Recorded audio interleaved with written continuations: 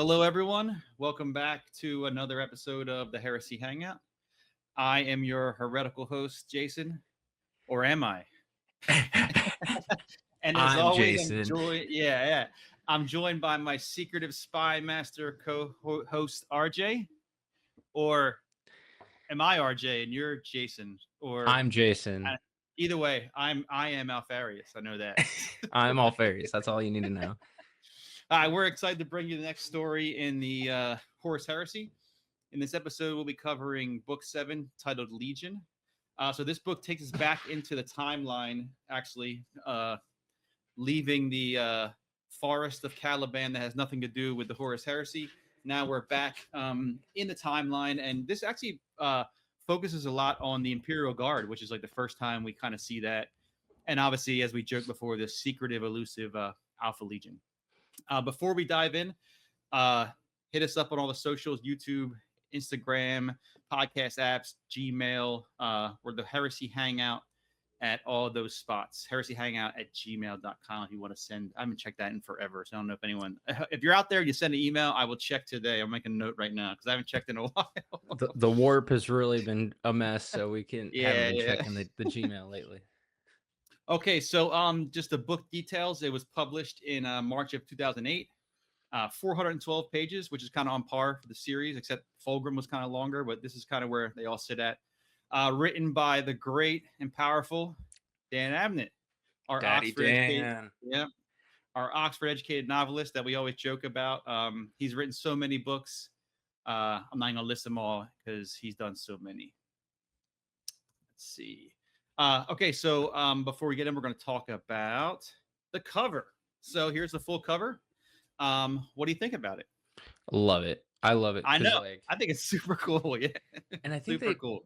they tell you what's going on here at some point, which is also rare, where you actually get a cover that's relative to what you're Yes, rating. like actually, like I don't know what this scene is kind of described near the end of the book where the commander meets Alpharius. So this could have been it because they're all like out there with their banners and all. And yeah, I think it's super cool. Um, But yeah, awesome.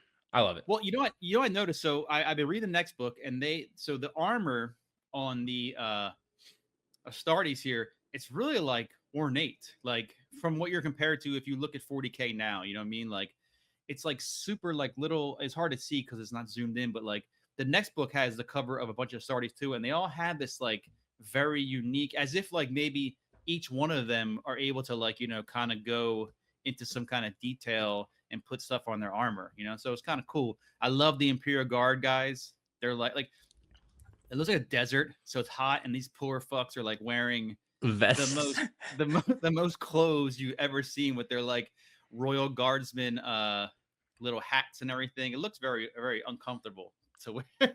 It's So like Napoleon era, yeah, yeah, like uniform. And yeah, and that's super 40K. You know what I love it. mean? Like just like mashing together all these timelines and all. Oh yeah, and this is also by Neil Roberts. Neil Roberts has pretty much done almost every cover. I think so far he has not done one cover of the book so far that we've read. But all right, so let's get rid of that. Okay, all right. So the book starts off with a kind of weird intro. We meet a guy named Hurtado Bronzi. Um, Bronzy. he's a hetman, which is pretty much like a captain. So they have all these weird words, but he's called a hetman, which is like a captain, and he's in this unit called the Geno 52 Chiliad, which is like a unit in the Imperial Guard. And he's being tortured. So that's where you get the idea. He's being tortured, and he gives his name, he gives his rank and his regiment. Um, all while praising the emperor, like Big E. You know what I mean? He refused to give any secrets. He says whoever taught him to be secretive, they taught him well. You know what I mean? So it's really kind of just like elusive. Like, what the fuck is going on? This is weird. It's just this little like intro. And he's actually kind of like to the point, like, hey, I know you guys gotta fuck me up. I get it. You know what I mean? But like, I ain't gonna give you shit pretty It's much. You like, know what hey, I mean? Yeah. we know what's going on here. Yeah, so that's a real quick one. Boom. And then we jump into part one. It's called Reptile Summer. So chapter one starts. So this takes 2 years before the heresy has started. So we are in a timeline, but we're a little back from what we've been reading. Now you meet another hetman named Pito Sonika. Sonika? So I'm not sure. I think Sonica. it's Sonica. Sonica. Yeah. Sonica. I like that. Okay. All right, and then he's also one of these, captains in this army. And for the 8 months, they've been held back from taking this city called Tel Utan. So they're on a not, I guess it's like not a Xenos planet, but like a rebel planet in a sense. Like what do they call it? Non-compliant. That's what I said. Non-compliant planet. They make it seem like it's like, hey, like that's like someone in line that just got the wrong coffee. Yeah, But yeah, no, yeah. they're actually trying to just genocide this planet. And he's looking at a jumble of terracotta buildings on top of a hill above an ancient basin. So yeah, we had this like desert kind of thing, old terracotta buildings. And then they give a little description of the Geno 52 Chilia. That's someone who made that. I think I found it on Reddit. That's kind of what they wear, but I got a little description here. So the Geno 52 Chilia was one of the oldest brigades in the Imperial Army, an elite force of 1,000 companies. It had a martial tradition that stretched back to the time of the Great Crusade and into the era of the Unification Wars that had preceded it. The Geno was a proud member of the Old Hundred, the strife epoch regiments that the Emperor in his grace had maintained after unification, provided they pledged loyalty to him. Many thousands of others have been forced to disband or have been actively purged and neutered, depending on their level of resistance to the new order. So they're like old school. They've been around like, a long time, So we're in the Great Crusade. Before that, when the Emperor was unifying Terra, these guys got to stick around. They liked them. So they said, hey, you pledge to me and you guys can stick around. All right, so Nika is described as lithe and slender. He's about 42, but he can pass for 25. Angular head with a hard jawline and a pointed chin. He orders his units called the Dancers to move forward. So all these units have like goofy little names. Dancers, it, Jokers. dude. Yeah. It's very like, it reminds me very like, like Band of Brothers-ish, you know what I mean? Mm-hmm. Like way larger though. They said like 1,000 companies. So it's like massive, you know what I mean? But like it has that feeling, of Which out of all of them, like you're talking like hundreds of like companies and shit, and it's like, oh, we're the Jokers. Like out of all of them, like there's got to be like Joker 2 or like Joker 3. Yeah. Like No, there's only so many words. We're Joker. Like we're the Jokers. And the Dancers. All right. I think Dancers. Yeah, Dancer. I think the Clowns is another one. You know what I mean? Oh, Like the Clowns. All, like, I was like, goofy these names. goofy names. All right, so they're making their way toward the command post CR 23 before the night, because it says the night belongs to the Nerthine. So they're on a planet called Nerth, and they're battling the Nerthine, which are humans. They're not like lizard people or anything like that. They're humans, but they don't fuck around at night. That's when they attack. We jump back to Bronzy. He's with his unit called the Jokers, and they're already at CR23. Watching a newcomer converse with Honan Mu. Honan Mu, we'll get into her, but she's kind of like a boss lady. So he's watching this guy in the distance talk to Honan Mu. They say he's called the Specialist. And he's really big, like huge, in a gray mail sleeve and a shawl. So, you can kind of put two and two together. So it's the Specialist, the 7-foot tall Specialist. He notes that he admires Honan Mu's posture because she's standing tall next to this giant. She was physically like a doll, but her demeanor was like a fighting rooster. So she's a real little lady, I guess.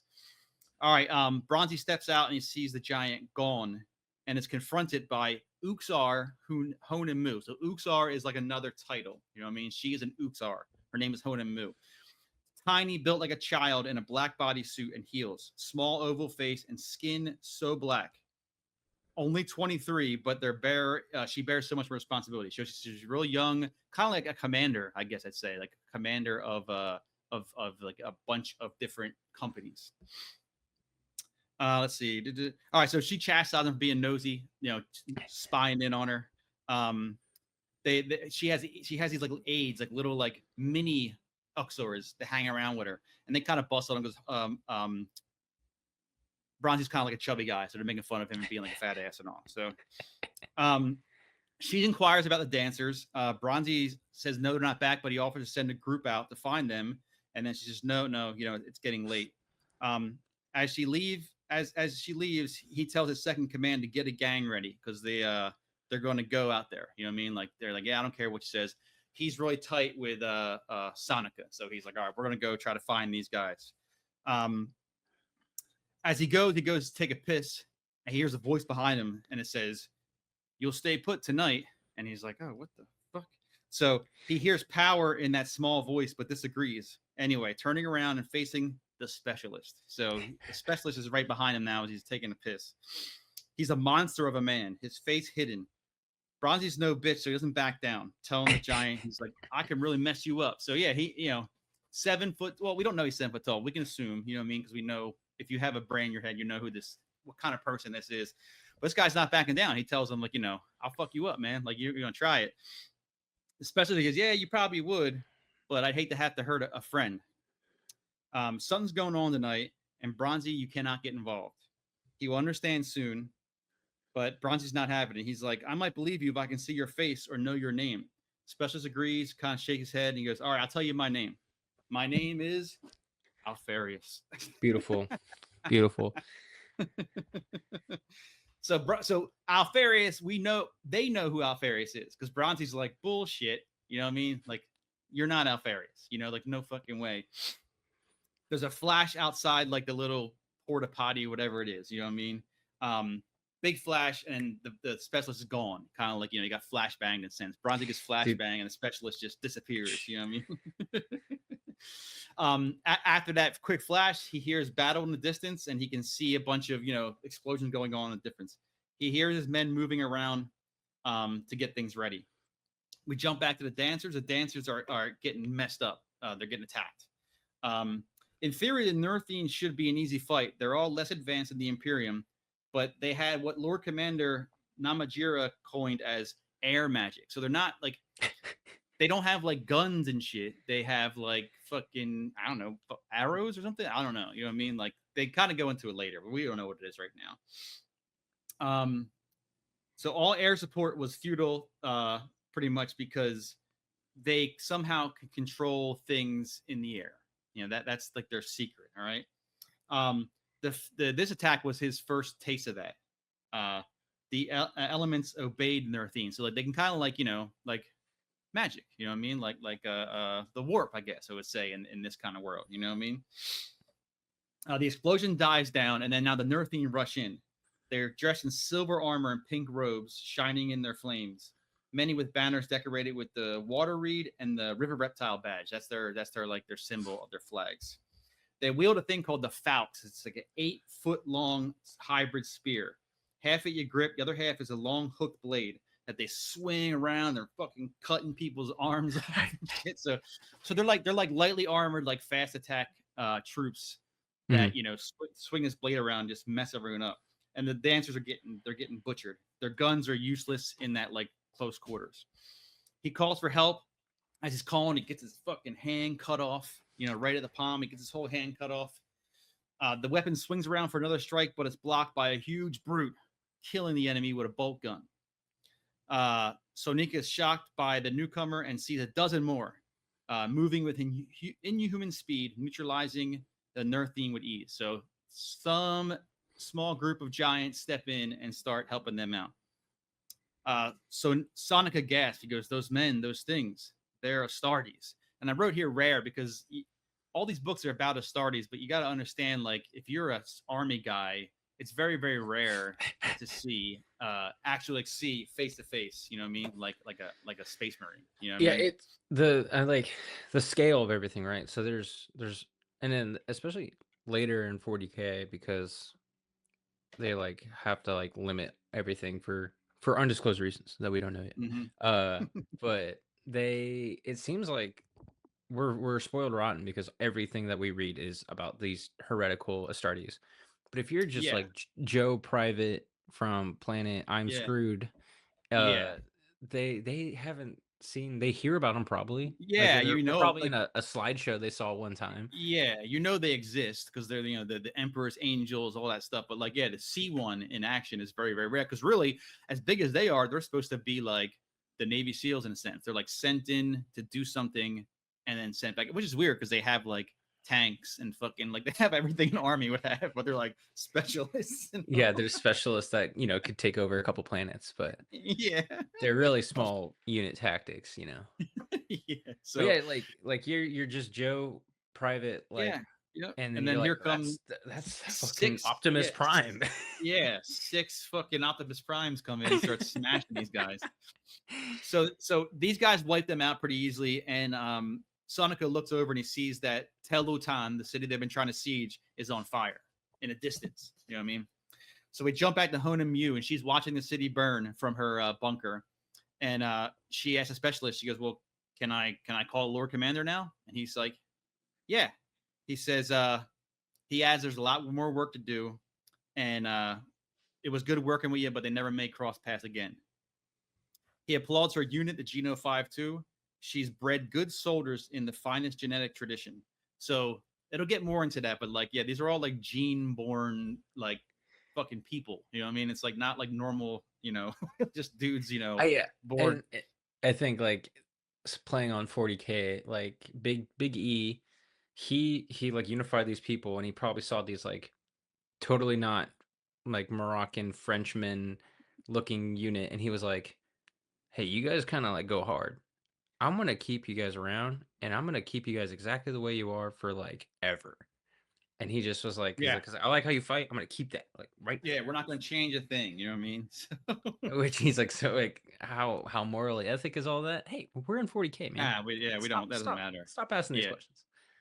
But he also comments how he gives a little history that the Geno 5-2, their genes were like inspiration for Big E to build the Astartes. Like the little, hey, little not tip of the hat to them. You know what I mean? She thanks him for his help, but doesn't know his name. And he turns. He's like, "Well, I'm Alpha Legion, so given your septive powers, I think you can guess that."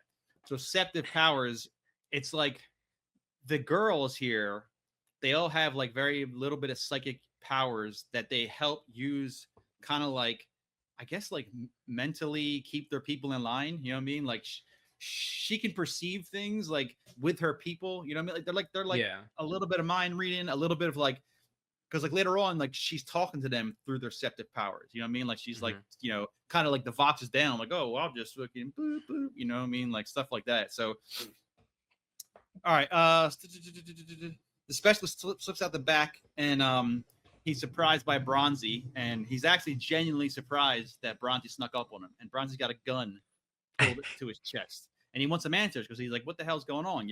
I just saw this and this. What the hell? It's a lot going on." He said, "All right, look, they used the dancers as bait to divert the Nerthine so they could assault Tel Lotan.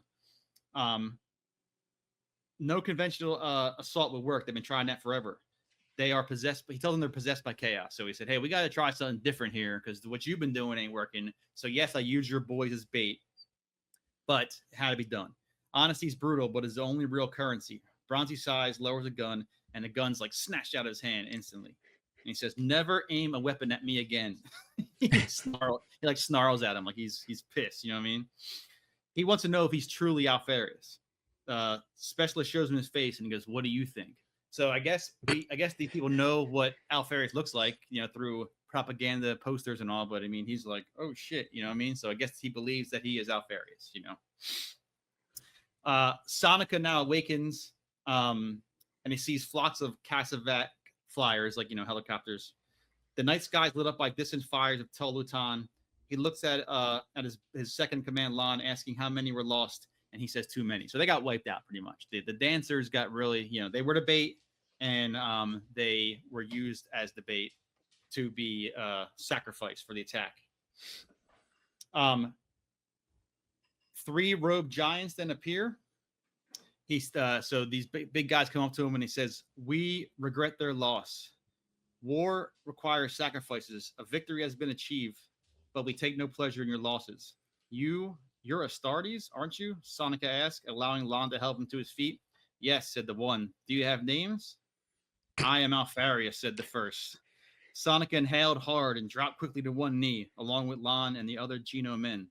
Lord, "I am Alpharius," says the second figure.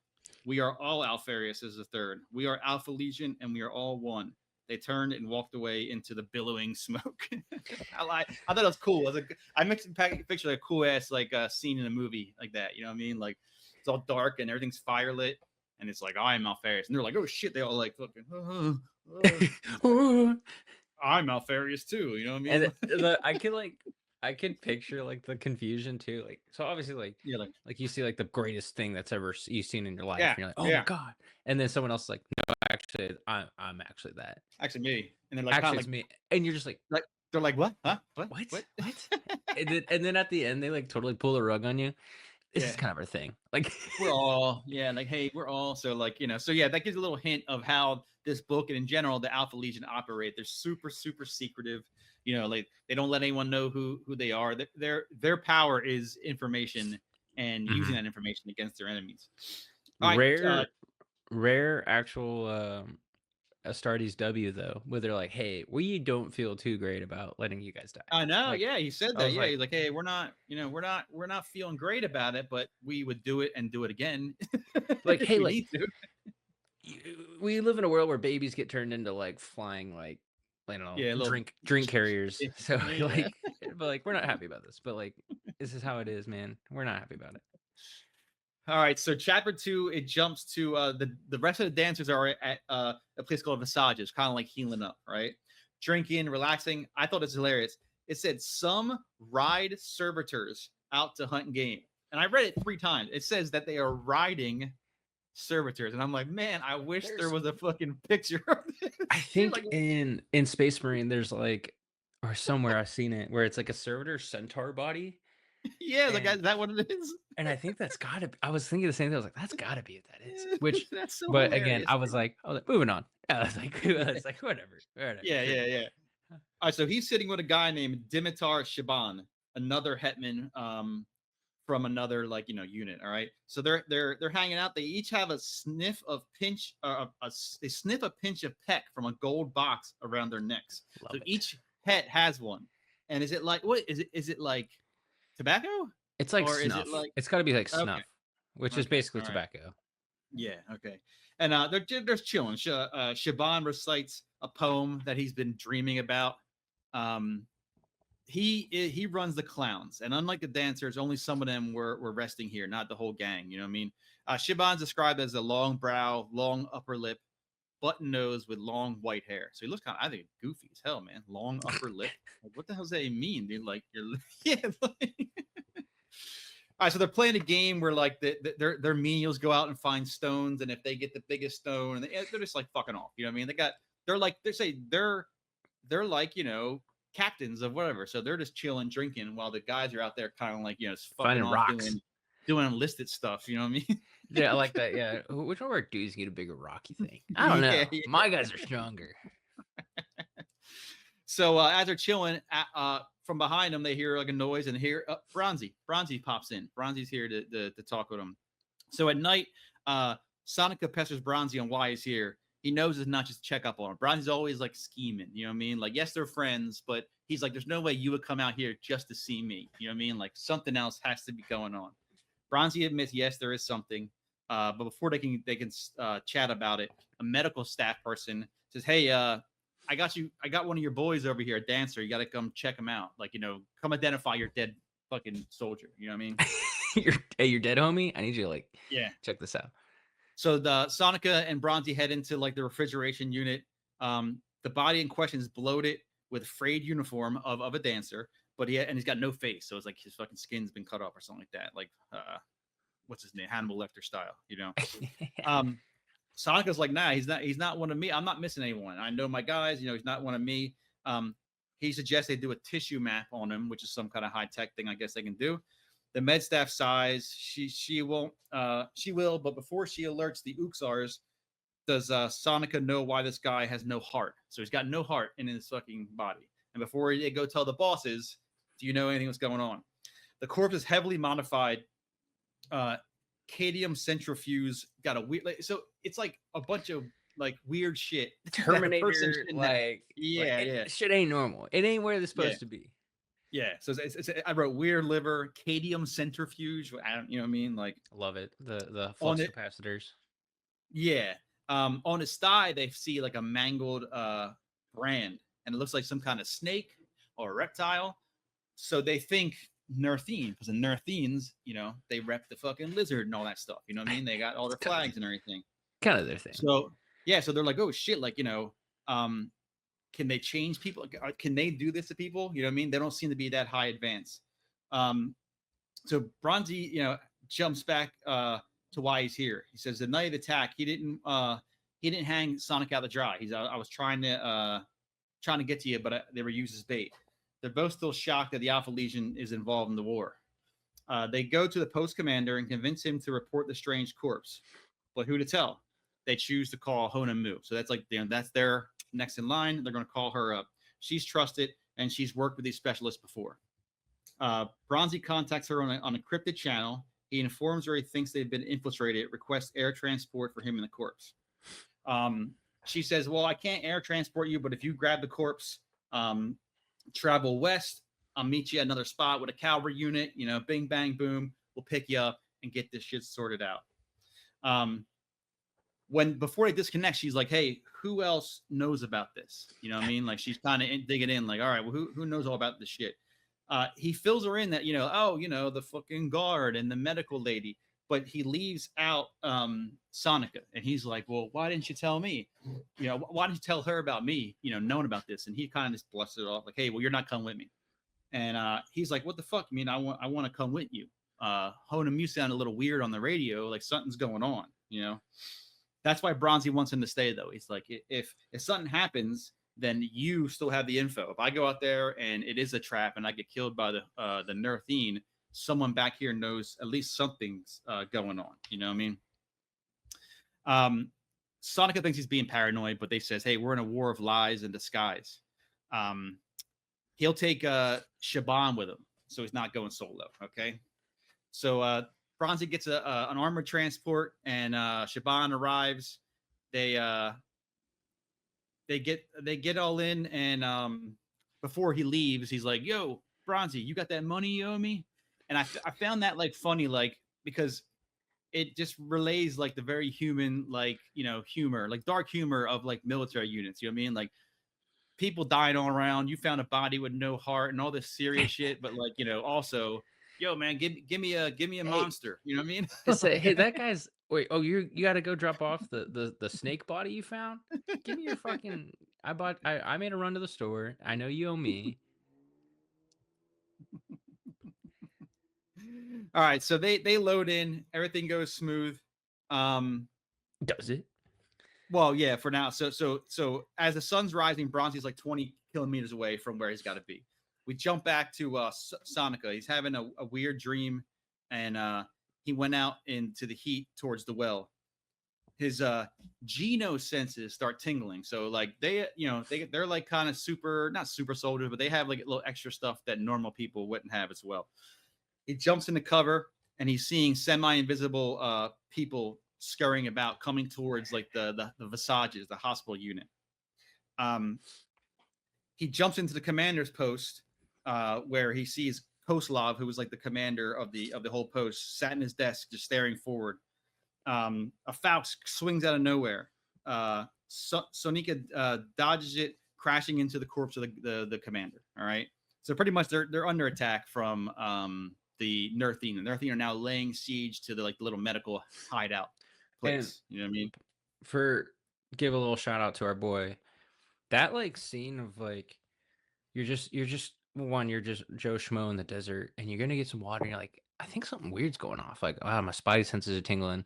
Think you see some, you go to Big Daddy, and like how Dan wrote that like sequence was like actually very like I remember reading it, I was like, wow, this like I feel like I'm this guy, because like that's like a very normal thing. Like, oh fuck, like the oh shit, like go raise the alarm. And like that act of like going in and seeing that like, oh, they already killed the head guy, and someone's swinging at you, and you're diving, and you're in a tent. Like, it's all written and described really, really well. And I think big kudos to Dan not leaning too hard into the bolter porn and making it more of a sequence, like an actual like story. It feels less actiony, more like, wow, this is a really in-depth like story. Is a conflict, something's happening. A lot of these, I think it leans well too, because we're talking about a lot of this is people too. So like you can relate to it more, because this book doesn't have a whole lot of bolter porn, like your standard, like just Space Marines fucking somersaulting and chopping arms off and all, like So, all right, so pretty much they're under attack. Sonica is fighting a guy. He gets away. I mean, I think he kills one of the bad guys, whatever. But He raises the alarm. He grabs an extra pistol, and then he gets outside, and the whole place is in like in chaos. You know what I mean? Nerthine rush in. Sonica starts firing, but he's also running low on ammo. So we jump back to Bronzy and Shaban. They are they're at the spot. They get out. It's hot as shit, but there's no cavalry, like a cavalry unit or whatever. You know what I mean? A hazy figure is approaching.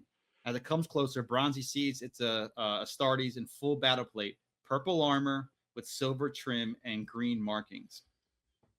The helmet speaker cracks. He goes, "Bronzy, we meet again. You really know how to stir up trouble." Bronzy confused. Like he assumed that was going to be like some of his boys. You know what I mean? Not like this fucking guy. You know what I mean? He says, "All right." Well, he says, "What's going on?" And the specialist says, "Well, that's none of your business, and there's only one option here." Shaban pops out with his aim and his rifle at the specialist. With unseen speed, the dude just pulls his bolt gun and smokes this guy. Blasting, boom. You know what I mean? He aims the gun at Bronzy and he says, "As I said, there's only one option." Bronzy pleads, "Why is he doing this?" And he says, "For the Emperor." Well, duh, of course, for the Emperor. And then that you don't know what happens. You know what I mean? So does he make it? Does he not? All right. All right. Chapter 3 jumps away. Now we're gonna meet John Grammaticus. That's what I found when I John. unassuming guy. So John Grammaticus is over 1,000 years old. He thinks of himself as human. I mean, he was born human and was human when he died for the first time. He's one of the last working human agents in the Cabal. So the Cabal, I think they used that word in the last book, right? They hinted at it. The little guys, the little hood guys, Jawas, little forest Jawas. Yeah, I thought they said like we are part of a Cabal. You know what I mean? Mhm. I know Cabal is not just it's a general word and all, but anyway. So he works for the Cabal. He's one of the last humans to work for Cabal. They've been recruiting humans for a long time since they visited Terra way back, and recognized that the mammalian hominids would one day rise to become the greatest weapon for or against the primordial annihilator. So the Cabal is like this super old Xenos gang. They're not like it's not a race. It's like a bunch of it's a conglomerate, and they are dedicated to fighting the primordial annihilator, which is the forces of chaos. John knew this frustrated the Cabal's inner circle. They were old, so they use humans, but they don't like humans, and they understand that humans are going to be very important in this whole battle, but they can't stand it. You know what I mean? They're like fucking bullshit. You know what I mean? They regarded us as like inferior. One of them says, Gahet once said humans couldn't be directed or influenced. It was like commanding the tide to turn back. It's like, we're so stubborn. You know what I mean? Yeah, yeah, that was cool. There's like a really good one of the many like Hot Fuzz, I forget his name, Peg, I forget his name. But it's called World's End, and there's these aliens that are trying to like basically like turn us into the Tau. Like that's basically what it is. And we're like the protagonist basically just says, "I am so human because I don't care." Like he's like, "You want to make us robots? Like I don't care. Like we're human. Like that's like you could try to kill us all, but we're just so human. It's impossible to control us all." And I thought that was like a really interesting because every time we meet a Xenos that's like trying to basically trying to communicate to humanity in the 40K universe, it's always a shit show because we're just so we're just so like set in whatever way we are, and they always run into the worst. Like they're running into Astartes. Yeah, and then we feel like we're the best. You know what I mean? Yeah, then there's no other way. Like there's no argument or anything like that. So. All right, so he works for them. Over the years, humans agents have proved invaluable or flawed, but John succeeded. So he's like one of the last few remaining human agents of the Cabal. And currently, he is known as Koenig Heinecker, a 52-year-old from Terra, Army Intel officer attached to Geno 52 Chiliad. So he's like a spy. You know what I mean? He's a spy in the Imperial Army for the Cabal. He's meeting in Uxor in the sweltering terracotta palace outside Monlo Harbor. So now the Monlo Harbor, I think, is the last city of the Nerthine that is still Nerthine. All right. And I like this one. It says, John Grammaticus did not need to sweat, but he chose to, as to go unnoticed. So he's like a super spy. He knows how to do everything. he meets Uxar Rukshana and Mhm. her 4 teen aides, which are like Uxars in training. All right. Um, Rukshana's startly appealing, full lips, long straight blonde hair, eyes heavily lashed and gray. At She's hot. 28, her power was went. Yeah, she's like a smoke show, hot, but she's old. So it says at 28, her powers are waning. So these Uxors are like recruited when they're little, 12, 13, they're Mhm. trained, and then by the time they're 30, like they're they not like not killed or anything, but they don't have the Uxar power anymore, so they go do something else. You know what I mean? He can sense that she hated that, the thought of being something else. John Grammaticus tells her while being undercover in Monlow Harbor, he discovered it was once a starport, 8 to 12,000 years ago. So there's something in there that he knows. He knows more, but he's telling them, and as far as the intel was saying is the Nerthine have no starships. You know what I mean? Like there's no, they have no space fleet, nothing like that. This shocks them. They wonder if the Nerthine know what it is, and John doesn't think so. Nerthine now, until now, believe they were alone in the galaxy. Uh, they deny being cousins with the Terrans and Big E. And this is cool. John Grammaticus remembers meeting the Emperor 1,000 years before. He had been an officer in the Caucasian levies and allied with Big E in the Unification Wars. So like this guy's been around for a hot minute and he knows all the right people, like he's fucking hanging out with the Emperor, you know what I mean? He shook his head at a triumph on contact. He felt why Big E was a force to be reckoned with. He shook his hand and he's like, oh, like like when 1,000 years ago shook his hand, he felt he's a psyker of unimaginable power. And then the Emperor said to him, "You got a fine mind, John." Without even asking John's name, we should talk and consider options available for beings like us. So they have a kinship in a sense. The Emperor thinks that John is somewhat similar to him. You know what I mean? Like he's saying beings like us. You know what I mean? Before they could have that conversation, though, John suffered he suffered a stupid, painful death. He wonders though if he could have like helped the Emperor change his course. He doubted it. He knew it was clear that the Emperor would never turn from the course of bloodshed he was on. John now felt it ironic that his current mission was to broker cooperation with one of these fearsome legions, the Emperor. The Uxor calls his name, kind of snaps him out of that little memory he was having when he was meeting the Emperor. He explains the Nerthine have appreciation of extraplanetary matters, but they don't have any spaceships. In their midst, our arrival proves them that the presence of evil, and there's no dealing with them. So they're never going to come to any kind of compliance because the Terrans are like the monsters of their societal myths. You know what I mean? So we're like the super bad guys. He wanted to tell them more. He wanted to tell her the Nerthine had succumbed to the corruption of chaos. But like most humans, she wouldn't understand what chaos meant. John had a feeling the Emperor knew this all too well. When they forewarned any of his children, the abominations they would encounter amongst the stars. So it kind of goes into we talk about why didn't the Emperor tell Horus and the boys about chaos? He's hinting that I don't know, like that they wouldn't understand it. I guess you know what I mean. It's again, we're asking too many questions, but in like that's why we're here, right? We want to talk about the lore of this. He has to have known, like he has to, because he talks to certain people about chaos. Yeah, Certain people yeah. know about chaos, but he doesn't tell Horus, which is like hilarious because I don't think he's. I think the company line is I don't think he tells any of them. You know what I mean? Like I don't think he tells any of them. Like they all know that there's the warp and that it's like unintelligent Xenos creatures live in the warp because they say like there's no malevolence in a sense, but they know that that's it's evil true. and if it gets in your ship, it'll manifest Xenos creatures. But the idea is that they're not like organized. I guess think it's that's like yeah, because like they treat it like radiation. Like if it gets in the ship, like it spawns more problems, Yeah, and like if yeah. you touch too much of it, the warp will fuck you up. But it's just so silly because it's like, hey, like, Dad, tell your kids they're trifling with the like peak corruption force like known to the history of the universe. He's like, nah, they'll figure it out.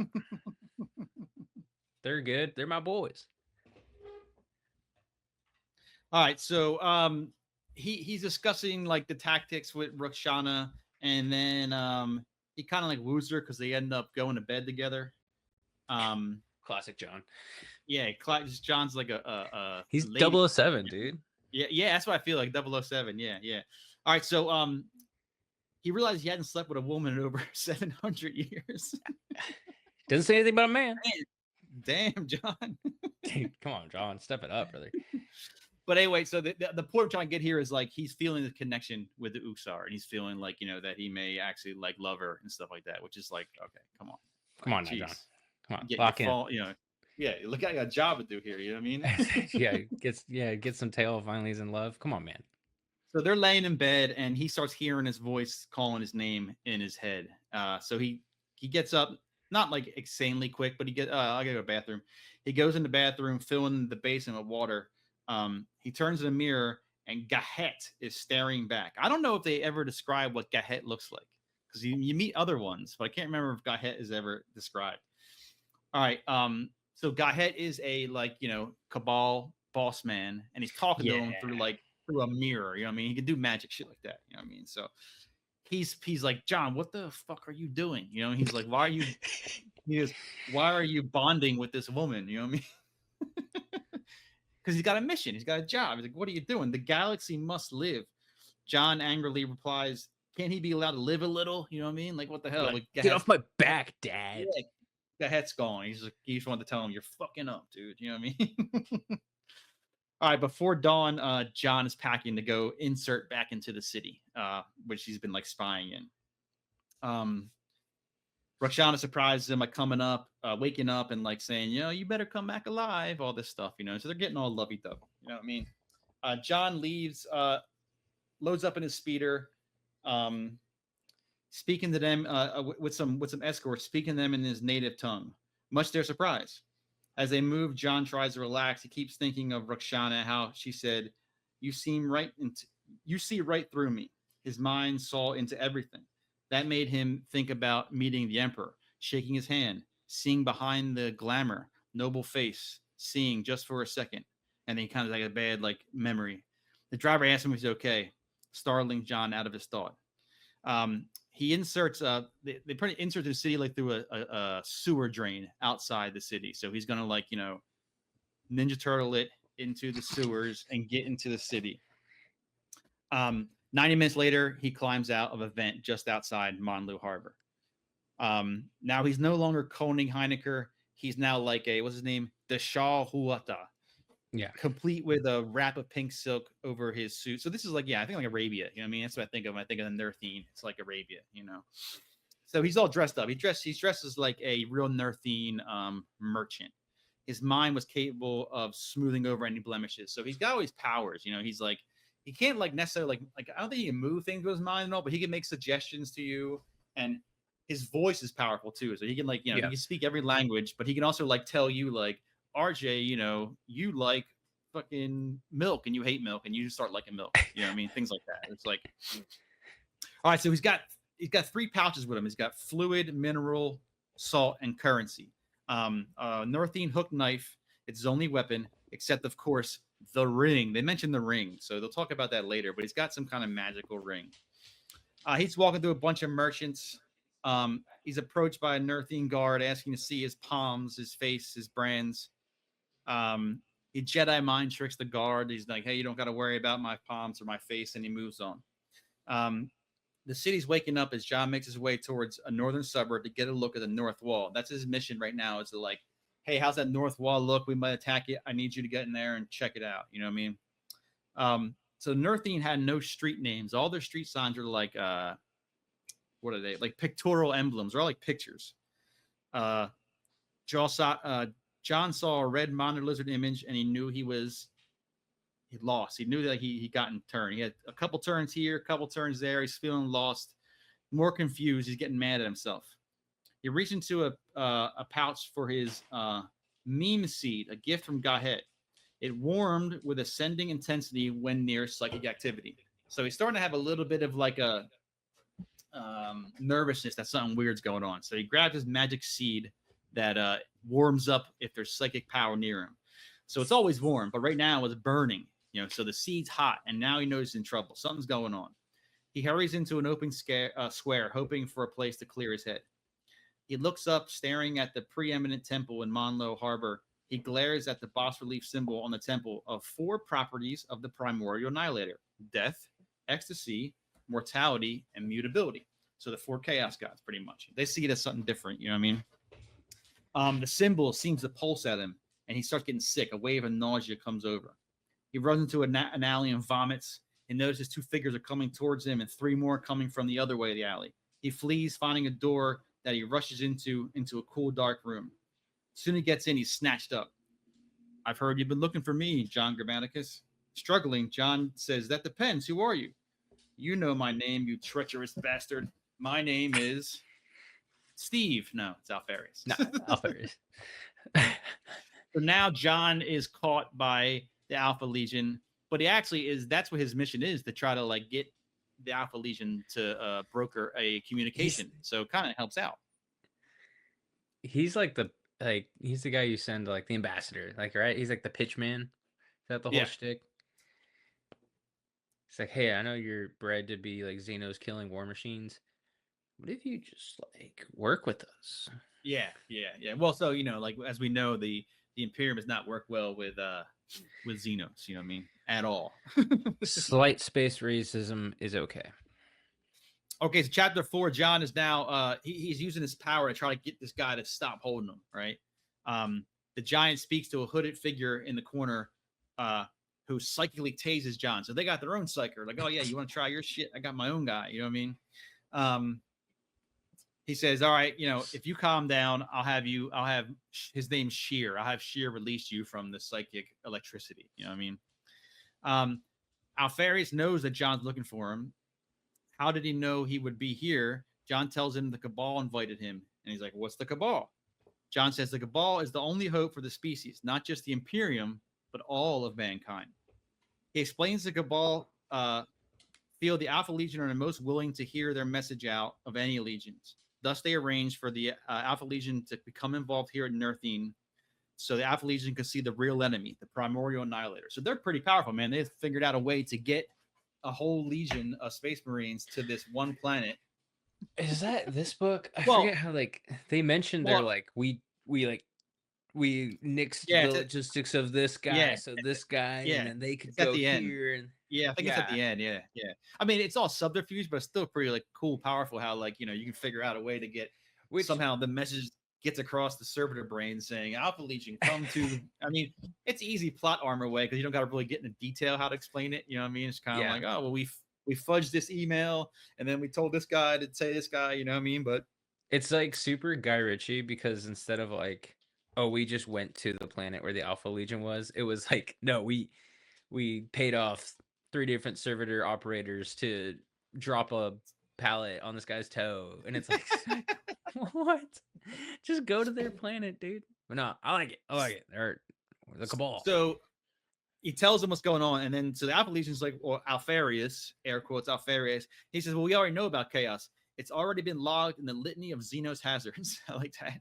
It's like they're in the book, dude. We know about them, dude. They're a bunch of. We know, okay. John explains that they only know a little bit. They don't know all of it. Unchecked, it will poison the galaxy. Fueled, it will destroy everything. They want you to see it for firsthand because a great war is coming, a war amongst yourselves. But John himself doesn't have the message. He's just there to broker the message. He's not the guy. He's like, the assistant. You know what I mean? He says he's here to start a dialogue. The Astartes must go. He tells his psyker Sheer to watch John. No tricks. He follows the psyker through the dark home, coming to a sitting room with food and wine. Sheer says the Alpha Legion use any and all instruments, and he's honored to serve them. So the Alpha Legion is like one of the few legions. They all have like serfs and shit. You know what I mean? Like little peons and all. But the Alpha Legion uses all types of people of all types of skills and respects their skills in a sense, kind of, you know what I mean? But uses them not just the carrot or sword, you know what I mean, or like polish their fucking bolt they're gun and like shit. You know? yeah, they're like this, like the CIA, right? Like they're like, hey, we need like Yeah, operators that can yeah, like, yeah, hey, we need farmers in case we need to send someone to a farm. Like it's like crazy. exactly. Yeah. So these two now are kind of hanging out, and they're talking about the powers. Shear is a pyrocon; he can shoot fire and stuff. John is something called a logokinetic, so he can learn any language, and then he can persuade people with that language by being But he powerful needs or to being. he needs to hear it. Yeah. Yes, he needs to hear it first. Yeah. So Shear's intrigued as to how the Cabal set this up. Using imperial code ciphers, here it is, logging into reports into the Great Crusade data architecture, diverting orders, all subtle manipulation. So they did all this fucking spy shit to, you know. So stupid. Dan, come on, man. Like you could have let that one lie. We don't need answers. Yeah. It's gonna be left a mystery, you know. Like no, So we CC'd some people. Yeah. We divert a couple emails and CC the wrong person, and here you go, you're here.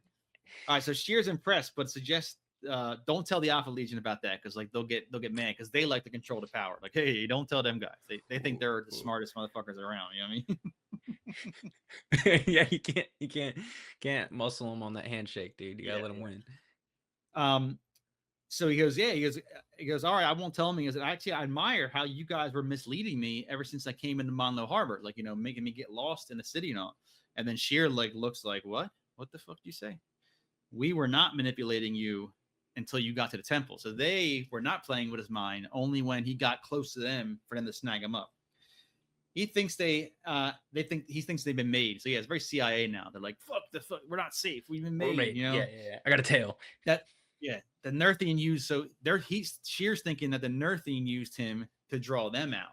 So it gets layers and layers, you know what I mean? Like he goes to the corner, Vox little like micro bead as John Grammaticus, his head's like spinning. You know what I mean? 3 men enter, 2 humans and a big ass gene enhanced guy who says, we're leaving. They flank John, they head out. John does a surface read of his new friends. Big one is Herzog. The other 2 were Imperial soldiers, something not normal about their biology. So they hint something not, you know what I mean? So, you know, they hint about what that body could have been, you know what I mean? Shear tells Herzog that Peck told him to keep John safe. Peck must be the Astartes, but he said his name was Alpharius. More lies? How did the names connect? So now he's like kind of getting deeper in their organization. He's starting to hear him talk like normal. Like, you know, it's impossible to call yourself Alpharius all day, every day. You know what I mean? Like, you got to have some normal name. Hey, yeah, go drop off this town, Alpharius. He's like, well, come on, man. Like, who? Which one? All right, so they reach the first floor, but they retreat back upstairs because a tide of green lizards is like crawling through the fucking windows and shit, like little geckos or whatever, like, you know, are just, but a massive, like think of like an ocean of green lizards. You know what I mean? John feels malevolence in the air.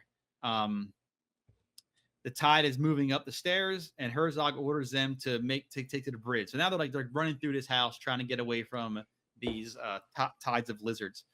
One of the soldiers stands and fires the lizards, but he's soon swarmed and lost in a massive sea. So there's like, you know, overtaken him. Herzog ready to kick the exit door, but it bursts inwards by the maw of a massive crocodile. So now you got baby lizards on one end, and then, you know, giant crocodile.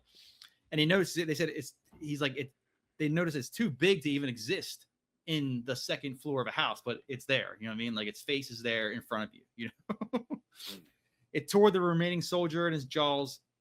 Herzog fires his boulder, taking out its eye. It snatches his leg, and then John activates his ring. He's top of this ring. Blue beam lances out towards the croc, exploding its fucking head. You know, they blow it up. So he's got this like super powerful ring that can, you like know, Death Star ring. Yeah, something. You know what I mean? Like, all right, they cross a bridge, they traverse to another house and burst out into the street. 2 Astartes and some other operatives are in a gunfight. The one named Peck tells them to run. They'll meet up later. So John, Herzog, and Shear race down the street. To where, they have no idea. They're just going. The road bursts apart as another giant monitor lizard now crawls out from the earth. Such a Herzog. That's like I love that too. It's a monitor lizard. Like it's He always says crocodile, monitor lizard. You know, what I mean, he's very descriptive, not descriptive, but very good at naming the lizard. So he was in Reptile World at the zoo, and he was like, yeah. "I like that one, and I like that one."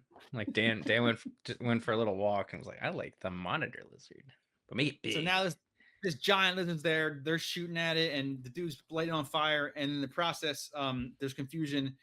John just like bolts. He's like, "Fuck this! I'm out of here!" And just runs off. You know what I mean? All right. So chapter 5 starts with Lord Commander Namatjira. All right. So this is a person, not an Astartes, nothing like that. And I think he is described pretty cool. He's funny. Namatjira was a tall, dismayingly handsome man with heroic features like the noblest classical statue, and skin so black it possessed a smoky sheen. He wore a frock coat of chrome plate armor over a deep water blue uniform and black riding boots with ornate chrome spurs. A floor-length cloak of painted silk hung off one of his shoulders, and a soldier standing to his left carried his fur shako with the reverence ordinarily accorded to a holy rectus. So that's his hat, right? You think his shako? I don't know. Yeah. He's got his hat guy. He's got his hat guy. That's how important he is. Yeah. So we meet him. He's mad. He's like, "What the fuck is going on? Why is the offensive failing? Why is that city screaming? Like Monlo Harbor now is like this weird noise. It's like screaming out of it." He was Namatjira is a vet of what they're called a Lucifer Blacks. This is a cool picture right there. That's a Lucifer. They're Black. brought up a bit too. They're mentioned quite a few times. They're an old elite brigade that kicked ass in the Unification Wars, but was never rebuilt. 5 other Lucifer Blacks stand behind him. So he's got like his gang of Lucifer Blacks, which he used to be one. All right. One's got a golden standard, one holding the leash of a pet Philistine, and I think it's described as like a wolf tiger thing. Is that a real thing? Is it like a I had no idea. I rode that one as like, oh yeah, 40K. So yeah, well, he's very grandiose. So he's the commander. He's like dressed in all this cool shit. He's got his pet fucking tiger wolf thing, and so he's like, but he's not like a slouch. You know what I mean? Like he's an old badass. But he put in that work. Yeah, he put in that work. But he wants his hat guy, so he's important. So he goes to anyone, and he's got a whole gang of hundreds of officers, Uxars. He's got, he's having a meeting to fucking bitch everyone out. He's like, "What the fuck is going on?" You know what I mean? Hona Mu's there. She's watching as the overall commander Dev is grilled. So he's like, the admiral is yelling at the captain and all this stuff. You know what I mean? Namatjira relays to them his embarrassment having recently spoken with the first Primarch. So now he's like extra like pressure. He's like, "Dude, the Astartes are here, and we look like a bunch of fucking idiots." You know what I mean? I just got the phone with Alpharius, and they're one like of them pussies. Yeah. He's like, as Horus and the Emperor are out there on kicking ass on Olenar, we are here having trouble with some subhuman peasants. So he's like super pissed. You know what I mean? All this glory is going around the galaxy, and he can't take this one race that has fucking swords. You know what I mean? I said they worship lizards. Yeah. Come on, guys, we got guns. So he marches to the big window with a grand view of Monlo Harbor, and there was no doubt that the city was screaming. The screaming started in the morning, followed by dark clouds swirling above the harbor. Nerthine's last bastion. The scream was audible and psychic. Astropaths were made blind, or these poor Astropaths, dude. Everything that happens in any of these stories where it's like a little twinge in the warp, these poor Astropaths have fucking seizures and they fucking die and all this stuff. You know what I mean? Like, it's ridiculous. Comms are messed up. Soldiers are nervous. It's just a big mess. You know what I mean? There have been rumors of plagues of frogs and lizards. Huge pieces of drifting snakeskin are going through the battle lines and all. Sightings of great Sauron shapes ran through the Imperial forces. Saurian? Is that what I'm saying? Saurian? Like lizard. You know what I mean? So the people are seeing lizards. Lizard shit. You know what I mean? Namatjira retires to his office and he announces those he wishes to see privately. So it's like, "Hey, you fucking jokers, come with me." Hona Mu is surprised because she gets called, and she's like a mid-level fucking chick. She's like, "Oh, what the fuck, man?" You know what I mean? Damn it. Yeah, she's like, "What's So her and Ruxana are called, and she's like, "What's going on?" Ruxana's kind of like an older one. She's been around a while. She has no idea, and she's inquiring about her success at Ultan. Hononmu replies, it's confidential. And that doesn't make Rakshana happy because like they're supposed to, so the Geno Chiliad, it's like, what do they say? They say Gene before, what do they say? Like they have a saying Oh, like it's like, oh man, I don't remember. But yes, they have like they take care of their own. They're tight because they're all like, genetically brothers and they're sisters. brothers, You know what I mean? You know what I mean? So like doesn't sit well with her. They go into his office. He's dismissing some fucking princeps and scolding 2 army officers. Namajira asks about intel from Monlu. Rakshana tells him of Honig Heinecker, but she's lying about something. Honig can sense it. So he's probably lying that she's banging him. You know what I mean? banging John. Yeah. I wouldn't be. I'd be telling everybody, dude. That's Namajira bad 007. Namajira turns to Honemu and asks for the report. It will all be common knowledge soon. She tells them that they got aid from the Alpha Legion. Everyone's shocked because, like, as of now, supposedly they're not even here yet. You know what I mean? He's on the phone with them. You know what I mean? He's on the phone with Alpharius, but they're operating. You know what I mean? He's pissed but he'll meet with Lord Alpharius tomorrow, and they're going to assist with Monlo Harbor. Namor actually wishes it was one of the OG legions, someone like, fucking Ultramarine or something, like the Alpha Legion practice war in the most insidious way, sly, devious, unnecessarily opaque. He's upset to know they've been here operating without his knowledge. So he's pissed off, but what are you going to do? Are you going to tell him to go fuck off? There's no way, hey, too bad, buddy. We're here. You're going to take our help, believe it or not. Yeah. All right. So Namajiro dismisses all of them and he calls his boys. His name is Dinas Cheyenne, is that how you say it? Cheyenne? Cheney? I don't know. Cheney? Dick Cheney? Dick Cheney. There we go. Yeah. And he's a Lucifer Black. He's like his head dude, his head like honcho. You know what I mean? They both agree that Rakshana was hiding something, so he wants her watched. He says there's shadows in our shadows. So, now, like, it's like, dude, it's fucking crazy, man. It's like all these subterfuge and stuff, and this guy's lying, this guy, and this, now this guy's watching his own people and shit. You know what I mean? So on their way out, Honemu calls for Rakshana, saying she looks like something's bothering her, and she's a friend. You can talk to me. Rakshana denies and says, no, nothing. I'll see you tomorrow. Honemu tells her aides to find Boone. She's determined to clean house if necessary to save the honor of the Geno Chiliads. Okay, yeah, so they think there's some shit going on in their Geno unit, and they're going to take care of it because they don't want to be like disgraced in front of Namajira. If she's hiding something, and I haven't seen fucking Boone and fucking whatever, you know what I mean? Like, get me my guys. We got to fucking figure something out. You know what I mean? Another aide says a hetman is waiting to see her. Sonika's been waiting for hours. In her chamber, she's relieved to see Sonika. She thought he was dead from the attack. He tells her how he made it out, trekked the land to find transport. Sonika asks what happened to the corpse, the one Bronzy voxed in about last week. And she has no idea. She's like, what the fuck are you talking about? Like she swears she never voxed with Bronzy. Sonika's mind starts swimming. He heard her voice. He heard her voice on the radio. She's the only one they told. She must be in on it. So now it just gets crazier and crazier. So dude, now when they call, I love it.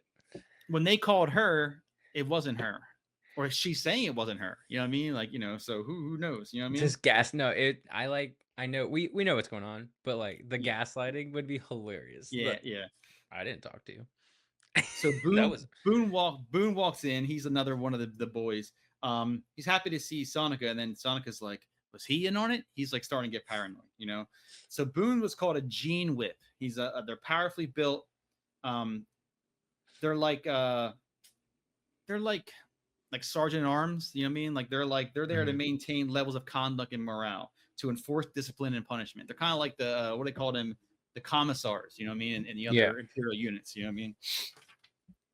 So Sonika decides it's time to shut up. He blames the Bronzy story on fatigue. He's like, yeah, never mind. There's nobody to speak of.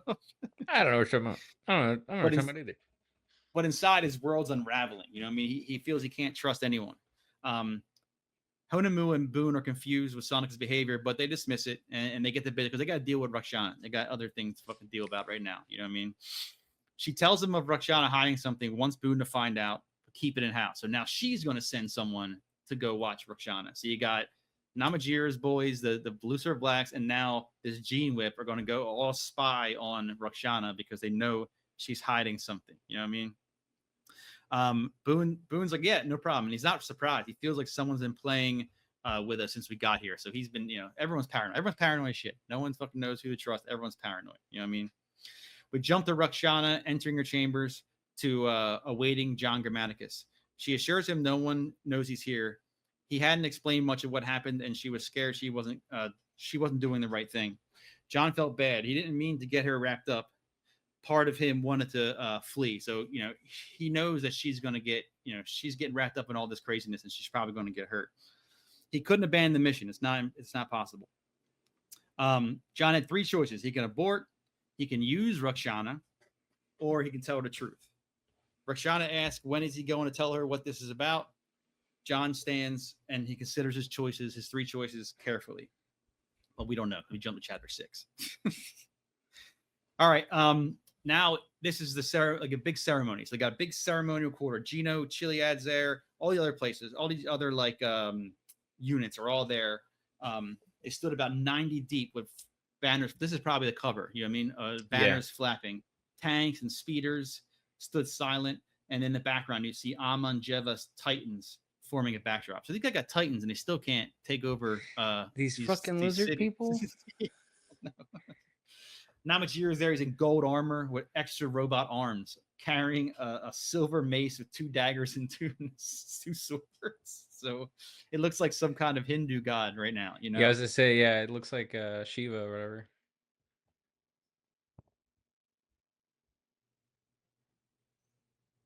I lost you. Oh, there you go. You back? Yep. I lost for a second.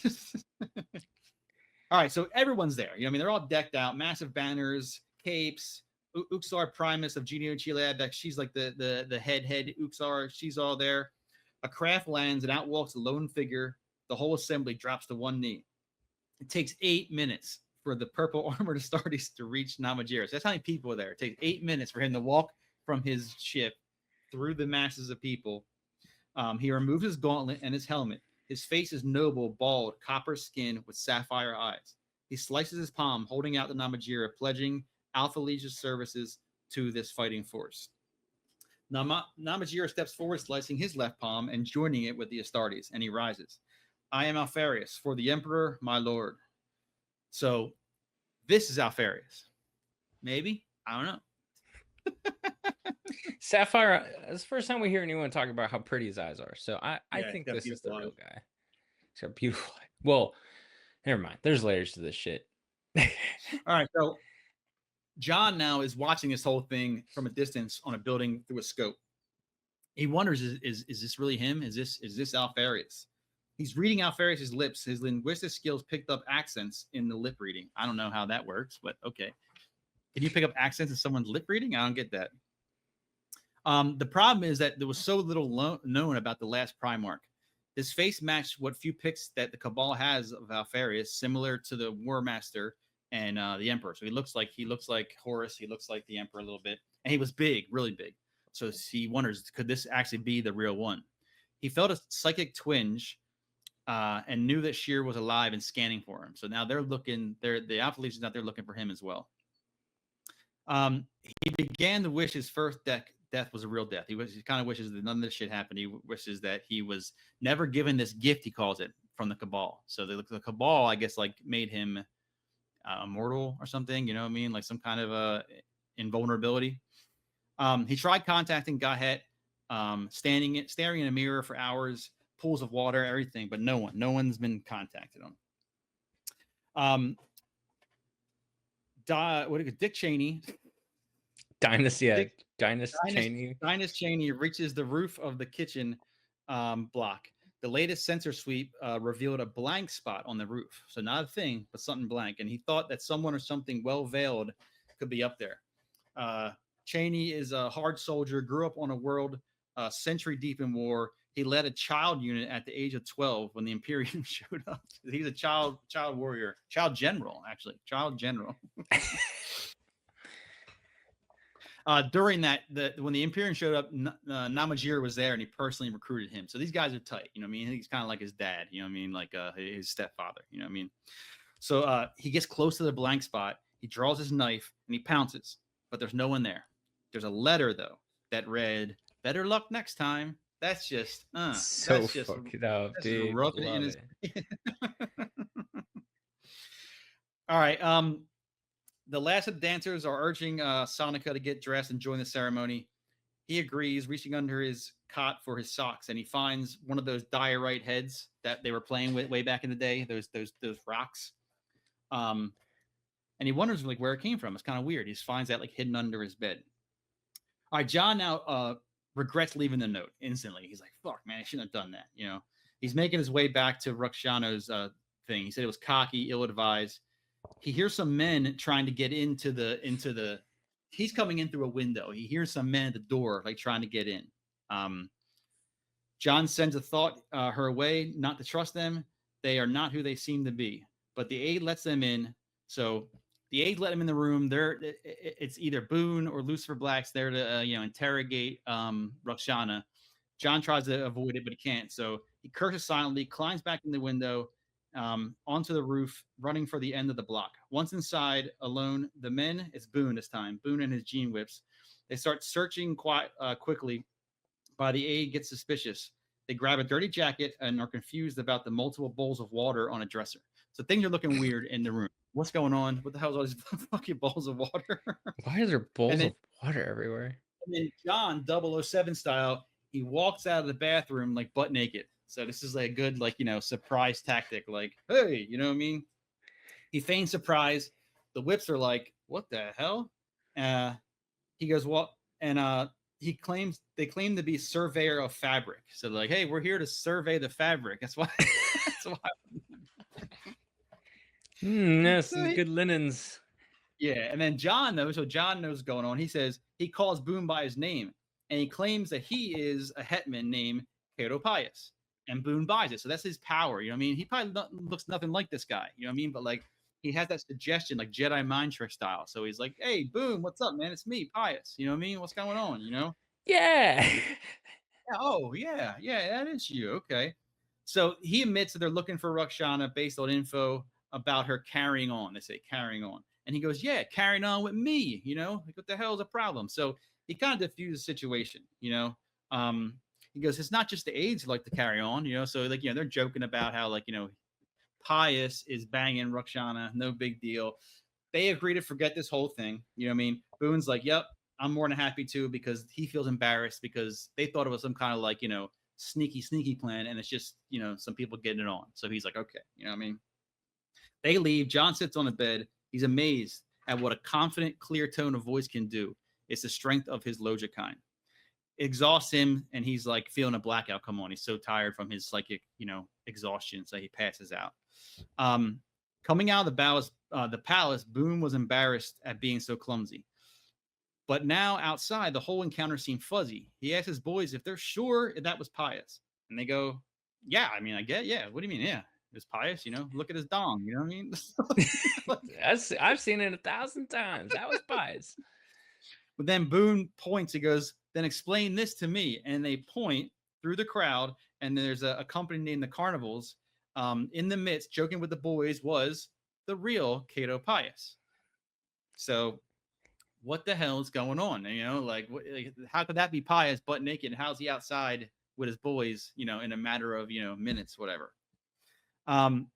In that little gaggle is Sonica. Sonica's hugging Pius. They speak on the sad event that happened to him, promising to meet later for a drink. Sonica moves towards the banner of the Joker Company. There he sees Bronzy with his soldiers.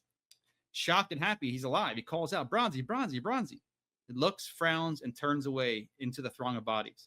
Sonica wants to follow him, but he knows it's a bad idea. So Bronzy's like purposely avoiding him for some reason. They're like supposed to be boys. He's alive, though. He's alive. That's good. Yeah. All right, chapter 7. Dinas Cheney handed a note to an adept for genetic scanning, and he was being called to Namajir Pavilion for the first meeting. So he's like, hey, see whose shit's on this note. I got to go meet with the boss. He enters a silken tent, is screened by security. 2 years earlier, a security team waved him through, not wanting to bother a Lucifer Black. He had them executed.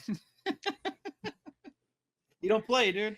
He's like, I know, yeah, I may be the boss, but what if I'm not the boss? What if I'm someone else, So he's like, he's very serious. You know what I mean? Before he meets Namajiri, he gives instructions to the Lucifer Blacks to reach out for the note writer. He couldn't understand why someone would work so hard to be hidden just to leave a note and like give himself away. But overconfidence is going to be whoever this is. That's going to be their downfall. He knows it. He knows it. Roshana wakes John much later, and he scrambles to get dressed, and he wants to head to the meeting. Before leaving, he tells her with a smile about the gene whips looking for her earlier. Back to Namajira. Namajira smiles. I'm no expert, but you can't all be Alpharius. So they're playing the game with him. They're all saying, I'm Alpharius, I'm Alpharius. Alpharius laughs and agrees, explaining identity can be a weapon. We present one face to our enemy, but hope we are friends. He introduces his two captains, Ingo Peck and Thias Herzog, who we already met. So we know that those two are not Alpharius. So this guy must be Alpharius, right? They step forward, removing their helmets, revealing bald heads, copper skin. They could have been triplets. Cheney observed quickly and efficiently. No, they were not identical. So the Dick Cheney guy, it can tell like there's little things about them. They're not exactly the same. Alpharius was taller. His face was different. Eyes cold blue. Of the two captains, Herzog was taller and older. Their face and noses dissimilar ever so slightly. Namajira welcomes them and inquires about the fourth Astartes in the back. So there's one more way in the back. Alpharius says, this one's one of our common troopers. His name's Omegon. Kaya knows he's lying. Fourth Astartes is as big as Alpharius. He's just as big as him. So they turn the convo to the war. Peck and Nama correct him. Compliance, or do you question? Oh, suggest.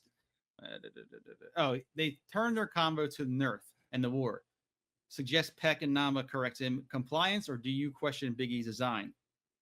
So this happens a couple of times. Like when they start talking about compliance and things of that nature, the Alpha Legion kind of question the utopian ideas of the Emperor in front of other Imperials, which is kind of weird. You never hear that. You know what I mean? You never hear anyone else ever question anything. You know what I mean? He says Peck's they philosophize back and forth about utopian ideals, species survival, and they say perfection is impossible. The crowd is silent. Alpharia adds he encourages his men to explore the philosophy of bloodshed. Admitting utopian ideals is fine, but ultimately unachievable. A general finally asks how to combat the Nerthian magic. He says, we don't combat it, we extinguish it. Now, John's outside.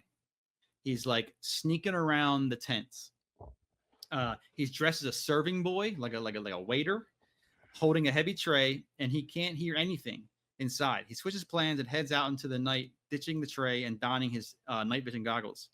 So he dodges all these trip lines. There's all these infrared laser beams all over the place. So what's that movie back in the day with Catherine Zeta-Jones and God. They're like the smoke grenade and they see it all. Yeah. So he's kind of he's dancing around them. If he trips it, obviously, it's a bad idea. So he gets close enough. He's listening to Alpharius' oversimplification of chaos and Namajira. He's like, this is fucking bullshit. They don't know what they're talking about. He's listening so intently, he barely notices that there's a Lucifer Black behind him. He uses his logicon, convincing Lucifer Black that he's Cheyenne. And it works, but only for a second. As Lucifer turns back, he's like, hey, man, it's me. It's your boss. And he's like, oh, yeah, cool. No, what the fuck? He's... it's literally just he's weaponized gaslighting. I love it. It's just well, it's like Star Wars, like Jedi mind trick, but it only works quickly. You know what I mean? It doesn't work a lot, So yeah, it's not mind brainwashing. And then this, I think, is one of the baddest action scenes in the whole book. I wrote it's like a John Wick fight. You know what I mean? They're punching each other in the arm and slicing things. You know what I mean? It's cool as shit. And they're all the time they're avoiding these tripwire or the lasers. So they're going back and forth. We don't got to go the whole thing, but if you read this book, it's super cool. He gets him in a chokehold and they're going back and forth. Pretty much, he ends up ripping his eye out and all this shit. He kills him. Luckily, no tripwires were tripped, of course, right? No tripwires tripped. They're fighting a while, and actually, so right before he kills him, he jumps on his back and cracks his spine, and then he's got a sword. He's ready to kill him, and he says, oh, "I'm sorry." Because he's a human. You know what I mean? He's not technically here to kill other humans, you know what I mean? But it's got a job to do, you know what I mean? So um after the fight, he's like beaten and battered because he's not an Astartes, he's a dude, you know what I mean? So like, and this guy and these Lucifer Blacks are badass, you know what I mean? So he got fucked up, but he's okay, you know, he wins, you know what I mean? But inside the tent, Cheyenne sees a flashing light on his suit cuff, which is like, you know, some kind of warning, I guess. He exits the tent and he sees that one of his guys' vital trace is lost. He goes and investigate. A voice behind him and goes, "Got trouble?" He spins around and ready to draw, and he sees Omegon, the other giant one that he knows is not a normal soldier, standing behind him. Omegon knows him. He goes, I admire you. You're cautious. You're stealthy." Cheyenne's amazed he knows anything about him. Lucifer Blacks are all their names are not known. You know, this is not common knowledge. You know what I mean? He's also amazed that Omegon could walk through the sensors. Omegon tells him cheekishly, "We're not amateurs here, you know." So now they team up. They go find Zetas, who was the Lucifer Black that was fighting John. They do a quick inspection, and he says, "Hey, an unarmed person did this. A real good job too. Assailant's blood is on Zetas. He recommends a genetic analysis." So now they're going to have to figure out who killed Zetas. We know who killed Zetas, obviously. You know what I mean? And he asks Shine, he goes, who could do this? Who could kill one of your guys? He says, "No one." He replies, but he does have his suspicions. All right, we jump to Sonica with Pius around a campfire. They're hanging out, drinking. They ask what's next for Sonica and the few remaining dancers. He's not sure. They're probably going to like lump him into another gang or troop. You know what I mean? They'll probably take his like remaining guys and put him in with another one. He walks off to take a piss, and he sees Boone and another Gene Whip watching from a distance. They've been following Pius, but decide now would be a good time to talk with Sonica. Two Gene Whips come up on Sonica while he's pissing, ask if he's tight with Pius. Does he know anything about Pius and Roxana? So the Gene Whips, like, if you see one, it's like a cop in a sense. You know what I mean? Like if you see one coming to you, it's not like, you know, "What's up, man?" You're like, "What the fuck?" Ah, Like, brother, yeah. yeah, like what do you want? You know what I mean? That makes Sonica laugh about Pius and Roxana. Their two are not amused. The Whips start digging with a bunch of anxious questions. You know, is Pius who he says he is? Are you in on it? How do you survive visages? What's this about a body? One of them leans in. Sonica throws him into the piss pit. As another one lunges, Sonic elbows his teeth. He runs off towards the road, but Boone calls a halt, firing a gun at him. Sonica sprints away as headlights of a speeder screech ahead. It's Bronzy. "Get in! We're going to Mexico." And they speed off into the night. You know what I mean? So he you know, he's got to get away from there. And then right at the perfect time, Bronzy shows up. You know what I mean? So now, chapter 8, Bronzy wants to know what's going on. And I mean, Sonica wants to know what's going on. Bronzy's like, "Hey, this is bigger than you." Sonica's offended. Bronzy assures him he's happy, but this complicates things because Sonica should be dead now. You know, like he should have died the attack of the Visages. This would have made things a lot easier. You know what I mean? Bronzy admits he's been following Sonica all day. He takes him to an old building. He confesses they wanted to kill Sonica, but he put his rep on the line. So don't fuck this. They say fug. Don't fug this up. They say fug a lot. It's like instead of Yeah. fuck, they fug. That's their like little slang. Inside there, by the fire is a man, a scarred man named Thanner. He tells Sonica he's going to ask 3 questions. If he answers right, this will be civilized, he says. 1, who did he tell about the body? Sonica says no one that wasn't there except Haunt and Moo on the comms, but she acted like she didn't know anything about it. Tanner states she doesn't know it wasn't her. Sonica can't believe that. Bronzy confirms. He says, "Hey man, these guys are way ahead of us. They're thinking like 10 steps ahead." He wants to know who they are. Sonica asks, pulling his gun. Tanner sighs, showing the brand on his hip. So he has the brand that they saw on the body of the snake-like creature. He admits that the body was an agent of theirs, operating as a dancer. Everything Sonica knew and trusted unravels, and he pulls the trigger. The shot misses because Bronzy punches Sonica out of the way. Tanner's ready to gut Sonica as Bronzy protests. A voice calls for Tanner to stop.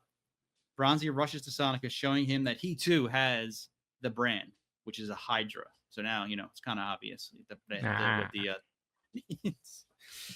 a large figure kneels by Sonica, admitting he does not want to kill him, but he will. Sonica claims lies when the giant says he's Alpharius. Sonica knows Alpharius is there with Namatjira, so this guy can't be Alpharius. Alpharius asks for Thanor's knife. Back to other Alpharius with Namatjira, he says he needs full access to the Asher Pass to fight the Nerthian magic, as he explains the primordial power we call chaos and how Psykers are the best defense. He also wants the Genio Chili at the front of the assault because the Uxars are potent Psykers and they can help. Cheyenne appears and whispers into Namatjira's head. He excuses himself, as does Alpharius. Outside, Namatjira asks, any dirt on Roxana? Cheyenne says no, but a foreign agent killed one of our Lucifer Blacks. We must purge our ranks. Namatjira agrees and asks what he thought of Alpharius. Cheyenne states every single word he said was a lie. Alpharius, Peck, Herzog, Omegon all march toward their speeder. This is funny here. I like this part. He goes, how was I? Asked fake Alpharius, who was really Omegon. Peck thought he was Imperial. True Omegon asked Sheed, who was playing Omegon, what's the story? They know John Grammaticus was there and he killed a Lucifer Black. They are impressed. They need to find him before we do. The blood sample came back as Koenig Haneker. John Grammaticus playing an Imperial spy. Omegon asks, where is actually Alpharius? Sheed replies, out in the waste, tying up a loose end. So the person that Sonica is being like talked to is supposedly is actually Alpharius. All right, chapter 9. John wakes up. He's in pain. His injuries were worse than he thought. After the fight, he fled into the desert, not wanting to go back to the palace since he knows he's being hunted by like fucking everybody. He thought it's time to quit the mission and flee. John has options. The best he decided was to escape and try to persuade the Cabal into not eliminating him. He walked and found a small pool he located a while back. He cleaned his wounds with the stinging mineral-rich water. He dug up his go bag that he hid there a long time ago and looked through the IDs. He's got a bunch of fake passports and shit. He's got all these like identities there. He planned to walk farther and call a rescue ship, disguising himself as a missing in action dancer named Pito Sonica, get off the world, and disappear through 2 more fake IDs. He tried to think of Roxana, how he felt for her and how she would pay for his mistakes. He calls out, I'm a coward, and a voice agrees, reflected above the pool. Slaw Da. Is that how you say it? Slaw Da. Yeah. He's an Eldar Autarch, and I can find I thought I had it. Yeah. He's an Eldar, you know what I mean? Like a fucking Eldar. He's an alien. Eldar boss man. So here it is. I got it. This is the best I can find. It's a model. So that's like an Eldar Autarch in their armor. They're like, boss dudes of the Eldar. You know what I mean? But he speaks Eldari, so he has an interpreter called Glaro, which is like a bug. It's like a bug, a little bug creature. You know what I mean? And he wants to know why is John giving up? The mission is vital. 2 years before it starts. 10, it will last. Then this is our one chance to turn your reckless race into an instrument for the good. You're a blight on the galaxy and will be its doom or its deliverer.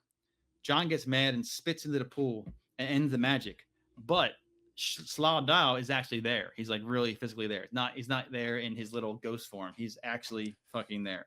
And he grabs him by the throat, tightening his grip. He says, we're all going to die. Only Monkey can alter the pattern. This is what all Cabal Farseers see. It will stop your species in its tracks, even if your emperor will die. We want to stop it. He's a pivotal player. He goes, why not another legion? And he says, this is good here. The Cabal has tested them all. They tested the Dark Angels centuries ago. And I wrote, there is the tie-in. That's the one tie-in from the last book, is that the Watchers were placed on that planet to try to see if the Dark Angels. So there is a tie-in. Shit out. But he realizes they're all too corrupt.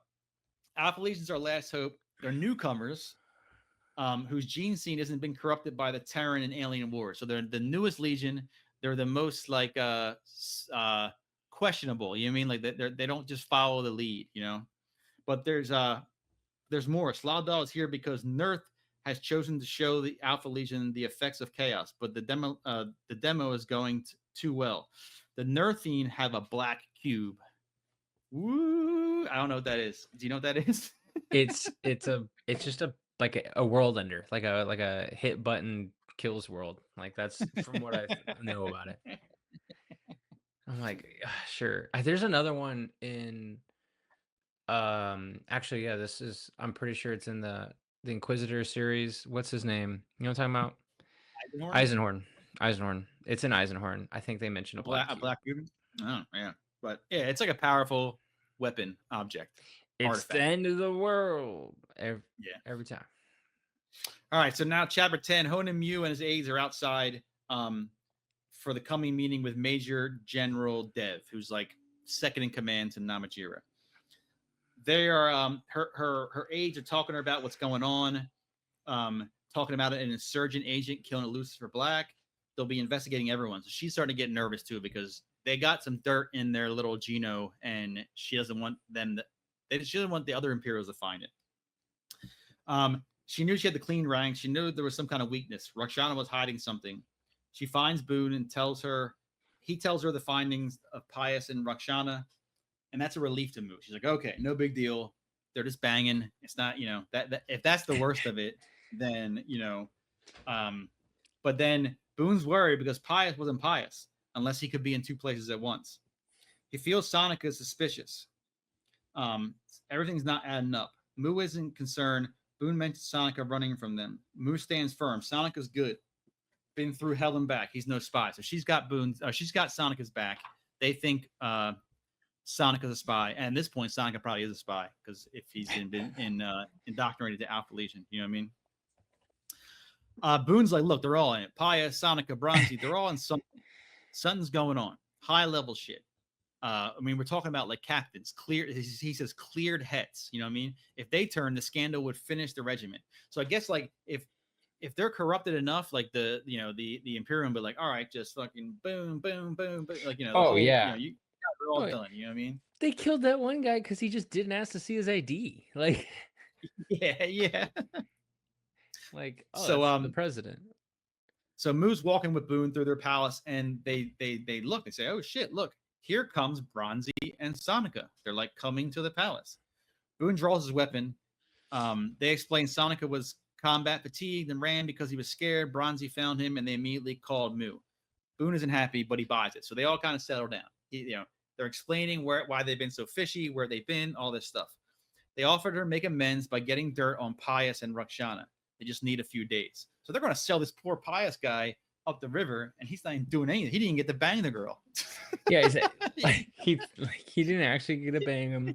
He's like, I survived, guys. I made it this far. He's just hanging out, dude. They're all like, "Hey, we're gonna get him," and it's like he didn't do anything. All right, so Moo vouches for him. Boone's like, I don't know, but okay. He is curious why they would just turn on Pius, one of his boys, and he said if Pius betrayed the Chiliad, they can't stand. Company first, Imperium second, Geno before Gene. That's what they say. Geno before Gene. Yeah. All right. So Boone's like, you got 2 days. You got 2 days to figure this shit out, or I'm coming for you. You know what I mean? Moo tells them that they better deliver. Their house got to be clean. She also assigns Sonica to a temporary lead the dancers, and she's off. So she gives him like another unit to lead. The two wonder if they fooled them, being new to the spy stuff, and they both agree to do nothing that hurt the Geno or Mew. So now they were sent by the Alpha Legion to infiltrate for some reason, obviously. Now we have Dick Cheney, Cheyenne. He's concentrating. He's in his meditation cell, putting the pieces together. And all these books have so many meditation cells and stuff. There's a lot of space in these places where they're just thinking. They just like to think. It's like sit and think, dude. Yeah. So he's like figuring out like the best cover for a spy would be a spy. He recalled Roxana mentioning an intel officer to Namajira, conning Heinecker. He opened his eyes. Of course, a knock at the door brings two Lucifer's Blacks with little scared Mechanicum adepts. that the same one he gave a note to. Like, they figure what's on the note. He completed the test. The handwriting matches that of Koenig Honecker. Cheyenne interrupts. He's like, he sets up 8 Lutheran blacks to go get Roxana. So he figured it out before he even got any of the genetic testing. You know what I mean? So they're going after Roxana. At the same time, Sonika and Bronzy are also heading to Roxana. Once again, they're all gonna, we're all going for Roxana's quarters. They get there. They tell her there's been a clerical error and they need her to come and fix. She agrees. They reach a balcony. Roxana's shocked to see 8 Lucifer Blacks like coming in to her place. So they get her out just in time. She turns to head back because she's like, I want to figure out what's going on here, but they stop her. She wants to know what's going on. They tell her Heinecker sent them, and he sent us to get you out. She's shocked, but she allows them to take him away. The aides are shocked as Lucifer Blacks bust into the room asking for Roxana. The oldest aide, Tuvi, stands firm in the face of their guns, only saying she left with 2 hets on Gino business. Cheyenne squeezes her face, asking for a name. Tuvi ain't that tough. She says, all right, Sonika. Jesus Christ. All right. Jesus Christ, dude. Fucking... I'm a 14-year-old girl, dude. It's like getting choked out by Jocko over there. Yeah. Fucking, all right, man. Jesus, they went that way. Ain't that serious? All right, so now Roxana is getting taken out by, escorted away by Sonika and Bronzy. All right, they hop into a little speeder. They started with the biometric key given them by the Alpha Legion, so they got all these little gadgets and all. You know what I mean? It's like all these things. Like you got to start it with like a key that says hello Bronzy. You know what I mean? Like or whatever. So they got this like super key. As they ride, Roxana asks Sonika about Heinecker's well-being. How is he involved? Sonika's answers aren't making any sense. So Roxana's starting to feel like, oh shit, this is all like they're not here to rescue me. They're taking me, they're taking me like mafia style, like to the pit in the desert. As they exit, Sonika tells her he's sorry, and she says, "So am I." Roxana, out of the dunes. This is funny. Out of the sand, fucking 4 Alpha Legions. It's like, oh, it's so ridiculous. Like, hey, all right, so at this time they're going to show up. So let's be super creepy and we'll bury ourselves in the sand. Like they're wearing like camo armor. They don't got to be like tucked away under the sand. No, that's what's funny. All these Star Legions, none of them wear camo. They all got, these guys have purple armor. Other ones have white. They never wear camo. It's so weird. You would think they would have camo, but nope. Red armor, yellow armor. I mean, I guess black would be the best one, but yellow and shit. All right, so they pop out like fucking zombies out of the dirt, and she's like shaking. They take her away. Sonika asks if he says, "Is she gonna be all right?" And one guy says, "Of course she is. She'll be with us." That's such a but I'm. In my mind, it's like that Astartes was like genuinely like, well, yeah, like hello, we're the safest she could ever be. Yeah, like who's gonna fuck with us? You know what I mean? Like, but he's like, you're not gonna like whack her, right? And he's like, oh, I didn't say that. All right, so they, they're shaking, but like, yeah, they had to do it because otherwise, I'm sure the Alpha Legion would kill them. So they get back in their little fucking jet thing, and they head back towards the palace. Before they can get there, they're 2 gunships like pull them over, like fucking police escorts. The Lucifer Blacks order them to get out and place them under arrest. Bronzy goes, "Hey, is this about Roxana?" And he says, "Yeah, of course about Roxana." He goes, "Well, you mind telling me where the fuck she is?" So he's trying to talk his way out of this. So chapter 11 starts with Cheyenne briefing Namajira on earlier events. They had to release Bronzy and Sonika. When they realize like, hey, like they're looking for Roxana too, and it kind of makes sense because they know that the Gino would try to like clean their own house, so like they believed them. They said, hey, we're looking for her too. We can't find her. You know what I mean?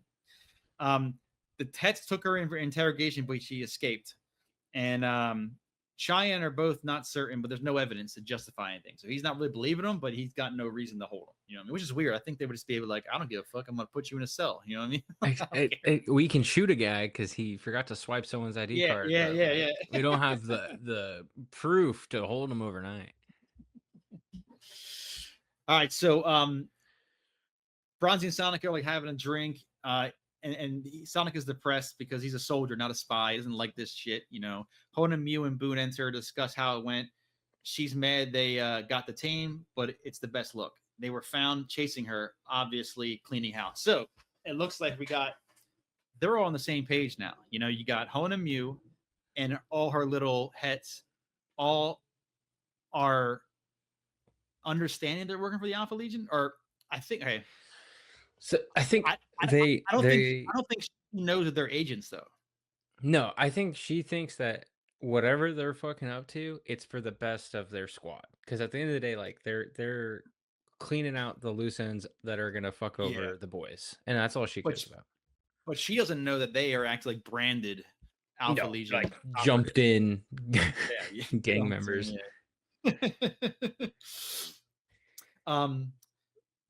Mew's word is something more, but she privately asks Sonica who she trusts. He lies and says, no, there's nothing more. He heads off to meet his new regiment, the Clowns. In a cold, damp cave, Ruxana is sitting on a stool, handcuffed, terrified and shivering. And Astarte approaches, introduces himself as Alpharius. Everyone.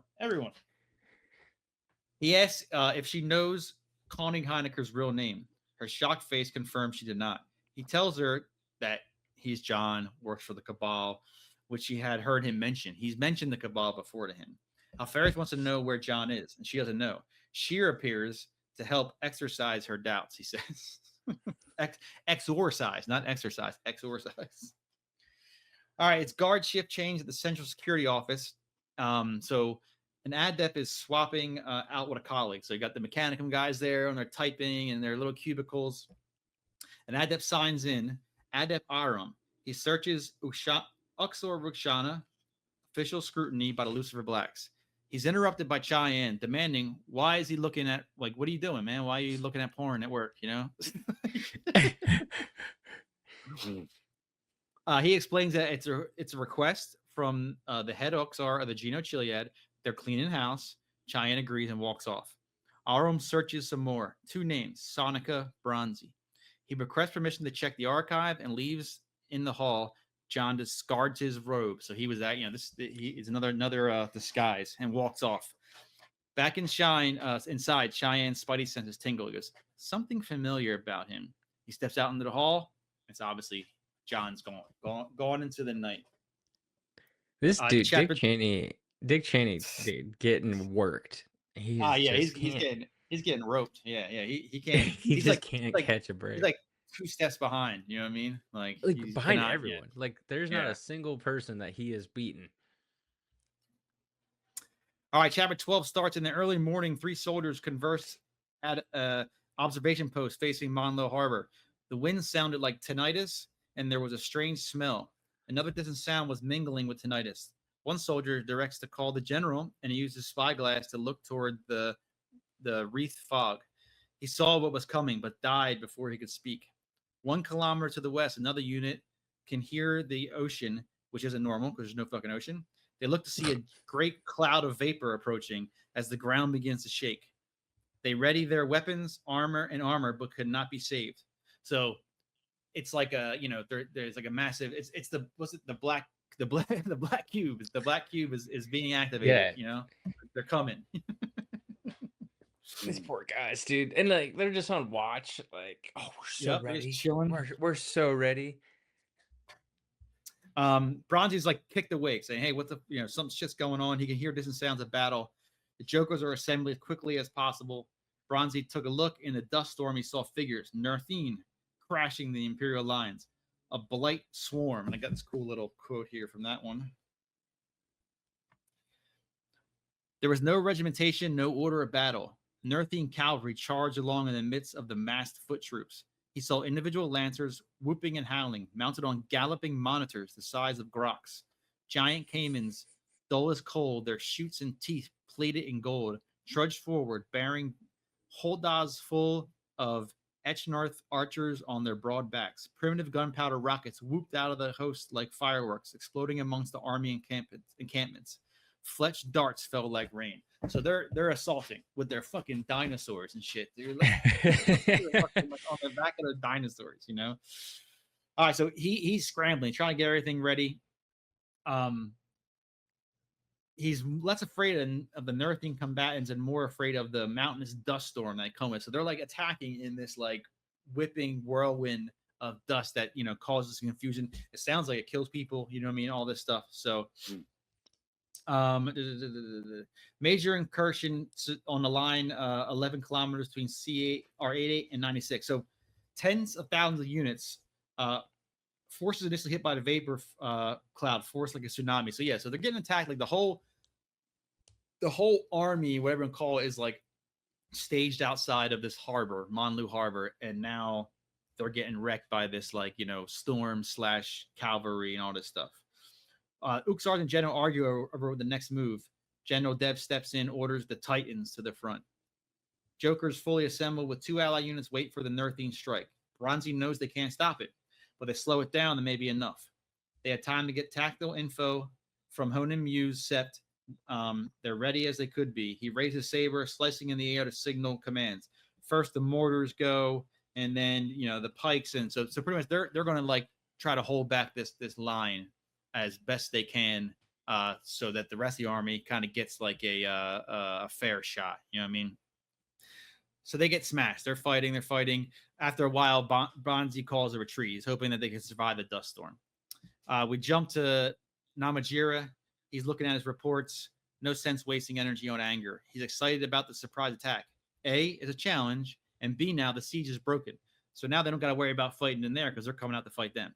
And he knows that the Imperials will annihilate them with a pitched battle. You know what I mean? Like supposedly they have, you know, fire superiority. He's curious though. They must know that they're not going to win. It's as if they're committing suicide as a race. Some anger returns to his face when he hears there is no sign of the Alpha Legion. Wants to know if they intend on joining him. So they got no support from the fucking from the Alpha Legion whatsoever for this attack.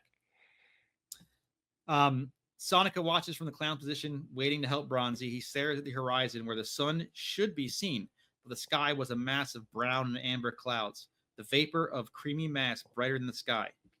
He thinks sadly of his friend Shaban, infected by chaos with Nerthine bone shards. So I didn't go over that. I missed that part. But remember the guy got shot? Yeah. Shaban. So the reason they shot him is because earlier, you don't see this, but he is wounded with bone shards from the Nerthine like explosion. You know what I mean? And the Alpha Legion's like, that's infected bones. He's got chaos in him. That's why we're gonna get rid of him. He's, you know, those are cursed bones. Yeah, cursed bones, and you gotta die. There's no way. No, I feel fine. No. Cursed bones. You're dead. You're cursed. Sorry, brother. That's how it works here. I don't make the rules. I just shoot you. So he's wondering, like, you know, with that cursed bone thing, you know what I mean? Like, he's wondering if the Alpha Legion's like really telling the truth, or are they just running their own game? So his new lieutenant Strabo brings him a het named Sean Fakal, who wants to have a word. So Fakal says, I'm not Fakal. I'm Koenig Heinecker. Oh shit. And then as John, he needs to get a message to Alpha Legion. This is what's called the Black Dawn. So he knows Sonica is working for the Alpha Legion. So he infiltrates in and says, hey, you guys, you got to call. There's not much time left. This is bad. It's what's happening. Bronzy and a scatter of his men escape the melee. He sees Imperial armor to the west, but why they're holding back, then he sees why. This is fucking cool, man. Dull giants loomed out of the west through the ochre dust, trudging slowly up out of the great Ahan Akwe Wadi. They rose into view out of the desert, stink, burnished monsters that walked like gods. Jevith's titans had reached the fighting line. Fat beams of luminous energy began to rake out their cannons and were quickly supported by huge pumping bolts of light like shooting stars and sooty blurs of hard ordnance. The titans seemed to smoke from head to toe, but it was just dust coming off them. The sustained recoil vibration of their weapon arrays were so great that the dust and sand accumulated during their trek to the front was shaking off their vast, plated forms in powdery swaths. He wondered how many of the screaming enemy had perished in the first second, how many in the second or the third. It was impossible to see, even with a scope. He could resolve nothing except the churning smoke, the serrated flicker of furious impacts, the sudden chains of fireballs igniting and expanding and overlapping. For a split second, he glimpsed a dark shape that had to be a giant caiman rise up out of the flurry of detonations and then crash back like the hull of a stinking ship.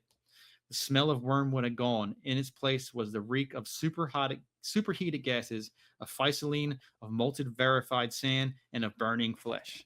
I love when they do that. I love when they do those cool descriptions of the Titans, like just wrecking shop, totally wrecking shop.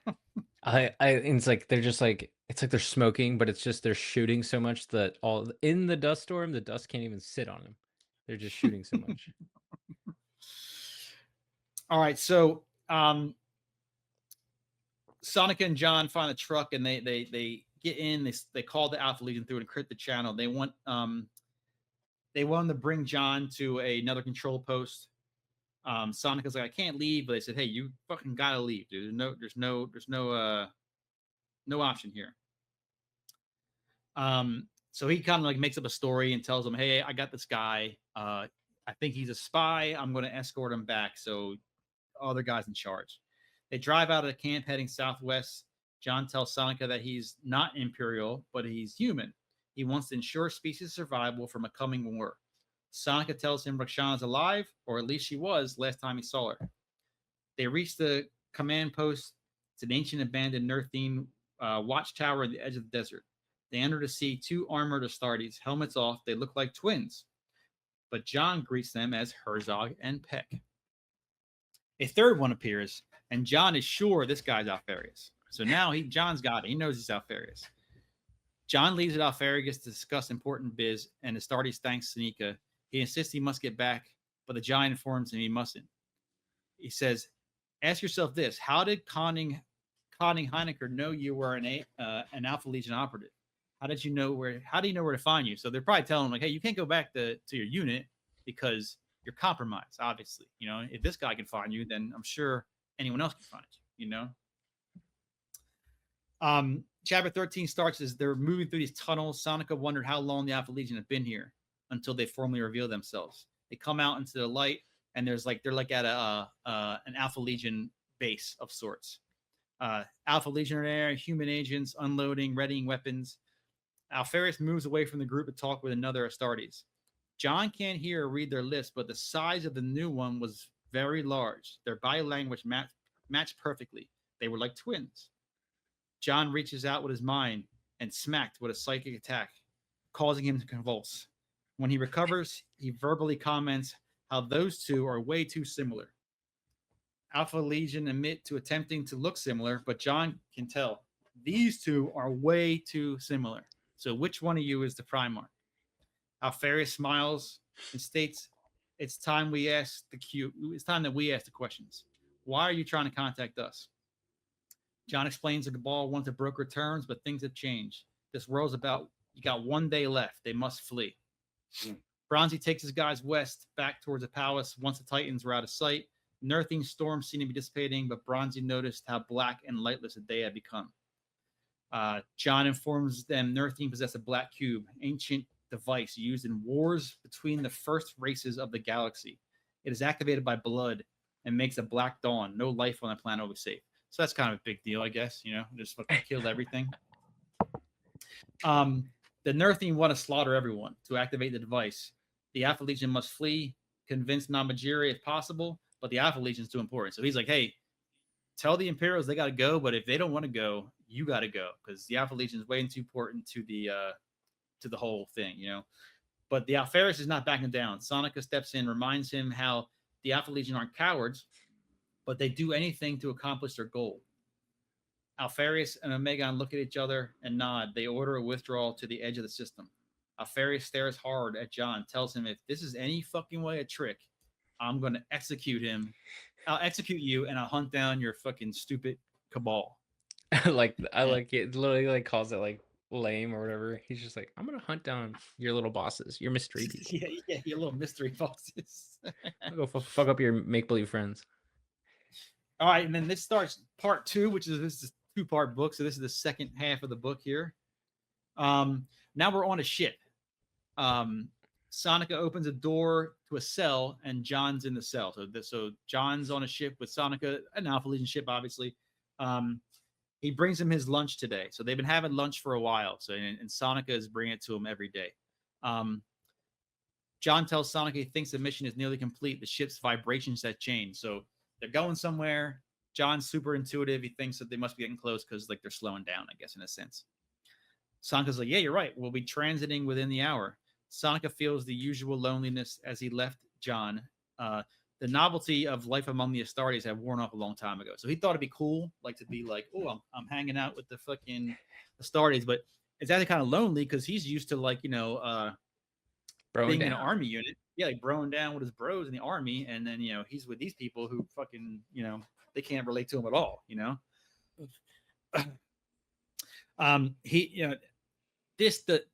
A book cannot go by without one of these scenes right here. So Sonica is watching Peck finish in the training cages. Dude, every book, someone is watching someone else in the training cage. So in this way, he elaborates on this is where he feels there's no camaraderie amongst the human operatives. Like, yes, they're all human, but they don't really have that bro that they did when they're in the army. You know what I mean? Nothing like to happen to the military. It was like they were less human than the Astartes. Peck inquires to Sonica about John. He remarked today was the only day he didn't ask about seeing Roxana. Peck replies, well, at least you didn't have to lie. And you're like, oh, shit, man. Did they kill fucking Roxana? Alpha Legion didn't know what to do about John. They didn't trust him, but psychically pulling info could damage him. So, yeah, so like they don't trust him to bring him. He's like, hey, I'll bring you to the Cabal. But they're like, I don't trust you. And they could easily pull the shit out of his brain probably with their psychic guy, but like they worried it would like damage him. You know what I mean? So they kind of been like locking him up, slowly going to where he told him to go. You know what I mean? Well, one thing for sure though, he didn't lie about Nerth. All right. 5 months prior, so we're 5 months ahead now. Nerth died in a primordial night. The atmosphere turned toxic. The oceans boiled. Namajir laughed at Alpharius first, but soon ordered a full retreat. 17 hours later, only half of the expedition escaped. So all the thousands and thousands and thousands of people, 6 Titans were left behind. Woo! Oh, damn. That's big money, those are expensive. Yeah, that's big money. They don't even make them anymore. They find them. Yeah, they find them. Yeah. No one ever saw some kind of cube or could properly learn what happened. They likened it to a plague that swept through, just killing organic and inorganic material. It's like a virus bomb almost. You know what I mean? Just fucking, yeah. The virus bomb inside the cube. I don't know. It triggered madness in the Astropaths. These poor bastards, dude. They can't catch a break. Others spoke of sounds like mewling and squealing of some awakened demon. These fucking poor guys, dude. They're just trying to steer the ships through this warp, and everything bad that happens to them, dude. No. All right. All right. So they are now in high anchor over a place called 42 Hydra Tertius, which is chosen by the Cabal as a sign of respect, which it has made them suspicious. Actually, they're like, this is fucking too weird. Why are you fucking bringing us to a planet called Hydra? You know what I mean? John is escorted by Sonica to a large dark room through a giant blast door. A single light shines on a steel throne with Alpharius sitting. He informs John, once the expedition arrives, they will deploy. John feels the Cabal won't like the signs of aggression. He's like, look, man, like, how about you just go down there with me? And, we don't need to deploy all this stuff. You know what I mean? We don't got to be too weird. Yeah, Alpharius says he ain't taking any chances. The shutters raised to reveal space and a gang of Alpha Legion. Peck, Herzog, Omegon. He's got some black ass armor on, and there's a guy called Ranko who's in Terminator armor. It's like throw him in there, like, yep, by the way, Terminator, just let you know. Alpharius states how the planet below is inhabitable, except for a tiny section in the southern hemisphere. John explains the Cabal used atmospheric engineering 5 years ago to ready the site. Alpharius notes that a structure below is similar to the structure at Monlo Harbor. So the starport thing, he's saying that was in Monlo Harbor. He's saying this looks very similar to the same thing that was in Monlo Harbor. So this is John kind of explains, like, yeah, like, so the Cabal are like nomadic, a gang of nomads, and they've been building these. They call them halting sites. They've been building these halting sites all over and across like vast amounts of time. They've been like building these sites where they can land, I guess, inspect shit and all stuff like that. Monlo Harbor was built 12,000 years ago, before the Nerthine even arrived. The one below was built 90,000 years ago. Now Alpharius like, wait, did you say 90,000 years? And he's like, yep. He's like, continue. Understood. Moving on. Oh, okay. Omegon steps up now. He goes, he wants to know more on this impending cataclysm, a war against chaos, a war against ourselves. John explains the Emperor's utopian plan cannot work. Alpha Legion is most pragmatic, not blinded by imperial dogma. He goes, that would seem to describe a civil war, John. Yes, it would, said John Grammaticus, still staring up the giant. Civil war in the Imperium is an impossibility, said Alpharius, walking forward to join them. It simply could not happen. The Emperor's plan is utopian, Grammaticus cuts in and finished boldly, and therefore predicated to fall short of its goal. Please, the Alpha Legion is the most pragmatic and subtle of all legions. You are not blinded by imperial dogma like the others. You are not hidebound by Gilliman's ideals of conduct or rooted in frenzied tribal tradition like Russ's warriors. Nor are you stalwart lapdogs like Dorn's famous men, or berserk automatons like Angron's monsters. You think for yourselves. And he says, this is the closest thing to heresy that has ever been spoken in my presence. I found that funny. He's like, this motherfucker is just speaking heresy right in front of me. You gotta be fucking kidding me. Are you just spitting heresy at me? So he goes, okay, he gets it. I get what you're saying. But he can't fathom a civil war. He's like, no way my brother Primarchs would turn on each other. Not that the War Master leads us. And John cuts in and goes, what? What'd you say? Horus is already the War Master? He's like, yeah, well, yeah, like 4 months ago, Olenar, the triumph of Olenar. He goes, what the fuck is wrong with this guy, dude? John, he's mumbling to himself, looking down. He's like, oh, shit. He said 2 years. We don't have 2 years. He said 2 years. John gets frantic, insisting to go down now. Bring him now. Alpharius orders him back to his cell. They will wait for the expedition. John's freaking out. He's dragged away. He goes, you're wasting time. So the timeline is shifting. That's what his boss man, Elf Guy, said, that they got 2 years because they've foreseen all this. But now he's already been claimed War Master, which is like the first step into, him turning. At his cell, John's begging Seneca to take him down to the planet. Convince Alpharius help him. Sonica refuses. Out in the hall, Peck asks if Sonica is okay. Did he try any of his tricks? Is Sonica still up for this? He says, he goes, I can assign another operative to John if you need me to. Sonica insists he will see his duty through. Peck nods and tells him to do it. So they're planning something sneaky for John. All right, so now we're the Alpha Legion is being led to this spot, and they're bringing the gang with them, the whole army. The army's coming with them. All right, so we're on the embarkation deck of a carrier called Laudon. They're all finalizing troop deployments and all certified, blah blah blah. The disaster at Nerth crippled morale, and Namajir keeping this new mission close to chest and health. So they're not telling all these people like what exactly is going on. You know what I mean? Like, so Alpharius probably telling Namajir very little, and the Namajir's even telling his guys even less. You know what I mean? The loose plan was to conduct operations in concert with the Alpha Legion in an extraordinary mission, which is like, secret or something like that. Mew consults Bronzy, telling him to be ready for what they don't even know. Namajir is dressed to impress. Arm-length gloves, cape of fur, and made of zebra, rocking the signet ring of the Lord Commander. He speaks briefly with Major General Dev and Fleet Master Vaun Ogner. As Alpharius announced by horns and enters in full polished warplate. Always so much like they're trying to go meet like a secret alien race to end the end of the galaxy, whatever, and they got time to get like dressed up.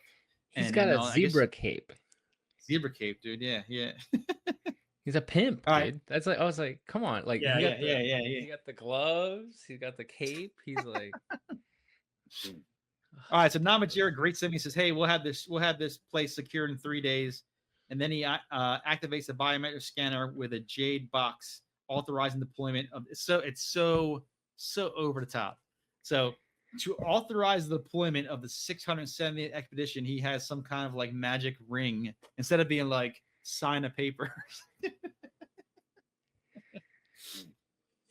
All right, so now, boom. Before that, he wants to talk to Alpharius in private, but we don't see that happens right there. All right, the order finally goes out. Mew and Bronzy are pleasantly surprised. Not too difficult. Just going to go down to this area and like secure it. They're not supposed to really encounter. They don't know if they're encountering any troops. They're not sure, but it doesn't seem too bad. They mentioned the Exors will be set objective markers. So like they're going to use their psi tech to help them like keep on track, stuff like that. Just before he boards his drop, Bronzy inspects his orders packet. So he's reading through the orders. He checks it one more time, and he finds a thin sliver of green metal with a brief phrase written on it, and an embossed Hydra. Bronzy pockets it and boards. So they're sneaking shit into their guys, even past the Imperials. All right, Namajira now wants to have a frank conversation with Alpharius. He starts by inquiring of the Alpha Legion battle barge. Alpharius responds, "We don't name our ship, man. That one's called Beta." You know what I mean? It's ship number 2. Number 2. Yeah. And he's frustrated. Namajira's getting mad with him because he's being so aloof and secretive. You know what I mean? Alpharius promised if Namajira helped, it would look highly among the Imperium. But what intel were they securing? And that's where he mentioned here. "What is the nature of this information?" asked Namajira. "What does it concern? Where is it? And how do we secure it? Who has it? How did you learn of its existence? What could possibly be so important, so valuable, so damn secret that the fate of all human culture depends on it?" "You will know precisely what I chose to tell you, Namajira," said Alpharius. "My Lord Commander said he needs to know more." Dinas Cheyenne stated quietly but firmly. He took a step forward. Alpharius slowly turned his head and looked at Cheyenne. "Or what, companion? I hope for your sake that you not presume to threaten me." Cheyenne did not move. Alpharius ignored him and looked down at Namajira. "I had heard the Lucifer Blacks were remarkably brave. I didn't realize they were clinically insane." He's like, "You're going to try to step to me, dude? Are you kidding?" I love that. He's like, All right. you would have to be actually crazy if you thought you could fight me. Yeah. You're like, you got to be in fucking sane, dude. All right, so Alpharius tells Namajira of the Cabal. He finally tells him at their meeting. Namajira finds him foolish to trust that spy, John Grammaticus. Alpharius isn't stupid. Either they have valuable info or they can terminate a Xenos enemy. So it's win-win. You know what I mean? Like, we'll get info or we'll kill a bunch of Xenoses. We love killing Xenoses. You know what I mean? He reveals the spy to be Conning Herniker, very capable of even killing a Lucifer Black. Namajira is satisfied and insists on being there when they had this meeting. As Alpharius leaves, Namajira tells Cheyenne to re-examine the data on Heinecker. He wants to know more how the Astartes and their manipulation networks operate. All right. Sonika is now grabbing John from his cell, not for lunch, but to secretly get out. John's shocked at first. When Sonika turns to go, he says, "Control word Bedlam." Sonika's eyes go vacant. John's surprised his tricks worked. Sonika is now under his control. He apologizes to the vacant Sonika, but he has to get out. He says, "Control phrase again." Sonika is back and ready to go. They must hurry. Sonika plans to get John on the planet by a drop pod, but they must do something first. Something John won't like. They bump into a servitor, and Sonika is forced to shoot. They both run. They find a cell. Sonika warns them, "Brace, this ain't going to be good. You're not going to like what you see in here." Inside, obviously, is Roxana. Her sanity is lost from the psychic interrogations they've been doing to her. John holds her close as they both cry. He gets her up, and the three are off. They make their way to the industrial corridors, and they finally find a drop pod. So they're gonna drop down to the planet on their own. So Sonika, John, and broken ass Roxana are gonna drop down on the planet. Chapter 5: The Jokers land on the planet. The air is cold and wet and smells awful. The geography is very linear. It looks like blocks. The creation of the artificial atmosphere killed local fauna, left black goo. That's the smell. So like they're in this like bubble of an artificial atmosphere, but whatever that atmosphere is, it couldn't sustain the life that's down there. So all the, like the fauna and all are just like, everything's dying. No life signs whatsoever. Bronzy pulls the green scale out, reading the passage again. Your father cheers, your mother cries. This is the lot of a soldier. He uses the alpha code to decipher a hidden phrase, 2-7 digital channel codes. He gets on his radio, calls in, and he says he's not alone. Check in every 2 hours. He wipes the channels and moves on. So now he's back in contact with his fucking spy overlords.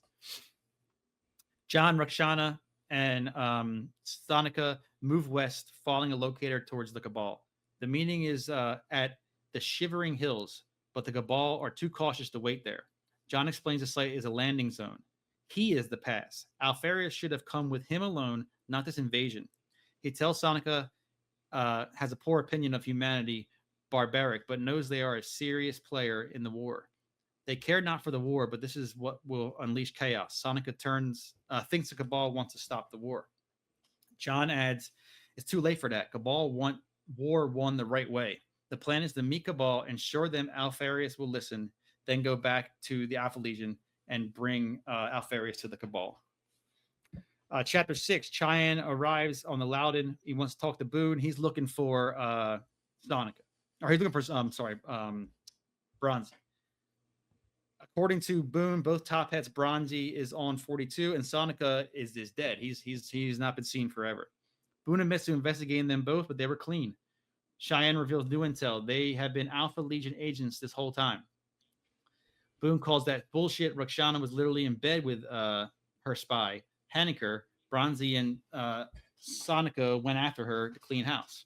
Cheyenne asks about another guy, Strabo, and his post report about Nerth. Boone reveals Sonika left the battle to escort a spy on the Gene Whip. So he's getting information about like how when Sonika left that time with John, they're looking back into the details and see that it's all starting to make sense to Dick Cheney, that it's not on the up and up. You know what I mean? He's like finally catching up, and it's been like 6 months. Yeah. He's so far behind.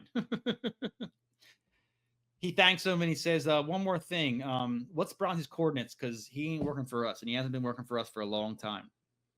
All right, we jump back to John. He's leading them into a cold cave that opened into an enormous stone chapel. The air turns call, and the Cabal arrive. This is cool because it kind of describes the Cabal here. Shapes were beginning to appear around the platform of rock, alien forms cohering into place. Sonika swallowed hard as he saw the inhuman nature of the thing solidifying in front of him. Ghastly shapes, mockeries of creation, a gathering of the most disturbing xenoforms. Some were pallid, multi-limb entities. Others whispered their respiration through fluttering mats of gelatinous pseudopods. Others were stalk things, or crouching vulpine shapes, or asymmetric insects. Some were horned or boneless, or armored in bizarre environment suits. A giant mollusk uncurled, glistening from its vast shell. Two spavined avian creatures hopped forwards and peered with bright, curious eyes. Something mechanical rose up on 4 club-footed limbs. One entity seemed to be nothing more than a beam of light. An imposing Eldar in pearl white armor, somehow the most terrifying thing of all, its oh-so-human shape, walked to the front of the congregation. So they're like a bunch of like just everything, Freaks. dude. Like Bunch of freaks. All right, so they're here. John bows, explaining the meeting set. But Slough Dow's like, well, where are the Astartes? He then yells, Monkey! And Sonika's like fucking pointing a gun at him. Like, what are you thinking, dude? Like, what you see the bird people and the giant robot, and you're just gonna point a gun at these people? I got my Glock, and yeah, I'm gonna take care of it. I'm gonna take care of this thing. Yeah, Monkey. I love that one. Man. All right, so John yells his control word, but it doesn't work. Sonika tosses the locator Rakshana, and she activates it. Light flickers as the Alpha Legion appear, covering the Cabal. Omegon leads one secure. He gives a signal, and then Alpharius appears with Sheer. Cabal, we meet at last on my terms. So it's been a twist the whole time, dude. Poor John Grammaticus thought he was getting his girlfriend back, and everything was going to be right, and they got played by the Alpha Legion. who now are meeting, yes, but on their terms, how they want to do it. You know what I mean? All right, so we jump back to the poor Lucifer Black. He's trying to figure shit out. He's looking for Bronzy. They do grab him. Mew and the boys protest. He insists it's a misunderstanding, and she gets a feeling she's never going to see him again. So they finally grabbed the Bronzy after all this time. They've been trying to fucking get someone. They finally got Bronzy, who really it's kind of pointless at this point. John's furious at Alpharius. Alpharius insists he will not be manipulated. He will listen, but he's not used to, but not be used as angrily weapon. He bitches at Sonica and Roxana, but they're operatives now. Alpharius steps forward, ready to talk, but the bug interpreter for Slaudal says Cabal ain't happy, but okay, they'll talk. So he's twisting her arm, making them talk. They're not happy about it, but he's going to do it. Alpharius states they are. I miss her. Oh, okay. So he goes, I want to talk to the Primarch, and Alpharius is like, you are talking to the Primarch. And the bug little guy goes, no, I want to talk to the entire Primarch. And then Alpharius is like, shit, I guess we're found out. So he nods, and Omegon steps forward. And I think this was the first time in the literature or in the lore that it's like, described that these are two, because there's no other like it. You know what I mean? This is the only twin Primarch. You know what I mean? Yeah. So there is no other introduction to these two. Like, you come into this book, and then everything else we've read so far, there's been no reference of like having the two Primarchs. Like, that's like the big twist, right? Of the Alpha Legion is they actually have two, and I don't even think anyone knows that they have two, other than the Alpha Legion people.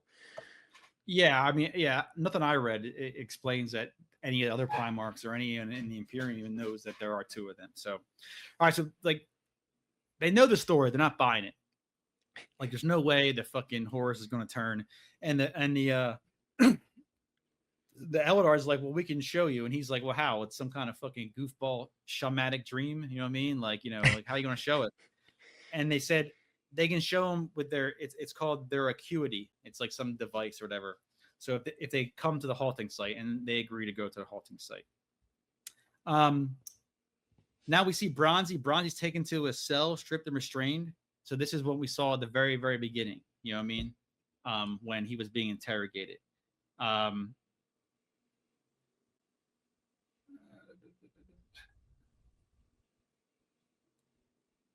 Okay, yeah. So they're interrogating him. He asks them about the brand. Did I plant that too? Bronzy gives him his full name. Cheyenne wants the full story. All right. Another ship in space is picking up an object that just appeared on their scans, moving fast towards the venue zone. Expedition Master Van Augur sounds general quarters. He wants info now. It's big as us, moving fast, too fast to stop. Van Augur calls Namajira as there is a shudder through the ship. Power goes out. It quickly returns. Namajira on Vox asking what happened. It went right past us.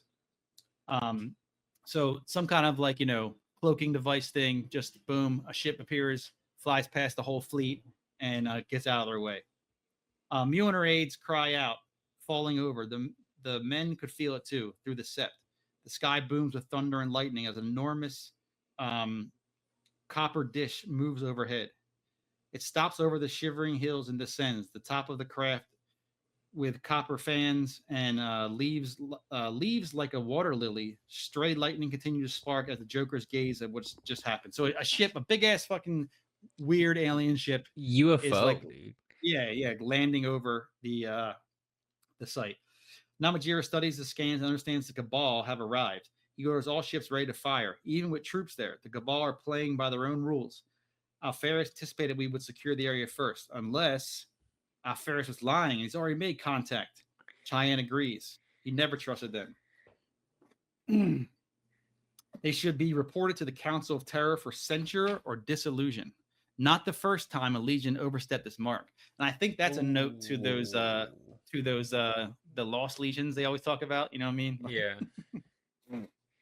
Or it could be the word bearers. I took that as the word bearers. No, it could be, because I guess, in this timeline, I think that shit that's happened before, has already happened, because I think I don't know. I'll have to get to that book. I read before, but all right. So Namajira needs more info, though. He can't just be like, I can't fucking call the Council of Terror and just make up this nonsense. And he's like, well, we got Bronzy, and he's resisting, but my Lucifer Black are skilled and patient. Bronzy can't take much more pain. Namajira wants a link to Alpharius to try to get his location for a to, find out where he's at, because he told him he's going to bring him to the fucking party, and he's not. You know what I mean? All right. All right. So they're all like the whole gang, Alpharius, the Alpha Legion, the humans, the Cabal. They're all teleported to the halting site, which is in front of this big Cabal ship. Rakshana and Sonika swoon at the gravity of it all, the enormous ship, the feeling of history taking place. It's all too much for a human mind.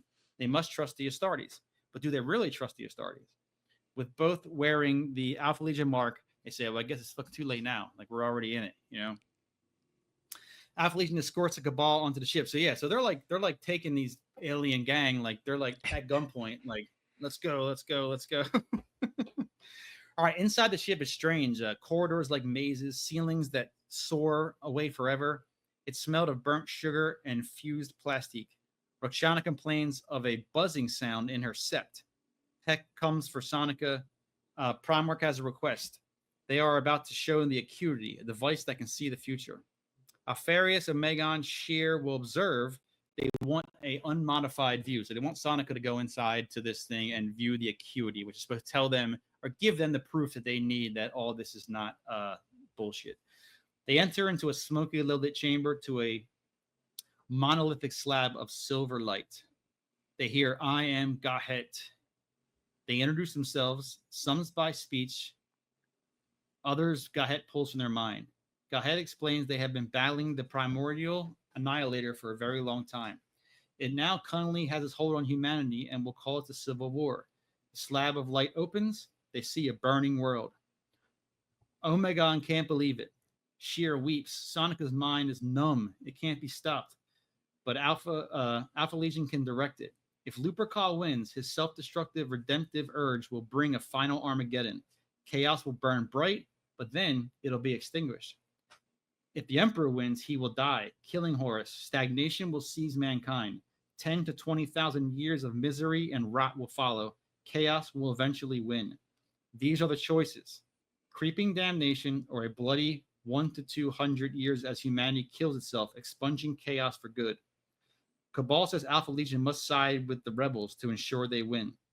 That's unthinkable, Alpharius says. The silvery glow shimmers. See the results. They saw it all. In the space of a moment, Alpharius and Omegon scream. Sheer falls over, his mind destroyed. Sonika falls to his knees and weeps. So they're being like shown the different. It's kind of like, it reminds me of like the what's his name? What Horus saw. You know what I mean? Like, Yeah, the Church of Crying Babies flying in the air and people like worshiping like statues of Biggie. But they're asking them to be a rebel. You know, they want Horus to win. And they said what, 1 to 200 years? Yeah, so they said if Horus wins, then chaos will like be super powerful, and then but by winning, humanity's destroyed. I mean, it's a great, like, on Dan taking what he's been given and running with it. I love it. Like, it is a great way to like, hey, this is how you have to play the double agent, man. You got to commit to this. Like, it's a lose-lose, but we might win if you commit to being a bad guy. And I don't know. I think that's a great way to at least like someone like getting introduced to this, because like I didn't know Alpha Legion's the bad guys, and then like there's like moral gray of like sometimes they're kind of good, but then it's like it doesn't make any sense. But this is my first introduction to them. I'm like, oh, that's sick. Like, yeah, it is like cool. They're, it's cool. It's probably good guys. It's not as black and white. But even being the good guy means that humanity is destroyed. But what you win, the universe survives in a sense. You know what I mean? So, all right. So they leave the chamber. Everyone's shocked to see their ashen faces. Sladao asks Alpharius, "What will he do, Monkey?" I love when they say Monkey. It's so funny. He says, "I stand with the Emperor.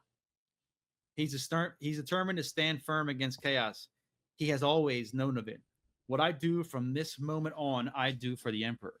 So it sounds like he is staying loyal, right? That's what I took from it. You know what I mean? Like, that's what I got from the whole thing. You know what I mean?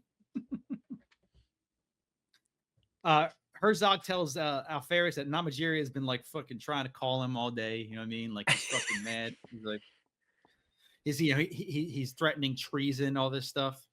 Omegon chimes in. If we are to prevail, we must be secure and committed. Cannot risk letting our hand be seen too early. Secrecy, as always, is our best weapon.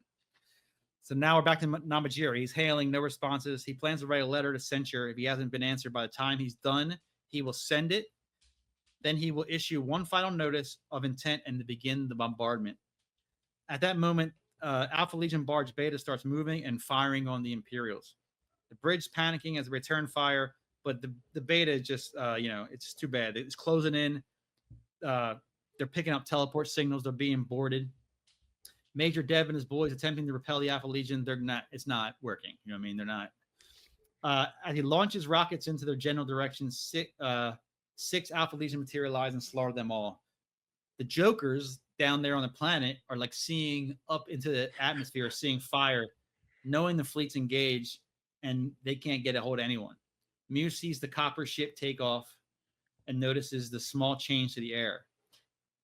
With meeting over there's no need for the artificial atmosphere. No one will be coming for them when the caustic environment returns. That's like one of the worst, I think, man. They're like, That's all right, so brutal too. turn the AC off. Boop. We're done. Turn the lights off. Make sure shut the door, turn the lights off. It's like, oh shit. There's at least like a couple like privates down there too. They're just like, what? What's going on, boss? All right. Chapter 12, Cheyenne insists Namajiri take an escape pod. Namajiri wants that barge destroyed. As Van Augur is targeting with all batteries, a second one appears. The Alpha. He said the Beta earlier, but no one ever asked where the Alpha is. that was kind of silly. I like that. That was funny. So now they're screwed. You know what I mean? They got two Astartes battle barges, bowing down them. Bronzy comments that it's noisy out there. Blood oozing from his mouth. The door bursts open. Sonica, Thaner, kill the guards, rescue Bronzy, and signal teleport. So I found that was a little cheese. You know what I mean? Like, I guess it's supposed to show. Remember how earlier it said, like, of course she's good. She's with us. You know what I mean? I guess it's supposed to show that, that they do take care of their own. You know what I mean? Like, because they're destroying the ship. They probably don't give a shit, but they're probably like, well, we got Bronzy. Like, I don't think they would care about Bronzy. No offense. You know what I mean? I don't think they just left like all the homies down there. Like, yeah, but they're not Alpha Legion operatives. You know what I mean? So this is the Alpha Legion saving them. You know what I mean? So, all right. So they rescue them, and Nama's like, all right, dude, we're out of here. He takes 6 Lucifer Blacks, and they make their way for the shuttle. Out of the smoke, of course, appears Alpharius. Gladius in his hand. The Lucifer Blacks charge in and they're firing at him. They don't stand a chance. So he wipes them out. But Cheyenne jumps in and he actually causes Alpharius to defend himself. He actually has to like put a little effort in here. You know what I mean? He dodges the strike. He drives a saber into Alpharius' side. A tiny bit of blood oozes out. He goes, that's all you get. And then he splits him in half. Yeah, I was like, he like just like it's like, oh. So now poor Namajiri is by himself. He's terrified. He's shrieking, why? Why are you doing this? And then Alpharius, as he puts the barrel to his head, he goes, for the Emperor. For the Emperor. Hell yeah, dude. All right, this is the very end here, the epilogue. John Grammaticus walks the silent halls of the Cabal ship for the last time. Slaudal is grateful for his efforts. He was successful. Why is he not satisfied? John Grammaticus states he successfully signed humanity's death warrant. He leaves Slaudal, heading towards the external hatches. It wouldn't be his first death, but he hoped it would be his last. And that's where it ends. So the kid, he's gonna like suck himself out into space. I love it. It's very like Bruce Banner-esque, like the Hulk, like he's just this repetitive, just God, I'm so tired of this nonsense. So closing, final thoughts, analysis. I have some stuff here. Just off the bat, I think it's a good. I liked it. It's awesome. It's a good book. I think that because of the twists and turns, it's hard to get it through with this medium. You know what I mean? Like me and you talking. Because I feel like if you are a listener of this podcast and you just listen, you get the gist of the story. But it's such a good book, I think, that if you want to get the nuances of how these um backstabbing and spy shit was happening, you really got to read it. You know what I mean? Because like I did my best to make good notes and all, but like there's so many subtleties that you're missing if you don't actually read the book. You know what I mean? Like, um, I love how I love how it's back to the setting. You know what I mean? Like Mm-hmm. our last Such a book. It's just I'm glad that they. I assume they would. You know what I mean? it Like was so. such a good like refreshing. I guess it's not a change of pace; it's a return to pace. Like Yeah, it yeah. is you're back to the heresying of it all, and that's what really fucking matters. And I think a big thumbs up for me is I love how this book is very focused on humans. You know what I Yeah, mean? Like every book so far has had your little scattering of remembrancers who, like, their point there is to try to make it more relatable because that's your human counterpart. But this one was great, man. I love the how like the main characters. You know what I mean? We're like just fucking regular old yeah. Sonica, soldiers. like that's just a dude.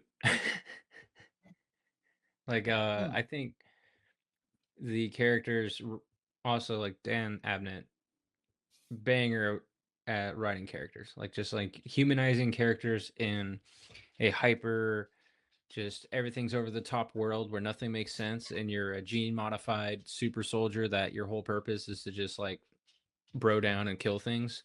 But you can relate to this person. Like that's insane. Like you're like, hey, Yeah, this yeah. guy's literally like storming the beaches on millions of planets, thousands of light years away. But he's like, I like to gamble. Like, it's just like Yeah, yeah, it's cool. it's And I've never read, like, I hear the Gaunt's Ghost is a good series. I've never read that, and I want to read it, but like that's a lot of people who talk about that book, that series. They say that's why it's so good because you can really like feel like you're with the character. You're in, like, you can relate to them because it's like it's a dude.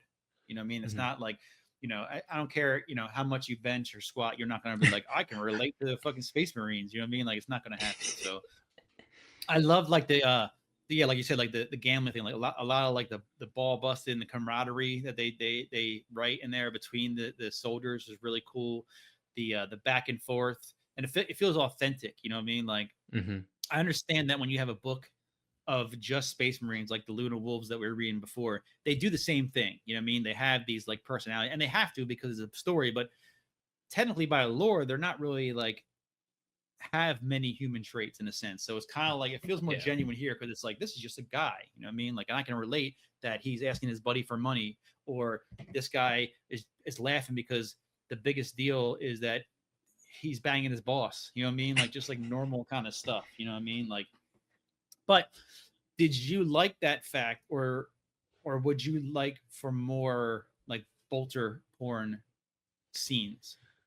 So I think this was like I feel like Dan finally reached a point where he's like, hey, I kind of like we shoved all the like the need to like episode 1, 2, and 3 of the Heresy is done.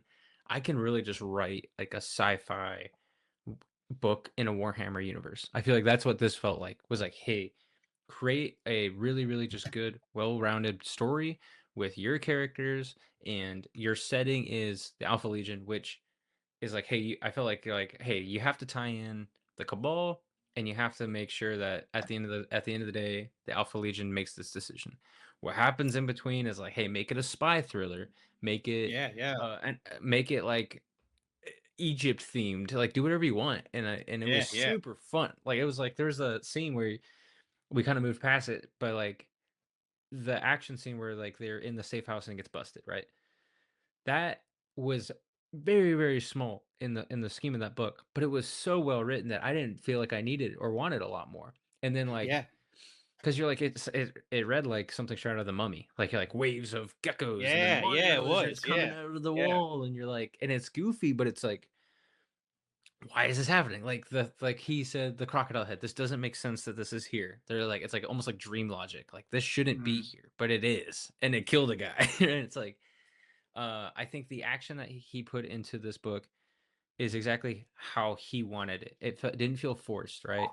There was no Captain America sprinting in with crack grenades and like doing a flip, like you said. Like he's like, hey, no, this is like boots on the ground. These guys are slugging it out in the desert. It kind of sucks that their life is like just this basically intergalactic just campaign. But it's like, hey, like one, that puts it in a perspective of like, hey, these are normal dudes that have to follow these space marines, and they also have to slug it out as normal dudes. And then two, the story doesn't depend on the action. So I think the action that is in the book is very well done. I don't think he needed to do any more, and he didn't overdo the humanizing of the characters. So like my issue in the past is, and like I grieve about it a lot, the remembrancers, right? It felt so forced and repetitive for like, hey, look at these gaggling kids and they're just like getting by, and there's like space lasers everywhere, but these kids are getting through. Like, no, like these are soldiers. They're supposed to be here and they're dying. Like their life sucks. But at the same time, like this is what they signed up for. They're having a good time. It's a very good like storytelling. I liked the amount of humanizing in it. It didn't feel forced, which is like I think the big thing. I think in the past with the remembrancers specifically, it felt really forced because I mean, even in the book, they're not supposed to be there. So they literally literally just don't make sense. The Mhm. contrast was a little harsh. But in this, these are people who are like another day in the life of peeing in the desert, and then a space marine sneaks up behind me and like whispers in my ear, and like that's goofy, but like it makes sense in the universe, and it feels very natural. And I think that Dan did a great job of making that feel natural, no matter how absolutely bonkers it all was. Because when I was like reading this book and I looked and I was like researching this book, people were like, could you read this alone? Could you read this book Yeah. as like its own shtick? 100%. Like you could have Yeah. minimal to no knowledge about like the Space Marines or like Warhammer in general, but like that this novel just holds. It just holds. It does a great job as on its own. Yeah, I mean, even like the grander things like that they allude to about Horus and the Civil War and all, like you know what a Civil War means, you know what I mean? Like Yeah. they don't it's not like super cryptic. The only thing that which I liked, the only thing that was a little hard to follow, but you can get it pretty quick, was the nuances of the units, like the words like Hetman and Uxar. But like if you just kind of like substitute them in your mind for, captain, Captain, commander. But sergeant, yeah. but I like that though. I like because that gives it so much more fleshed out things. You know what I mean? Like you get a brief understanding of like that there are billions of troops and millions of units, and this is how this one's different. You know what I mean? Like this is, and you don't need to know like why is it called Hetman? Why is it called blah blah? Like it just flows. At first, I was like a little bit like, oh, what Hetman? Okay, and then I was like, okay, I understand Hetman, Uxar, you know, what Gene Whip. Okay, like I don't need to know every little thing about it, but I understand that these are all just structures. You know what I mean? But it made it interesting because it was different. It wasn't just captain. It wasn't just sergeant. You know what Yeah. I mean? That was cool. Did a little minor world building, which is again like, Dan, you didn't have to do that, Dan. But I see you. Like you're Yeah, throwing in like this like little bit of like this unit's unique because they're like the French army in Arabia. Like I don't know, it's super goofy, yeah, but yeah, like yeah. really enjoyed that. But so the cabal. So I thought the cabal. So this is the cabal will be mentioned, and obviously, if you take the gravity of this book of what the cabal is, it'll be you understand it's going to be part of the grander scheme of things. Um, I thought this is the first time that you technically hear about them. You know what I mean? Like before, you heard the last book. There's little fucking Jawas mentioned. We are part of a cabal. They say it, but um, and I think like it was cool. And I think that this cabal interaction would only work with the Alpha Legion, because if you try to do it with any other legion, they'd be so like xenophobic about it. You know what I mean? Like they wouldn't. It wouldn't even be like, oh, maybe we'll meet you. It'd be like, no, we're going to 100%. Like these guys were like, well, we'll meet, and then we still might kill you, but we'll at least meet with you. You know what I mean? I feel like it had to be this. The way this legion is fleshed out in the lore, it was really the only one that would work at this time frame. It's time, in the modern Mhm. 40K, there's a bunch of people who deal with all that kind of stuff. So, um, what'd you think about the twin revelation? Was that cool? Huge. Absolutely. I was Yeah. like cinema. I was like uh It was hard for me because very like I I heard it already. You know what I mean? Even before I read this book the first time, I heard about Alpharius and Omegon. I've heard about that. So it wasn't as big, but like yeah, if you were not know about it and the way they've been like swapping names and all, you know what I mean? It'd have been Mhm. like, oh shit, like it's two of them. That's fucking crazy. You know what I mean? So Like like that's I nuts. remember like I had a so they were obviously they're like, yeah, all right, jigs up. There's two of us. And then I was like, oh, okay, hold on, pause, time out, time out, time out. So I had to like reread the scenes that had Oh Omegon yeah, in it. yeah, yeah, yeah. The Cause you're scene. like, oh, that guy's actually the Primarch. Like they're like, hey, because I think there's a scene where he's like, I'm bullshitting, I'm not the Primarch. But then I'm like, well, you just like triple bullshitted because you were pretending to be the Primarch, and then now you're not. Now you're Well, pretending that yeah, you're not the Primarch. that one at the end when they're leaving the tent and they're like, "Oh, how'd I do?" And it was like it was Peck. Oh yeah, you did good. Then and then another guy was pretending to be Omegon, so he's Yeah. pretending to also be the Prime. You had to like reread that scene, and I remember like going back and I was like, holy Jesus, like the layers is so crazy because like it is you could skip the scene of like the two Primarchs and it essentially adds nothing to the story. But if the fact that that's a thing in lore and in how it was roped into the book, it's like super fun. Like it makes the book like Well, I yeah, I mean, reread it and it was way funnier, way more fun. well then, like you said, with the stand alone, it would be a cool thing. Like, oh, that's kind of cool. There's two of these bosses, but like, it's such a bigger revelation if you're into the lore because you're like, holy shit, that is Holy nope. shit. Like that doesn't happen. You know what I mean? Like that, as simple as it is to write it and it happens, but like, in the lore, that does not happen. That's not supposed to happen. You know what I mean? Like they were made in those pods as one person, you know what I mean? Like, so that was that, yeah, that was super cool. But let's see. Okay. I was wondering so I wrote here, is this the first heresy in the series timeline so far? Because when John meets with Alpharius on the ship, he mentions the trial of Olimar happened a few months back.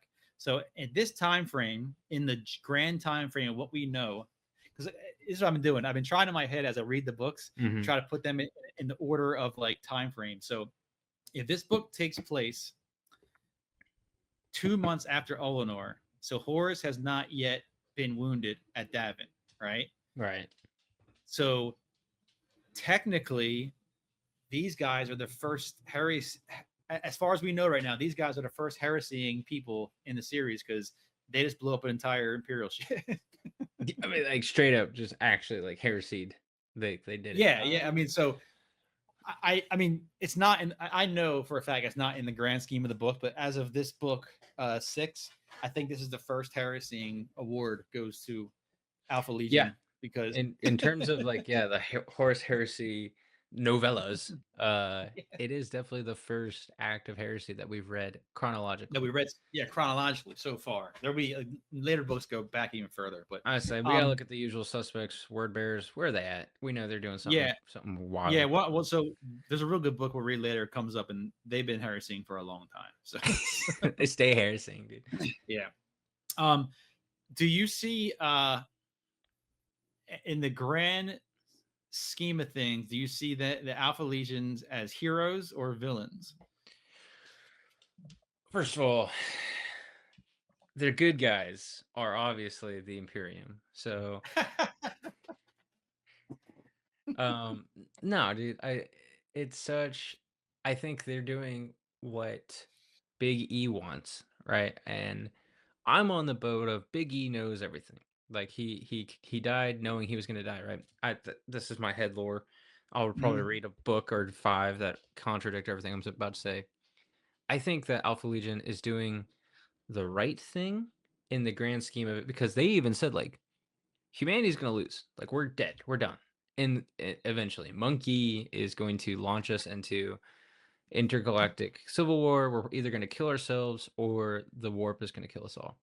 But we could save the universe in the process of our demise. And so they're doing like what I think good quote unquote good people would do, which is like, yeah, we're gonna die, but in the process, we're gonna try and save the galaxy. So in your head, Lord, they're actually the only ones who are doing what the Emperor thinks needs to happen to destroy Yes. chaos. Because Yes. the rest, the loyalists are trying to preserve the Imperium, which in this case would give chaos more juice to live. Mm-hmm. I think that's what they're getting at. It's like Horus loses, the Imperium stays around, but we're just we're not powerful enough to stop them. So the chaos just grows and grows and grows, and then X amount of thousands of years later, they will win. Which it's the year 40,000, they still haven't won. But so. It's getting close though. Any day now. Any day. But I think you're right. I think as we read more books, I think your opinion will change because I think from what I read, I think the Emperor has a different plan, his own plan. I think a different plan for all that. But let's see, what do I got here? Okay, so I wanted to talk about something real quick. So spoiler alert. It's not spoiler alert for the Horus Heresy, but lore in general. Okay, so a couple times in our shows we made jokes about the first Primarch, right? Everyone says it's Horus, right? Yeah.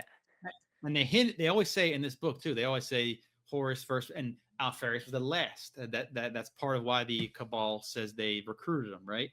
But what a while ago I read is a book called Alpharius, Head of the Hydra. It's in the Primarch series, right? Which are some are good, some are bad, but this one's really good. So that tale tells of how Alpharius was actually the first Primarch ever found, but it was kept a secret. And then a bunch of shenanigans follows, and then that book goes through him being found, him helping the Emperor find Horus, find a bunch of other people, and then at the end of the book, he goes on his own mission. He finds his twin. You know what I mean? So at the end of the novel, Alpharius tells Sladao that he is with the Emperor, and the Emperor has always known about chaos. So that would make more sense if these two books were even interconnected at all. But that would make more sense because if he did spend that much time with the Emperor, maybe the Emperor did reveal the true nature of chaos to Alpharius and Alpharius only. You know what I mean? He spent the most time with Daddy, and maybe back then the Emperor was planning on not keeping a secret from his sons about chaos, and then he changed his mind. I don't know. You know what I mean? I don't. I have no idea if they're if those books are. They're not. I don't think Deb that wrote that book. You know what I mean? So, Legion was written 2008. Head of Hydra written 2021. So it's probably a coincidence, unless the guy who wrote Head of Hydra read that book and he was like, "I'm going to make some cool coincidences." But in my brain, I like to. Yeah, in my brain, I would like to think that that author built off of this to try to make this like the lore even intriguing. Like he read this book, and then many years later, he's like, "Oh, I'm gonna take that one line." Or base another this into my novel. another joke going around when the book came out was like that the book itself is just a lie that Alpharius made up. You know what I mean? That he This was book was written by Dan Alpharius. that he was really first found. That's his own lore he's been making amongst the galaxy. So all right, so we have our best here. So you have a favorite character? All right, not the safe bet, but it pretty much up there. Sonica, man, just like just so understandable. Like the whole point of his character arc is just so like, what would a normal, if you took a normal dude in the military and you just keep throwing them into crazy circumstances. Like my favorite was when he heard the his boss on the phone, and then he goes talk to his boss, and she's like, I don't know what you're talking about. His reaction was like exactly mine. I'm like, are you gaslighting me, or Yeah. do you Are you generally fucking not with me? know? Like I was like that is such a beautiful like character moment of like a little bit of panic, but he's being cool. And but then like he thinks he's being cool, but everyone else around him's like, why you fucking being weird, dude?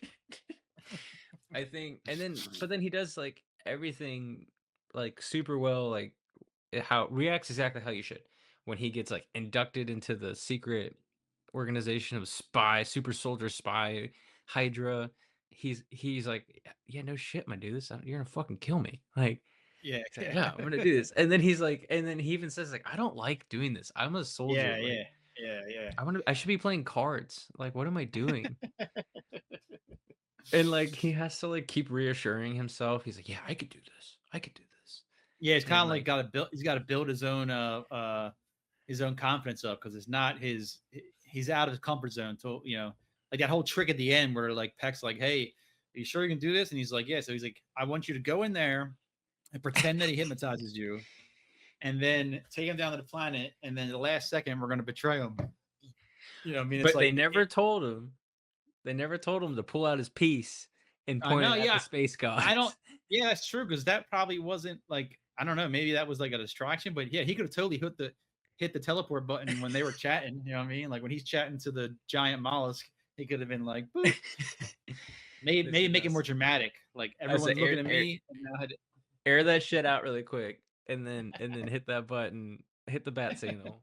But like, well, and like that's my favorite part is like knowing the Alpha Legion. There's like a 50-50 chance they actually show up, and so you're yeah, like, come on, like you're yeah. Are like, they fucking with me too? like, come on, man, come on, where they at? I like John Grammaticus. I like him. A lot I of people, know if it's you look on Reddit threads and all, people don't like him, and you'll see him. He appears in more books. I think he's cool, like his his 007 style. Because he's just a guy, even though he is immortal technically. Like, I mean, spoiler, he was called a perpetual. They call him in this universe. There's a couple of them mm-hmm. that float around, so he can die and come back. However, he got that. He mentioned the Cabal, whatever. But I think like his the way he operates is cool because he's sneaky and he's spy because he's not super strong, like we're so used to the characters being. And I mean, the dude fucking met the Emperor. That's fucking badass. You know what I mean? Like He that's like just shook super his cool. hand. I think that's the Shook his first hand, time dude. we and didn't pee his pants. That was like the first Yeah. time we ever like heard about that. And I think like he's like as powerful as he is, all his tricks and all, he's also like very tragic. Like when he talks about not being with a woman for 700 years, and he finally does, and he like realizes that maybe what he's been doing is wrong, and then like you're reading these books and it's not going to end well, and you're like, I felt bad for him, like, oh man, like this is going to be bad because he's feeling emotions for a person that he probably hasn't felt in many many many many years, and he's questioning his whole like existence, and it drives him to after he reconciles with what he did, he drives himself to jump out of a fucking spaceship, you know what I mean? Like, it's fucking crazy. So I added a little thing in here. I know there's not a lot in this book, but like, did you have a favorite action or fight sequence? Uh, again, my I boy. have one. If The, you don't. yeah, my when he like sees the lizard people like sneakily attacking his camp, and he like goes in to grab his boss. I Oh already yeah, talked that was about it cool. earlier, but like the you gotta read the scene. But like when he like exits the tent, it's like fucking chaos, and like Yeah, not in the sense of like it's a whirlwind of like indescribable net like mess. Like no, like troops in contact in your own tents, like you were like asleep, and you just come out and everyone is just like guns ablazing, people getting cut in half by swords. Like that's awesome. I think it was well written. It was sick. Like I think that was that. And then close second though is the John Wick fist fight scene yeah. So with that's mine. That Grammaticus. Yeah. Yeah, dude, that was my like it's same as you said. Like, and I said this whole thing. You got to read this book if you want to, obviously. But that scene too, it was so fucking cool. Though, because like you're so used to like even if they're very descriptive, you're so used to like the standard like he unloaded his bolter and rounds exploded. You know what I mean? Like the fight outside the pavilion was so cool because it was like it was like a John Woo or John Wick or kung fu movie. It was so cool. Like they're just fighting each other with their hands, and one pulls a knife, and then the other gouges his eye, and they got him in a chokehold. I thought that was so cool, but like I couldn't do it justice here. You have to like really like read it, and it's so well descriptive. I mean, most of the action sequences here were really well written. Like even though there's not many, like I read the portion about the Titans that was super cool. The scene you said was like the mummy when they're getting attacked by lizards. Like Yeah, so good. it's and I like it. I appreciate because it was small and it's so different from these books. Most of these books will have like big battles, and they do well, and it was just refreshing because you're so used to like it's going to be chain sword smashing and power axes crushing and all, and it was kind of cool to see it like a little different than what you're normally used to. So, all right, what's your final verdict? What is your score here? Oh, easy, 9 out of 10. Like Yeah. it doesn't get much better than this in terms of everything we read so far too. Like it gets a little unfairly scored because our last book was pretty rough. Um, so it makes like I don't know if it was like a refreshing change of pace or return to pace, and I get in this book and I'm like, God, I'm just feasting. Like every chapter was generally like so surprising, right? I had no idea where this book was going, and every interaction was funny or interesting. Every character was well written. The action I couldn't have asked for better. Um, I guess it's a 9 out of 10 because there was no oiled up Astartes scene. And there was Oh, no remembrances either. Not even a no mention. remembers, Not even a but single we mention. did get we did get one scene of hanging dong. So Yeah. 9 out of 10, 100%. Yeah, No, I say same I thing. yeah. I gave it 9. I got all my scores here. Like the next one for me was 8 out of 10 was the book 3, which was what the hell was that? Not False Gods. Galaxy in Flames. Which Mm, which which which really got like, and which is a very opposite of this book. It was like all about the battle on Istavan, which I thought was cool. But this is like I thought the writing was a little better, and it was just such a unique story that was well woven into this universe, and that's why. And then as much as I tried, man, I tried to not let the last book play on me because that one was like, I hate trashing it because I liked the book, but it was just so weird and different, and it just didn't flow and anything. So, but yeah, I say 9. So it was unique, easy to read, and then really what I do with a lot of these, I'm no literary expert. I I kind of judge it too, like if I want to read it, you know what I mean? Like, so with this one, I try to read like, 20, 30 minutes a day, but I found myself like either reading more or like wanting to read multiple times mhm. in the day. You know what I mean? I was like, oh man, like I, not just to take notes and get this done. I wanted to like, oh, I want to know. And I've read it before, but like it's been a while. So some of it was new.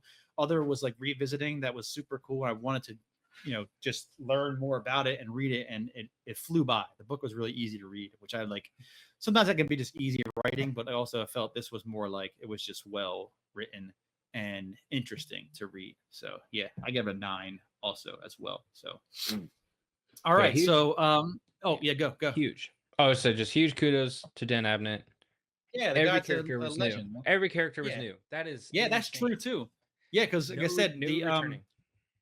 I mentioned I'm reading the next book, and that's kind of like a little. I'm enjoying it, but it's a little bit of a downer for me. Is like I can't get into the characters as much because they're all brand new guys that I have not read 1,000 pages with. But this one, same thing, all brand new guys. But whatever, I guess it's just that's at Oxford, man. Oxford educated. Dude, so. Oxford educated. God, I don't know what they got in the water over there, but that boy can Yes. write. Something, dude. But all right, so that's it for this one. Up next, we're gonna be doing the Battle for the Abyss, and that's where we're gonna head back into some large scale combat, where two mortal enemies will meet for the first time in the series. So this will be the first time these two people meet, or two groups meet. Thanks for tuning in. If you like what we got here, drop a review, a follow, all that stuff on the podcast app of your choice. Also, you can subscribe to us on YouTube and IG at the Heresy Hangout. What else am I gonna say? Oh yeah, so it's been a while since we've been doing this, but I told someone commented on one YouTube videos like, are you guys still around? And yeah, I mean we may have a chaotic schedule and we may not put up as much as we would like, but hey, we got life. We're remote now. We're not in the same area, so like it's a little harder. But yeah, so if we ever go away fully, I will put something out saying sorry we're going away. But if we're not, then we're still here. It just might take a while because work and life and all that stuff. But we're here reading, and if you're here listening, then we're happy that you're here with us. So thanks for tuning in. Thanks checking us out, and we'll see you next time. I am Alpharius. Oh, I was going to say that. Ah. Thank you so much, guys.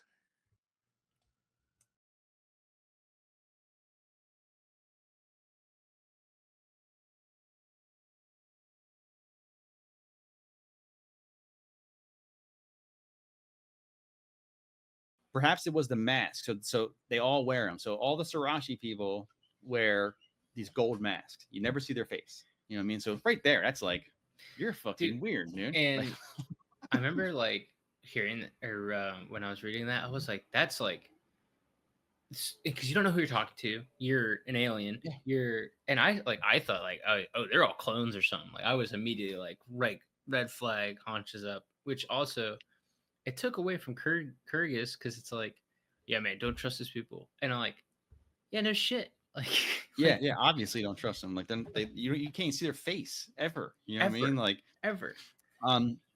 So they're rigid and they're made of gold, and they all show a handsome and stylized feature, and every one of the masks are the same. So like, you don't know if you're talking to, I mean, I guess height wise, a child or an adult, but woman, you have no idea. You know what I mean? So Horus sees it as a culture that is accustomed to keeping things hidden. Well, he should know about that. That's what fucking he does. Yeah, that's all you whole fucking do. Yeah, saying. open up a little, brother. All right. They also have no prisons. They claim crime is so low. And if someone breaks a law, their bureaucratic hours are just increased. So if you break the law, you just gotta work at DMV longer. You gotta lose a couple more like forms. That's what you gotta do. Yeah, like, oh yeah. All right, so Kyrgyz added that the population data was off. According to the planet's birth rate and death record, the population should be 8% higher than what it is. So what he's saying is 70 million people have disappeared from the records, according to the paperwork. So 70 million people under his account. They are making it like, that's not true, but he, figured out that 70 million people are just not on the Imperial or whatever, not the Imperial, the birth and death records. You know what I mean? Sirashi claimed like, wow, it's all right. Like, accounting, the books Dude, love it. off, Yeah, such a good little bureaucrat. We'll run the numbers again. I don't know. Yeah. That guy retired. I get the new guy in. Yeah, we'll get the next census. This one didn't work. You'll get the next one.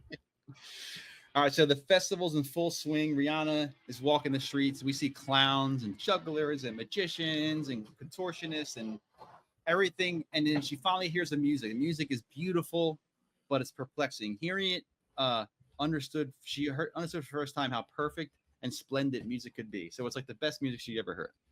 She was happy to be with Dusan.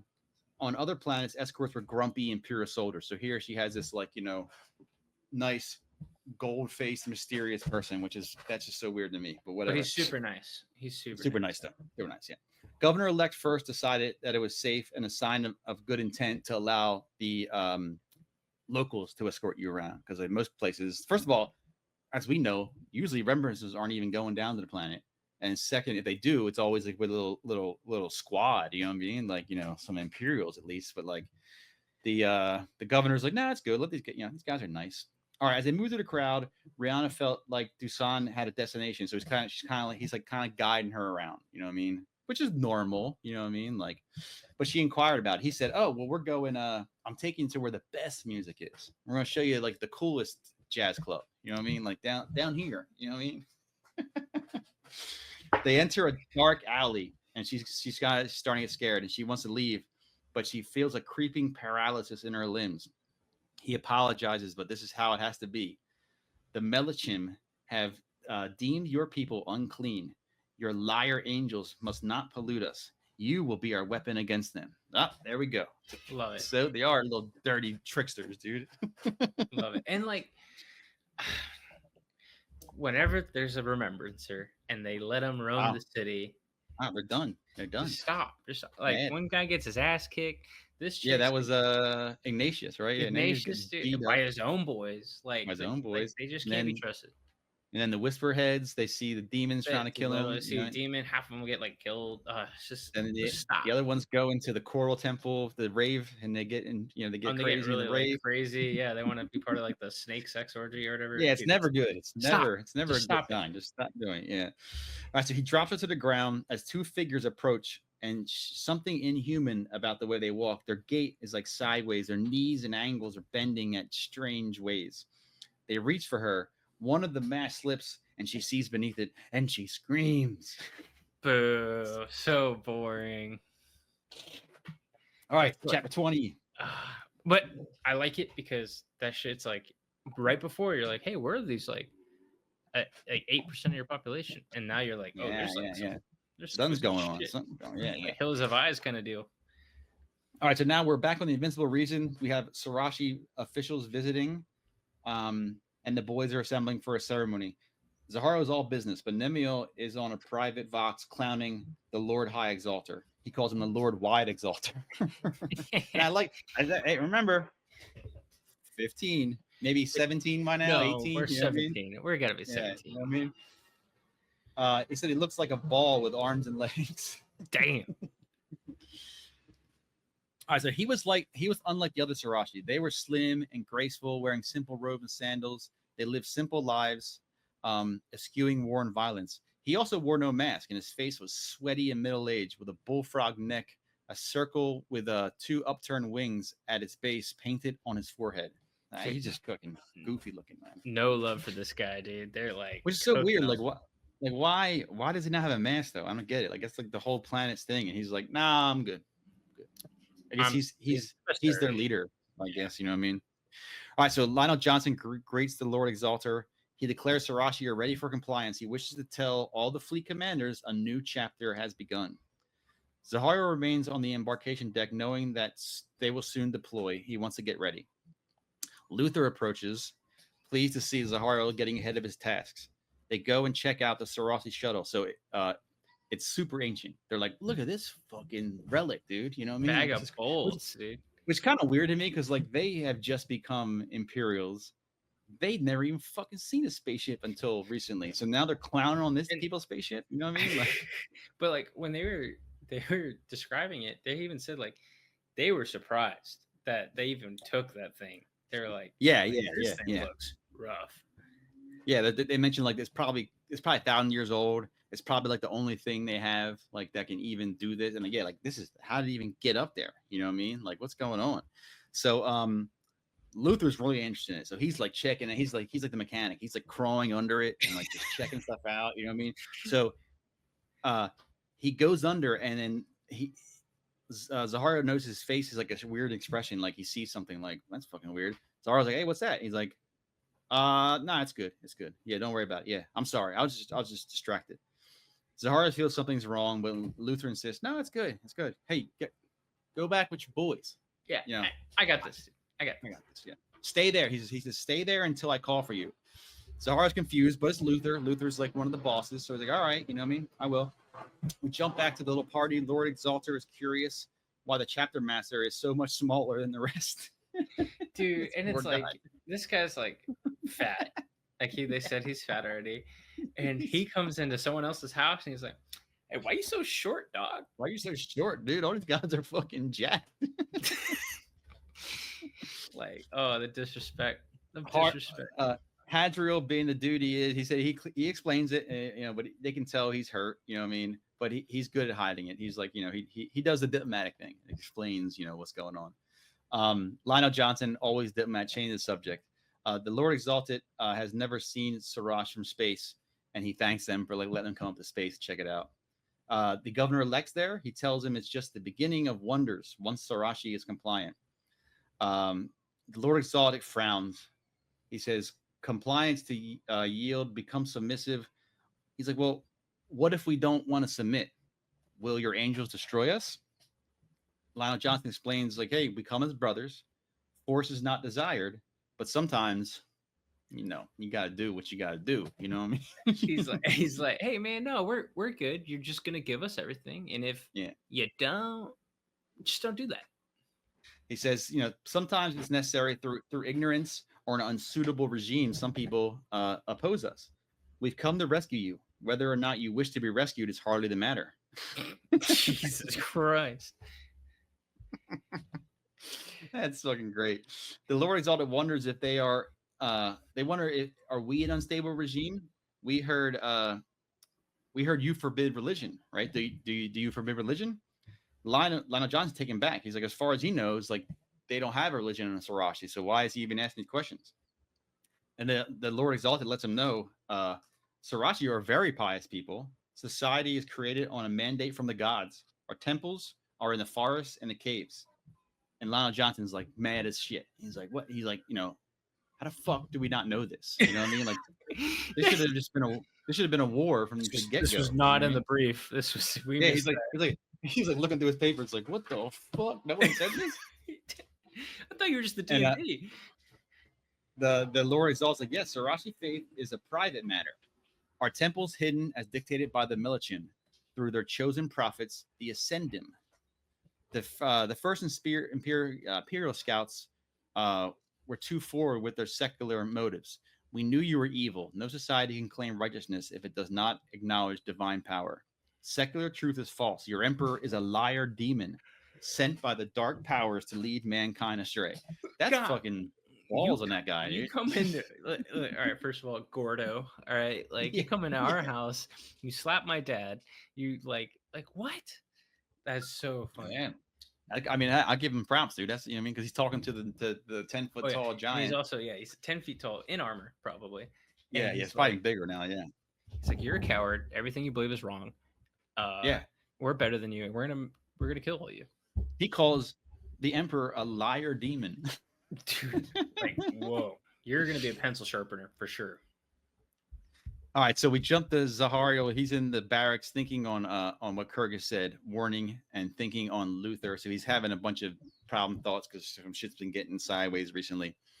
What could have unnerved Luther so much? He pictures his face. His face was pallid. His senses had been getting stronger. His mind drifted as he saw Luther's eyes. His eyes filled with pain and sadness, years of living in another shadow. So he kind of like takes like this astral projection into Luther's thoughts, and he's feeling the sadness and the sorrow that Luther is feeling. He's hit with a wave of nausea. Something was terribly wrong. Worse, Zahariel sensed that he wasn't the only one that knew, but he was the only one that could stop it. He rushes back and he enters the oddly empty and quiet embarkation deck. He inspects the Sarashi craft again. He's taken back by how old and shitty it looks. Zahar reaches...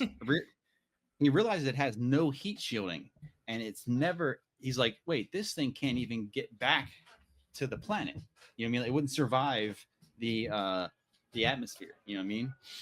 The Sarashi had no intention of returning home, but what could the small group help to achieve coming here? He deduced the front section was too large, finding a weld seam indicating a false nose over the top of the original. He tore the compartment free, revealing a mass of thick, dark metal blocks around a circular core 3 meters across, dotted with winking lights. So he finds a bomb, Dude, and they're like how can we make this look bomb-like? Like blinking lights, ticking dots, and it's like, it's a bomb. Got it. And I also love like that, so this guy, this kid who grew up on a feral world of knights in armor, recently becomes a space person, an engineer. And he can look and be like, that's not that's not the spec. The hood space. The hood space doesn't fit this. It's like, this model should have this. Nah, this ain't right. Yeah. The heat shielding is off. The heat shielding is a weld seam. Doesn't you fucking know what a weld is? You know what I mean? Like weren't you riding horses like 6 months ago? All right, so it's an atomic warhead, says the voice behind him. And he turns and he sees Luther. And I'm like, so Luther knows what a fucking atomic warhead is? So there's a difference between uranium and then hydrogen fusion. I can only guess. These people were smart who write these books. I can only guess they usually do good. They usually say like years have passed, but I can only assume that when you jump into this book, the last part, that some time has passed. They've been on their spaceships for a while. I'm just trying to give this guy, benefit of doubt, but like, how the hell would Luther, who's a grown man, grew up on a world of medieval knights, know what a fucking atomic warhead is? Like, what are you talking about, dude? I would buy bomb. He says a bomb. I'm like, okay, bomb works. We get bomb. A big bomb. That's a big bomb. No, atomic warhead. All right, so Zara is shocked, and he's like, why hasn't Luther raised the alarm that we have a fucking atomic warhead on the ship? You know what I mean? He states that he wanted to, but he thought what would be his if he came out from under the shadow. So Luther is having some dark thoughts. He's thinking like, well, if this goes off and I can survive, you know, I can put my helmet on and go hide in the front of the ship as the back has been blown up. The decades of honor and restraint broke like a dam. Luther was devastated. He would forever be second. His legend always less than. Luther thought it could be all his, but quickly realized his folly and returned to stop it. So Luther had a quick little treacherous plot. I'm gonna let this shit happen, but he comes back. That's what he's telling Zahara at least. Like, no, I came back because like I was wrong. I was wrong. Sorry. You know what I mean? I'm here to let's stop this. But this is exactly what Zahariel did. That's what like is so stupid. It's like, well, because we'll see what happens. We'll see what plays out. But like everything that happened in the last attempt to kill somebody, that Yeah, he Zahara didn't say anything. he got promoted. He got promoted. Yeah, He got the best promotion of his life. yeah, so it's like lying kind of works. You know what I mean? Like it does work. All right, so we jump back. A high exalter denounces the Imperium, calling them evil and abominations. I'm impressed by this guy, dude. He don't give zero fucks, dude. I mean, but think about it. Whoever's with him, they left that planet being like, "Yo, this is suicide mission. Like we're gonna fucking, yeah, we're gonna hurt these guys. So I'm gonna get some words in before this all goes off." You know what I mean? Like he says, "I spit on your emperor. I spit on you, Lionel Johnson." He stretches his arms, laying 3 fingers from his right hand on 5 fingers of his left hand, and touches a symbol on his head. So he does some kind of like fucking, yeah, he does some chakras. Yeah, Dragon Ball Z, like, you know, they combine thing. You are not men, nor worthy leaders. You are. And before he can finish, Lionel slices him from his shoulder to his gut. Yeah, which I'm impressed it took this long. Right. Yeah, I feel like he'd be like, okay, so you guys are religious. And he's like, yeah, we have hidden temples and it's very important to us. That might have been the limit. But then he's like, your emperor is a deep. Yeah, the second he like said like a demon. Yeah, bam. Get the fuck out of here, dude. All right, so as that's happening, Zahario is watching as the device, the lights start speeding up. Very, you know, comical movie stuff. The lights start flashing faster. A single red light in the center of the sphere as the craft engines start to sputter to life. So it looks like the craft is designed to like probably drive itself, you know, as far as it can and then explode. All right. Chapter 21, the shuttle begins to lift amidst massive amounts of heat and radiation. Zahario hits the comms, warning of an enemy vessel on board. The shuttle blasts another wave of heat, burning Luther, causing him to back away. Zahario had an idea and reached towards the vessel. His skin is blistering, his hair is burning. The ship was turning, fixed on a location deep in the ship. Zahario reaches the deck controls and smashes the button to open the blast doors, then disengages the integrity field, opening everything to the void. Zahario activates his mag boots as boxes, tools, gurneys are sucked out into space. I imagine a couple poor servitors too sucked out into space. Yeah, some warehouse worker. It's just like there, box. All right, so it works. So Arashi vessel goes too. Its engines are firing loosely because the void snatches out. He watches it spin away and is blinded as a miniature sun explodes on the flank of the Invincible Reason. The blast was quick and thundered towards the ship, causing viewports to shatter. Zahario collapses, laying there for several minutes until Luther finds him, both happy to see each other. They look at the death and destruction around them as Luther calls into the bridge. He reports it was a Sarashi and is under control now. Arrest or kill any Sarashi on board. Lionel Johnson chimes in that he's like, I want a meeting in my fucking office in 30 minutes. Right now. Somebody didn't send me an email. Yeah, I didn't get the memo. You know what I mean? All right, the attack of the Invincible Reason was just a start. Across the fleet and in cities planet-side, the Sarashi are carrying out all manner of terrorism. Some were murdered, more were abducted. So people are being abducted. Government agents in places were torn from their buildings and massacred in the streets. Survivors would later tell of the primal savagery that descended. But oddly, it wasn't wild or out of control. The attacks were organized and highly orchestrated, as if the enemy agreed on a timetable and a role that each of them would play in amongst the thousands of rioters. Ships from the fleet are heard reporting damage, giving reports. Zarya enters a bridge with Luther. It was tense. The officers' voices were warriors on the verge of panic. Lionel Johnson enters, his face thunderous, and demands a report from the captain. Mutineers from the 3 ships attempted sabotage. One group was able to fire a torpedo into the Bold Conqueror. Her hull was moderately damaged and lost many army troopers. Who cares? No one remembered that. That sucks. Mistress Argenta, that's probably the astropath, says that's the least of our worries. A conference is held to hear the mistress. Zahariel noticed Lionel and Luther intensely conversing privately during this meeting. As they turn to begin the meeting, Luther's face is an expression of despair and anguish.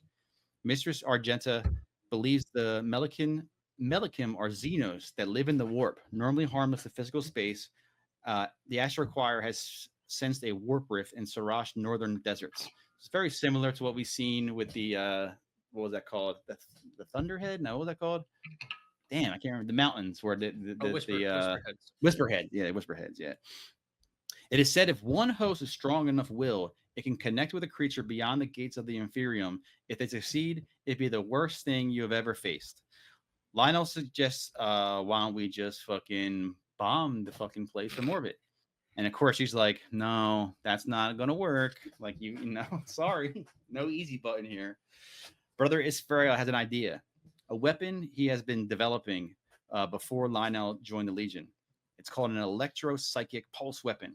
It can generate a blast of energies able to harm psychic creatures.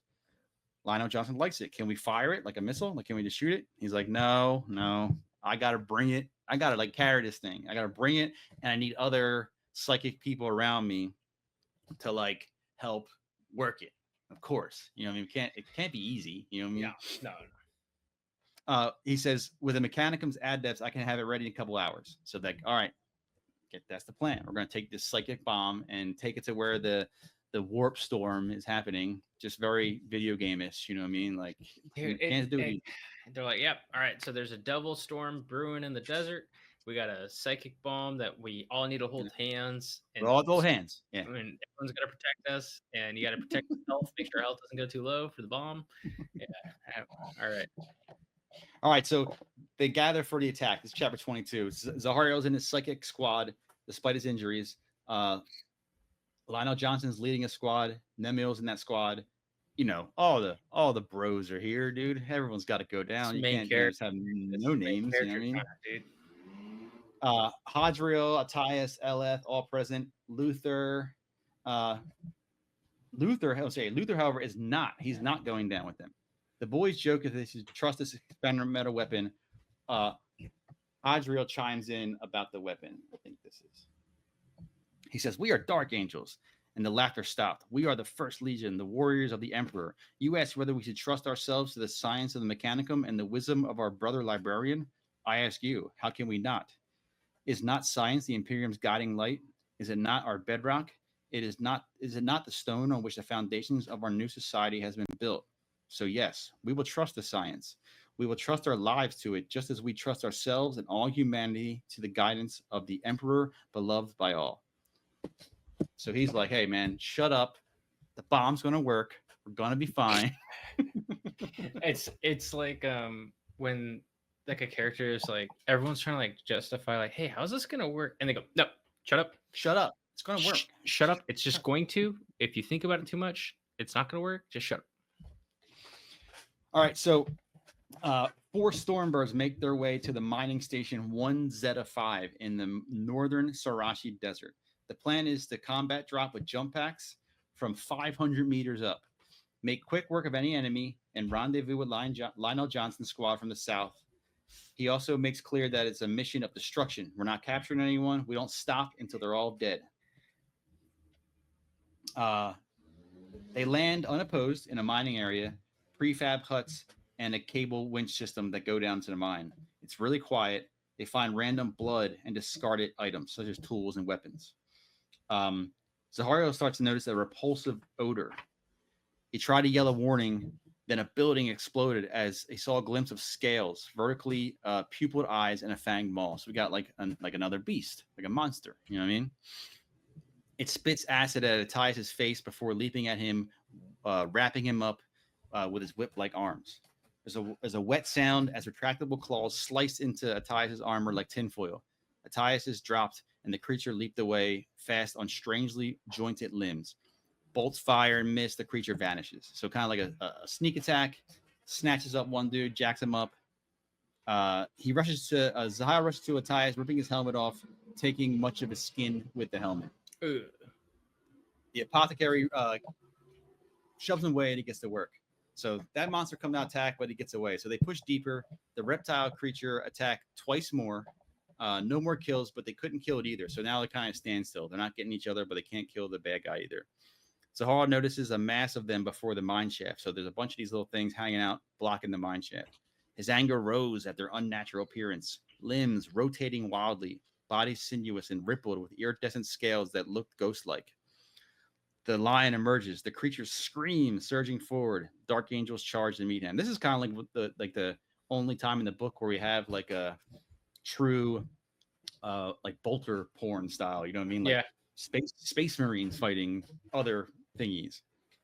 Zahariel's battling one. His claws slash and seem to pass through his armor. The pain intense and cold. The contact made him recall the soul-numbing chill he felt in the forest when he first met the Watchers. Zahara realizes that these were not just Xenos, something far more dangerous. As fast as they were, creatures were no match, and moments it was over. So they can't hold a fuck candle to the. You know, this is the most atrocious evil thing you've ever seen. I've never felt anything like it. But yeah, we killed him in like 2 seconds. Yeah, it was no problem, dude. All right, Lionel Johnson orders brother Isfrael the weapon. He wants it ready in 2 minutes. We're going underground, and he points to the chasm. But now we jump forward to in the chasm. Rihanna had never felt fear like what gripped her since the abduction. Her blindfolded journey was long from the city to the hot heat, now cool and musty with metallic taste in the air. She stood handcuffed with her back to a stone slab with her blindfold removed. She saw a figure in a crimson robe and gold mask. And she knew, I don't know how she knows this, but she knows it's Dusan. I don't know how, you know what I mean? Like she'd never seen Dusan's face. Same fucking, whatever. Same mask on everyone, but it's fine. Yeah, okay. She begs to be let go. He cannot. She is to become the Melisim and bring us victory against the unclean. She demands to know what's happening. Dusan tells her that her impure flesh will be home to one of our angels. Rihanna follows his gaze, weeping tears of blood as she saw the angel of the Sarashi. All right, chapter 23, dark angels are marching through the darkness, heading deeper into the planet. Brother Isfario with a team of Mechanicums, servitors escort the weapon. I like how that Mechanicum was like, we're not going to send our dudes down there. We'll give you give you the robots. The robots. I'm not going down there. I got computer shit to do. I got files to. Oh, this planet's gonna explode. I got a thumb drive I've been working on. Zahariel, for the first time, Zahariel was thinking. His thoughts turned to Luther and Lionel Johnson. They've always been inseparable, and he's like, "What's going on, man?" Because remember they had that little secret conversation at the meeting, and now Luther's not here. He's not here with them. Zahariel told none of what he saw Luther doing on the embarkation deck, but did like the lion know? You know, he has those superpowers, so he's curious.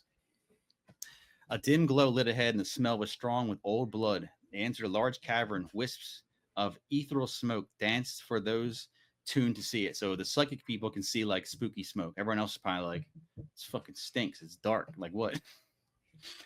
The mystery of the missing Sarashi was revealed. A chasm so large it vanished from left to right was before them. A metal path built across. The hole was filled to the top with bodies, millions of bodies. Shocked as they are, the dark angels crossed the gantry. Ariana saw the creature covered the cave's roof, made of translucent mucus, a million blinking eyes. It was hundreds of meters in diameter, its body oozing with fluid movement. So it's I like picture like it's like a slime, you know, like it's like a moving slime with eyeballs. With like you know a lot of eyeballs. Dripping tendrils hung from its mass, and it filled the air with nonsensical hissing, hooting, and buzzing sounds. I think of like this guy's probably trying to like his best to describe like a Lovecraftian, like unimaginable horror. It's so crazy, you'd never believe if you saw it. Yeah. She noticed stars were blinking inside its body. Long dead galaxies devoured ages past, but not yet digested. She weeps as Dusan informs it is Melichin. It will defile your flesh and wear it to walk amongst us. Rihanna replies, no, you can't. Dusan cocks his head as if perplexed. You must understand. It's already begun. All right, Dark Angels cross the chasm. Zahario feels the echoes of the dead recede, but is dropped to a knee with pain from a stronger psychic force. Brother Isfar warns the creature is attempting to pass the veil. Lionel Johnson says, all right, let's pick up the pace. All right, from ahead, they hear voices and a throbbing noise as Dark Angels detect or descend into a cavern emitting a sickly light. They see chanting Sirashi surrounding a slab of dark stone with a bound, screaming woman.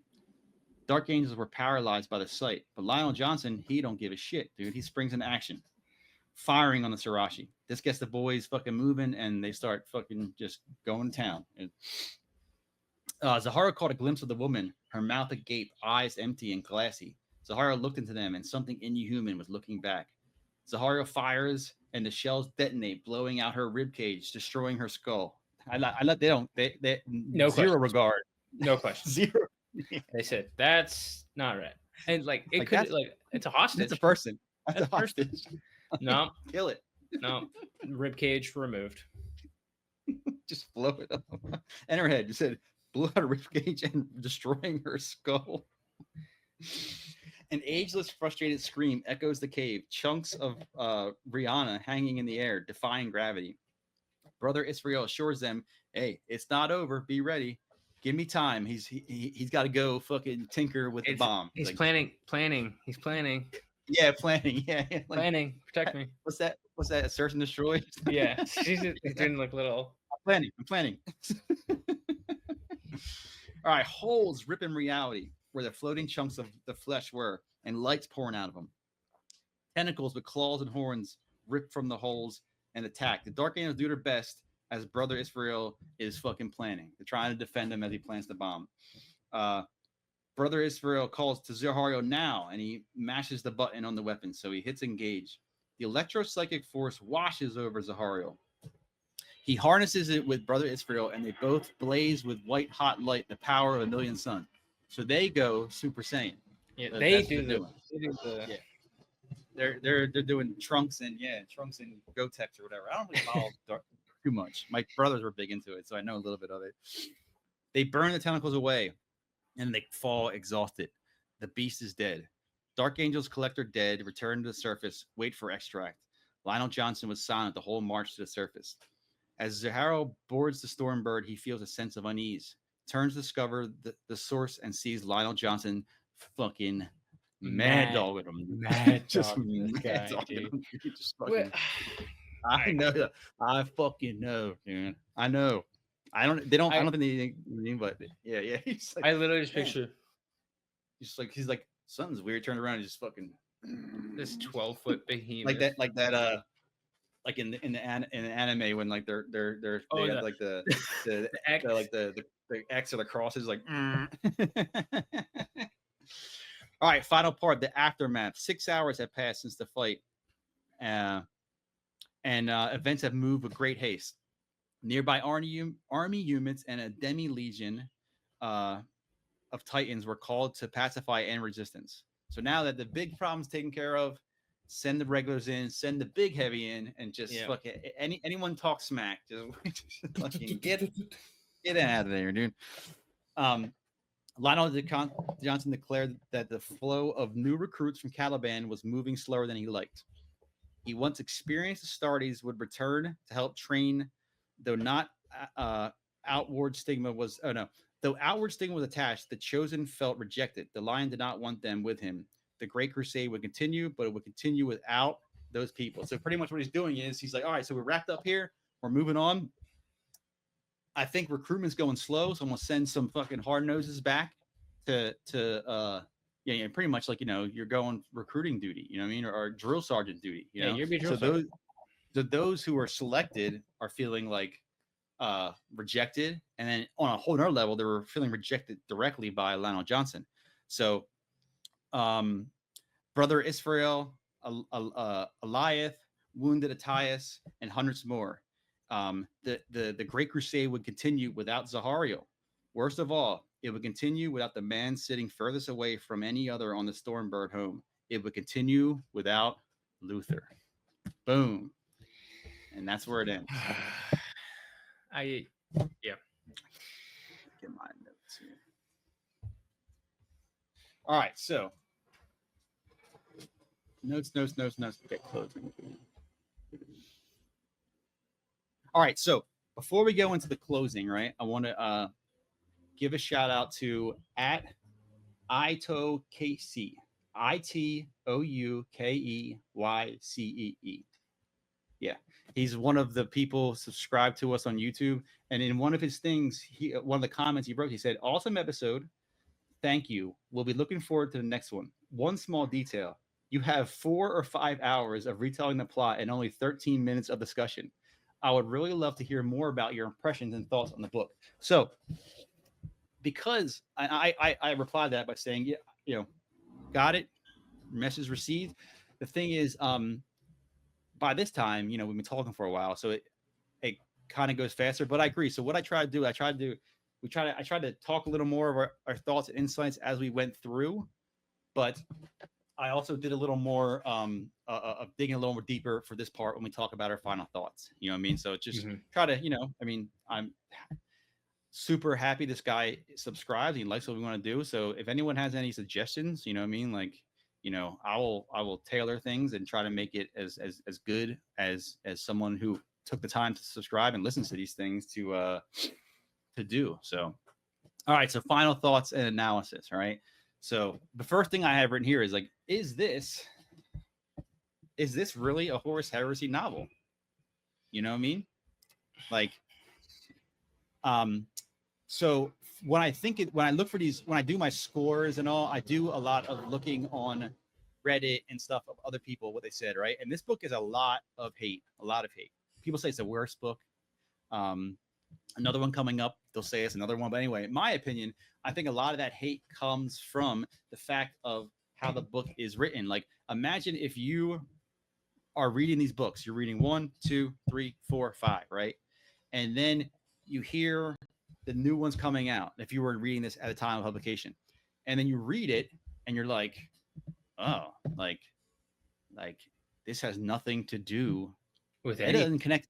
It doesn't connect in any way. You know what I'm saying? Like, zero at all. You know what I mean? So I feel like that, and I'll explain that more as we get to our score and all, you know what I'm saying? But like, I feel that has a lot to do with people not liking the book because it's such a change of direction from the other book. And then now we know there's 60 some books, and a lot of these books do offshoots, and I haven't read them all, but the ones I've read that are offshoots, they all still do. Like, you'll see, we'll get to a series where there's a whole nother war going on between the Word Bearers and the Ultramarines, but it's at least in the same time period, and it's tied in because it's a scheme that they're using to divert the Ultramarines. You know what I mean? And it's just a whole nother side story. But at the very least, it's still like in the time frame. Like, this is like it's a millennium. I think it's almost a millennium. You know what I mean? Yeah. So some people say it was like a cash grab. You know what I mean? Like, just write this book. You know what I mean? Like, but why is it a Horus Heresy book? It has nothing to do with the Horus Heresy. I don't know. What do you think? I am very much on the side, and I don't say this a lot, I'm very much on the side of the Redditors on this one, dude. Like, the context of the story is very difficult to grasp with where we are in the previous novels. We are like, if you look up, and this isn't just like what some guys like us put on the internet of like the recommended book order, the actual order of books to read, like online, you will see listed. This is like the next one in the series. Yeah, published wise, yeah.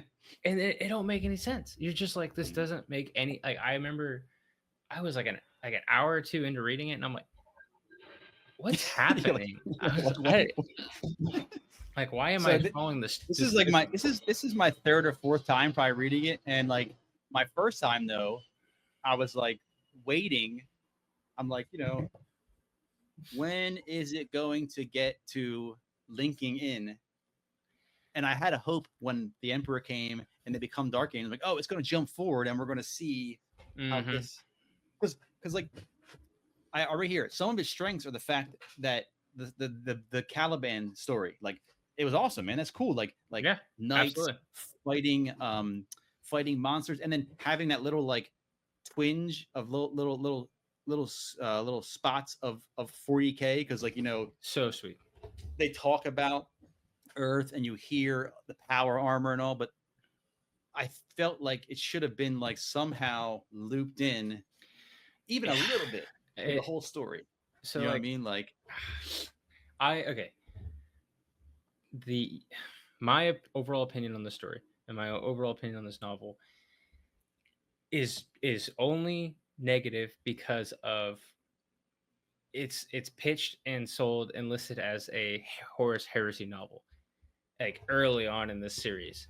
And I'm yeah, like, if I'm reading this book 20, like, because like you get like spin-offs on like assassins that like you talk about Horus like one time, or like you don't even know about like the like heresy. They're just like you're dealing with warp stuff. Like that's cool.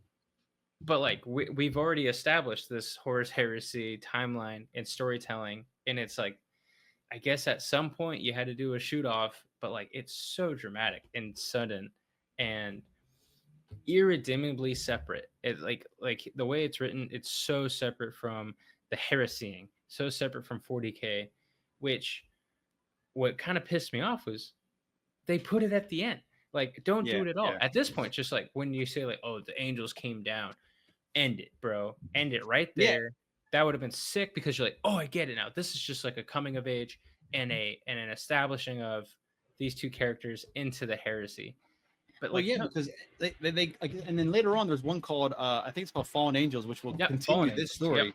But I wrote here, I was like, I thought the Caliban part was an awesome story. It could have been like book one of the Dark Angels And it trilogy or something. You know what I mean? Like absolutely should have been. something like that. And maybe instead of having the Imperium part, go deeper into like the backstory of the line, rather than like, hey, Tarzan boy found in the woods, and now he's the baddest dude on earth. By the way, he's your boss. Moving on. Yeah, they could have went because any fan of these series love hearing about the origin stories of all these Primarchs. You know what I mean? Like it's super cool and it's awesome. They could have spent more time with that, I think, and made this book just a side shoot, not Horus Heresy, just a 40K book or a 30K book, whatever. You know what I mean? But like, it was weird. I took a quote from Reddit. This is funny. It says, "Do you like 8-year-old boys who talk like 50-year-old men?" Yes, that is such a. That was so funny because you kind of forget about it, but like when you think about it, it's like the writing is so off. I don't care if you're in medieval times or not, but fucking children are children. You know what I mean? They're not going to say these things, these insightful. You know what I mean? Like it's just so weird if you really take a time to think about it. Like none of this shit these guys are saying, these kids are saying, is even like remotely what a kid would say. I'm not saying he's got to say skibbity toilet, but like they wouldn't be having like the consequences of your actions will be reflected in like your end product. And I'm like, you're 9, dude. You're 9. Go play kickball. So I thought I also thought like that like if this was an offshoot, the author did a really good job of peppering in things about the Imperium and stuff. So because like I feel like if this was not a Horus Heresy book, you could read this and just get a cool story. You know what I mean? Like it would just be cool, and you wouldn't even have to know much about like 40K in general because they give you just enough so you're like, I can follow what's going on. I don't need to know the biggest backstory. It helps, but you don't need to know. It's not like leaving holes where you're like, man, what the fuck does that even mean? You kind of he uses it as like a filter to make it a little 40K, but you don't need to know the history. Like when he said Old Knight, you're like, you don't need to know Old Knight. You don't understand the words Old Knight means something bad happened. Okay, Old Knight, got it. You know what I mean? It was bad. It was old, a long time ago. That was good. But and really, I thought like the second whatever the end, I really felt the Imperium thing was like kind of phoned in, man. It was like very cookie cutter. It was very rushed. You know what I mean? Like, all right, so human-like people, they're kind of weird. Oh, guess what? They're fucking evil. Okay, no problem. Yep. They're here to kill the bad guys. You know what I mean? Like they could have fleshed that out more. And they're going to be bad in some level, but it was such a small portion of the book, they had to rush it real quick. Within like a couple pages, as soon as you meet fucking the Remembrancer, it's like, here's a Remembrancer. Next time you see her, she's being kidnapped. And right before that, some other guy's like, hey, don't trust them guys. They're fucking shady. It's like, okay, you kind of like, they were kind of wrapping it up, like the wrap up button. Wrap it up, B. Come on, we're getting the story over. You know what I mean? And then the ending was like, so the astropath lady said, this is the fucking baddest thing you have ever faced in your life, right? Then the boss monster is described as having undigested galaxies in its gut. So this thing has eaten galaxies, right? So you have to think about the power magnitude of that, what that would mean. You know what I mean? Like, but don't worry, dude. One dude with his fucking homemade bomb can just hit a button. They Ghostbuster it. This other guy goes Super Saiyan and they burn it from existence. Like, it felt very phoned in, man. You know what I mean? Like either make it not that strong, or make it more of a battle than just like, cause they walk in the temple, whatever that is. They start shooting some bad guys. He pushes a button. This creature that has swallowed galaxies is burned out by one dude shooting fucking like doing 11, pulling the 11. Yeah, or like some kind of raid lightning out of his hands, and all done. Burn him up. Go train the new guys. No, I really feel like you could have had that whole like last book, basically that last part could have been left at just an assassination attempt. Like because it creates a crisis of character. It introduces the conflict and it fleshes out the conflict as of now of Luther and Zaharia with Lion. Like it at the very least, right? Instead of just removing all that part altogether. But no, instead you're like, no, now we got to go boots in the ground. Now we gotta have this universal crisis. It's like a really bad superhero movie that like, we need to save the universe now again. We're gonna save the universe again. Like, it's just like, no, you could have just made an assassination attempt.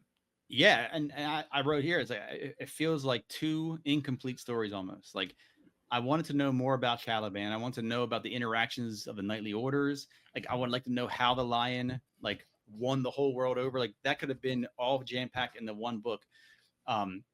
The Empyrean coming was super cool, and like you said, like it could have ended with either a real cliffhanger, like you don't know how the assassination attempt goes, or would have failed assassination attempt, and then the next book can start with how they work on from there, instead of just being like, because I wrote here, it's like the whole plot, Assassinate Emperor came out of nowhere.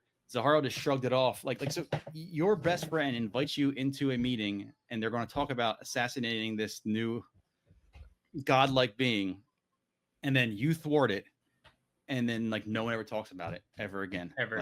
It's not even mentioned. You know what I mean? I don't, and it really does like trip over itself. Like its successes, it just ignores and just kind of just throws it to the wind, and then tries to tell you something new. It's like, you keep hitting home runs. Like, you need to rely on hitting those home runs instead of trying to play a whole different game. You have created this really good. You didn't really create the universe, obviously, because you're writing off of 40K, but you've created to the readers everything that we know about the origin of these green knights, like these green spaces. Yeah. Like, it's never been fleshed out to this level. But and even that, so like I had a conspiracy theory, because you notice that this guy he only wrote one book, right? Mitchell Scanlon only wrote one Horus Heresy book, and I kind of feel that because it's not his IP, you're using an IP. I'm sure all this shit has to get approved by someone. Like, and I feel like the big dogs who write, like Dan Abnett and Graham McNeil, maybe like they were like more like, hey, you're not one of the, you're not one of the head writers here. Maybe we're going to give you a book to write, but you can't do a whole lot to forward story. And also, we don't want you writing too much about the past of the Legion. So we're going to let you write a book so far back that it's not really like significant. Anything you write will have no lasting effect. Well, yeah, because like a fan of Dark Angels would probably love this book, but they would probably want to see more about the lore of the actual Legion, not just like the knight stuff's cool, and then tell me more about how the Legion started, how they interact, things like that. My conspiracy theory is like maybe they didn't want this guy to do that because he's not like been tested. You know, he doesn't write a lot of books for 40K, so maybe they were like, I don't know, because like but I'm good. no, you go ahead, finish because I have one final thing, and then you finish. I was like, No, there's mine's really good. layers to this writing, publishing, editing. Like, I don't see how you let, like, as a writer in your first draft, your storyboard and timeline in your brain and what you wrote down going into this novel. I don't know how you get from 6-year-old boy learning how to like not be afraid of the forest to I'm now being betrayed by the ultra Jesus space marines and also ending a universal like crisis, and also like there's only so much like arc, right? There's only so much from point A to point B can happen, and you like anyone that read the book is like, what, we are like that last quarter of that book, we are everywhere, absolutely everywhere. And I'm like, and as like a writer, how do you look at that and go, that's it, that's what I want? I don't know. Yeah, There's I don't definitely know. there's some layers to that. But I say one amazing thing that happened in the book was there was no Erebus. Yes. Finally. But we did get a remembrancer. Yeah, no, you couldn't get away with no remembrancers, but no Erebus. Like, you know, I mean, obviously, it would have been just hilarious if somehow, like, if they crowbarred him in somewhere, like somehow. Like, oh, we have this guy hitchhiking with us. Like when you go to the temple with the goo and all, it's like he's there just like, you know, fucking doing his thing. Yeah, he's like, oh, I was studying the text. I'm gonna leave now. Yeah, there was no Erebus. All right. We did have So who was your favorite character? Oh, Luther, 100%. Love Luther. Yeah. Do you know more about Luther? No, nothing. Like, have you ever? I know nothing. I don't know much either. I know, like, you know, like in the beginning of the book, they said the Imperium calls him a traitor, blah blah. Because I think I don't follow that Legion too much, but like I think he's like the head of the bad guy, Dark Angels, kind of. I don't want to misquote. I'm not sure, but I think he's still around. So put it that way. And I think this is in terms of like how I'm grading this and reviewing this book, this is a beautiful example of why we do this podcast. I know nothing about this Legion. I know nothing about the characters. I only know the 40K universe kind of as a whole. So everything about these people, like Zahariel, Nemiel, Luther, even the Lion, I'm like, don't know pretty much anything. I've never even heard of Luther, and I didn't even know he was a recurring character. So to me, that's really fun because I'm reading this book and I'm like, oh, he might die. But yeah, no, I think I'm trying to say I don't follow Dark Angels too much. I'm pretty sure Luther's around. I think Zahariel is around still. And maybe Nemiel, I'm not sure. But obviously the lion just returned in the new lore. He's like back in 40K. Yeah, he's old, not old. He looks like they all joked when he came out. He looked like what's his name from Game of Thrones? I can't remember the guy who plays like the old evil guy. Lannister. Yeah. Tywin Lannister. Tywin. Yeah, so people were putting his head on the model because he looks, you know. Because in his story, he's been sleeping or something, so he's aged. You know, pretty good. New matches, dude. Pretty good for 10,000 years. But I mean, my favorite was I like Lord Sartana, man. That guy was fucking solid, man. I'm about to be the biggest dick and call out everything that's about to happen and then kill myself. Yeah, dude. I think like he knew, like Horus, that we need. You know, like we're going to be useless if we don't have something to do. He knew that was going to happen. He also wasn't scared of shit, man. He walked into that meeting and they were all trying to punk him. And he was like, okay, you want to punk me? We'll go to war. I don't give a shit. You know what I mean? That's yeah. You know, similar to the Lord Exalting guy, whatever. You know what I mean? I was like, damn, dude. Yeah, no, shout out Butterball, dude. Butterball, yeah, he was good. So all right, so the score, I said a 4 out of 10, and I know it sounds bad, but I really did like a lot of it. But there are a lot of critiques, and I said, and I fall into that trope of like a lot of it is because, man, like I'm reading a Horus Heresy novel, and I'm not reading a Horus Heresy novel. And I said, shout out to the author. I think it was a good story. Most of it. I said It I think was. the end was phoned. I think the end was phoned in. I wasn't a fan of the end. I wish that was better, different. I don't know how. I'm not an author. I'm just here to critique real authors. I feel kind of weird even saying that. But as far as in Horus Heresy books, I would say a 4. It's just a little below average, mainly because it doesn't tie in the story whatsoever. And maybe there's more like that. The ones I've read are offshoots here and there.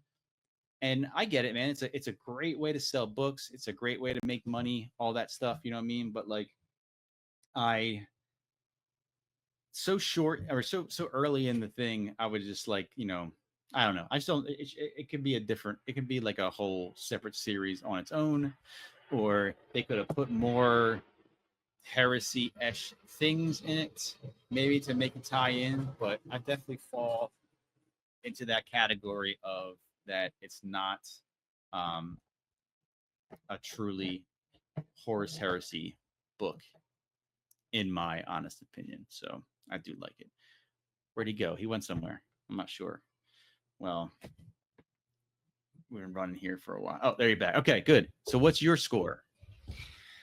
It's a 5, and wow, that's being very gracious, because reading the first 60% of this book was so enjoyable, and it was well written, especially like knowing what little I did about the 40K universe. I'm like, oh, like he's definitely touched by warp stuff. Oh, that's definitely a bolter gun that they're referencing. Like, it's really good sprinkled in there, and then it literally loses the plot.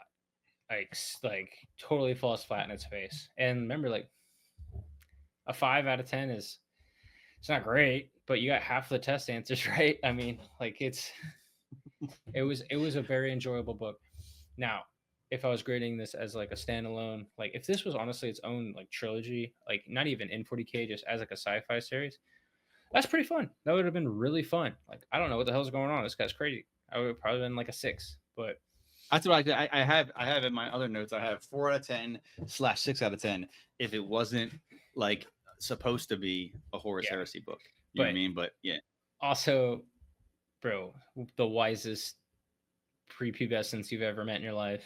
The like the craziest like 3 plot lines thrown into the last quarter. Like, you well, can't... see, the problem is, I think, is, so you're given this premise like, okay, so we want to make this martial society where there's knights, right? And they kill these beasts, but they're eventually, these characters are going to become space marines. So we can't, you as the writer can't make them too old. You know what I'm saying? Like, they can't be a knight when they're 19, 20. And but then they're, you know what I mean? they're Like, still, I think 15 when they meet them. Like, well, I think that's the limit. That's the limit. Like, right. I'm not a super lore expert on the genealogy of space marines, but like, it's always like younger. Like, once you're at a certain age, obviously they do plot armor and stuff, and some people get it and all, but like, so it's probably tough for that guy. Like, hey, we want you, we want to do this super deep backstory way back in the day of how the planet was way before the fucking emperor, and here's your characters you have. They're going to exist. We need to keep them, and here's your limits. So these two can't be old, because in our story they're going to turn to space marines. And it's like, well, shit, man. If I want to make their training and all real, I kind of have to like start them out when they're fucking 7. Right, but you don't have to like make their dialogue so yeah, like I mean, trust me, nothing about this whole entire like realm of fiction is all about realism. I'm just saying, like, when I'm reading a book and I hear like toddlers quoting philosophy at me, it's hard. It's hard. Like, given like there's a half human holding up my coffee table right now. Like, I get it. But yeah, it's funny how that strikes out as like not believable. But yeah, all the other crazy shit's like, I guess, the lock on my door is a human head that I scan my eyeballs with, but but I can't buy a fucking 7-year-old. This child is really small. It's really smart. He's too smart. He's too smart. No, I stick with my score. It was enjoyable. I just would have chopped the last quarter. Oh yeah, no, I mean, like, but yeah. I had fun reading it, 100%. You know what I mean? Like, it wasn't like it was a slog to read. You know what I mean? I Oh, I said know. I've read it. Yeah.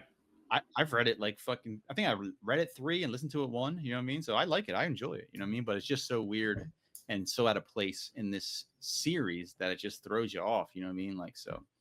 All right, cool. So up next will be is that book 7, right? Book 7, and it's titled Legion, and it's our first look into like the cloak and dagger world of the Alpha Legion. I read that book several times. It's a really cool book. A lot of like twists and turns, and it's kind of confusing actually. So I'm glad I read it a couple times. But it'll be a good one. We'll get it out as soon as possible. This has been a long wait here, but we're no longer living in proximity to each other. So like scheduling things and all is a little harder to do. Sometimes the warp is not working right and all. So our voxes have been our box is down and the warp's like turbulent and all stuff. But I said before, it's coming. Everything's coming. We're, so if you are subscribed to us, don't think we're gone. We're never gone. We do this for fun and we enjoy doing it. So we'll continue doing it. But it just may be longer than other places that you're used to getting, like weeklies and all. We try to do monthly, but it's been a while. I moved and all and stuff. And then you moved across the, another state and all stuff like that. So, but it's coming. So don't worry. We're reading it and we're coming. We'll bring you more of this goofy ass shit. So thanks for tuning in. If you like it, what you hear, I hope that what's his name again? I had it up here. Casey. Ito Casey. I hope I'm saying it right. Yeah, I hope that helped out. It was a little longer, I mean, and you got more insight. Send it over on any of the different platforms. Yeah, give us a follow on the podcast app, your choice. YouTube is kind of like where it's not a lot. I think we have like 70 subscribers, but I'm happy with that. Woo! That's where I get the most. IG. So listen, if you like us on YouTube and you have an IG, hit us up on IG because I get nothing on IG. I make these little cool little clips just to keep us relevant, and I get a lot of like views on YouTube. I don't get nothing on IG. I don't know what I'm doing wrong, but not a big deal. Whatever. But everything's the Horus. The Heresy Hangout. That's everything. So any kind of social media where we're on, you can find us there. So thanks again, and see you next time. Thank you guys. Bye.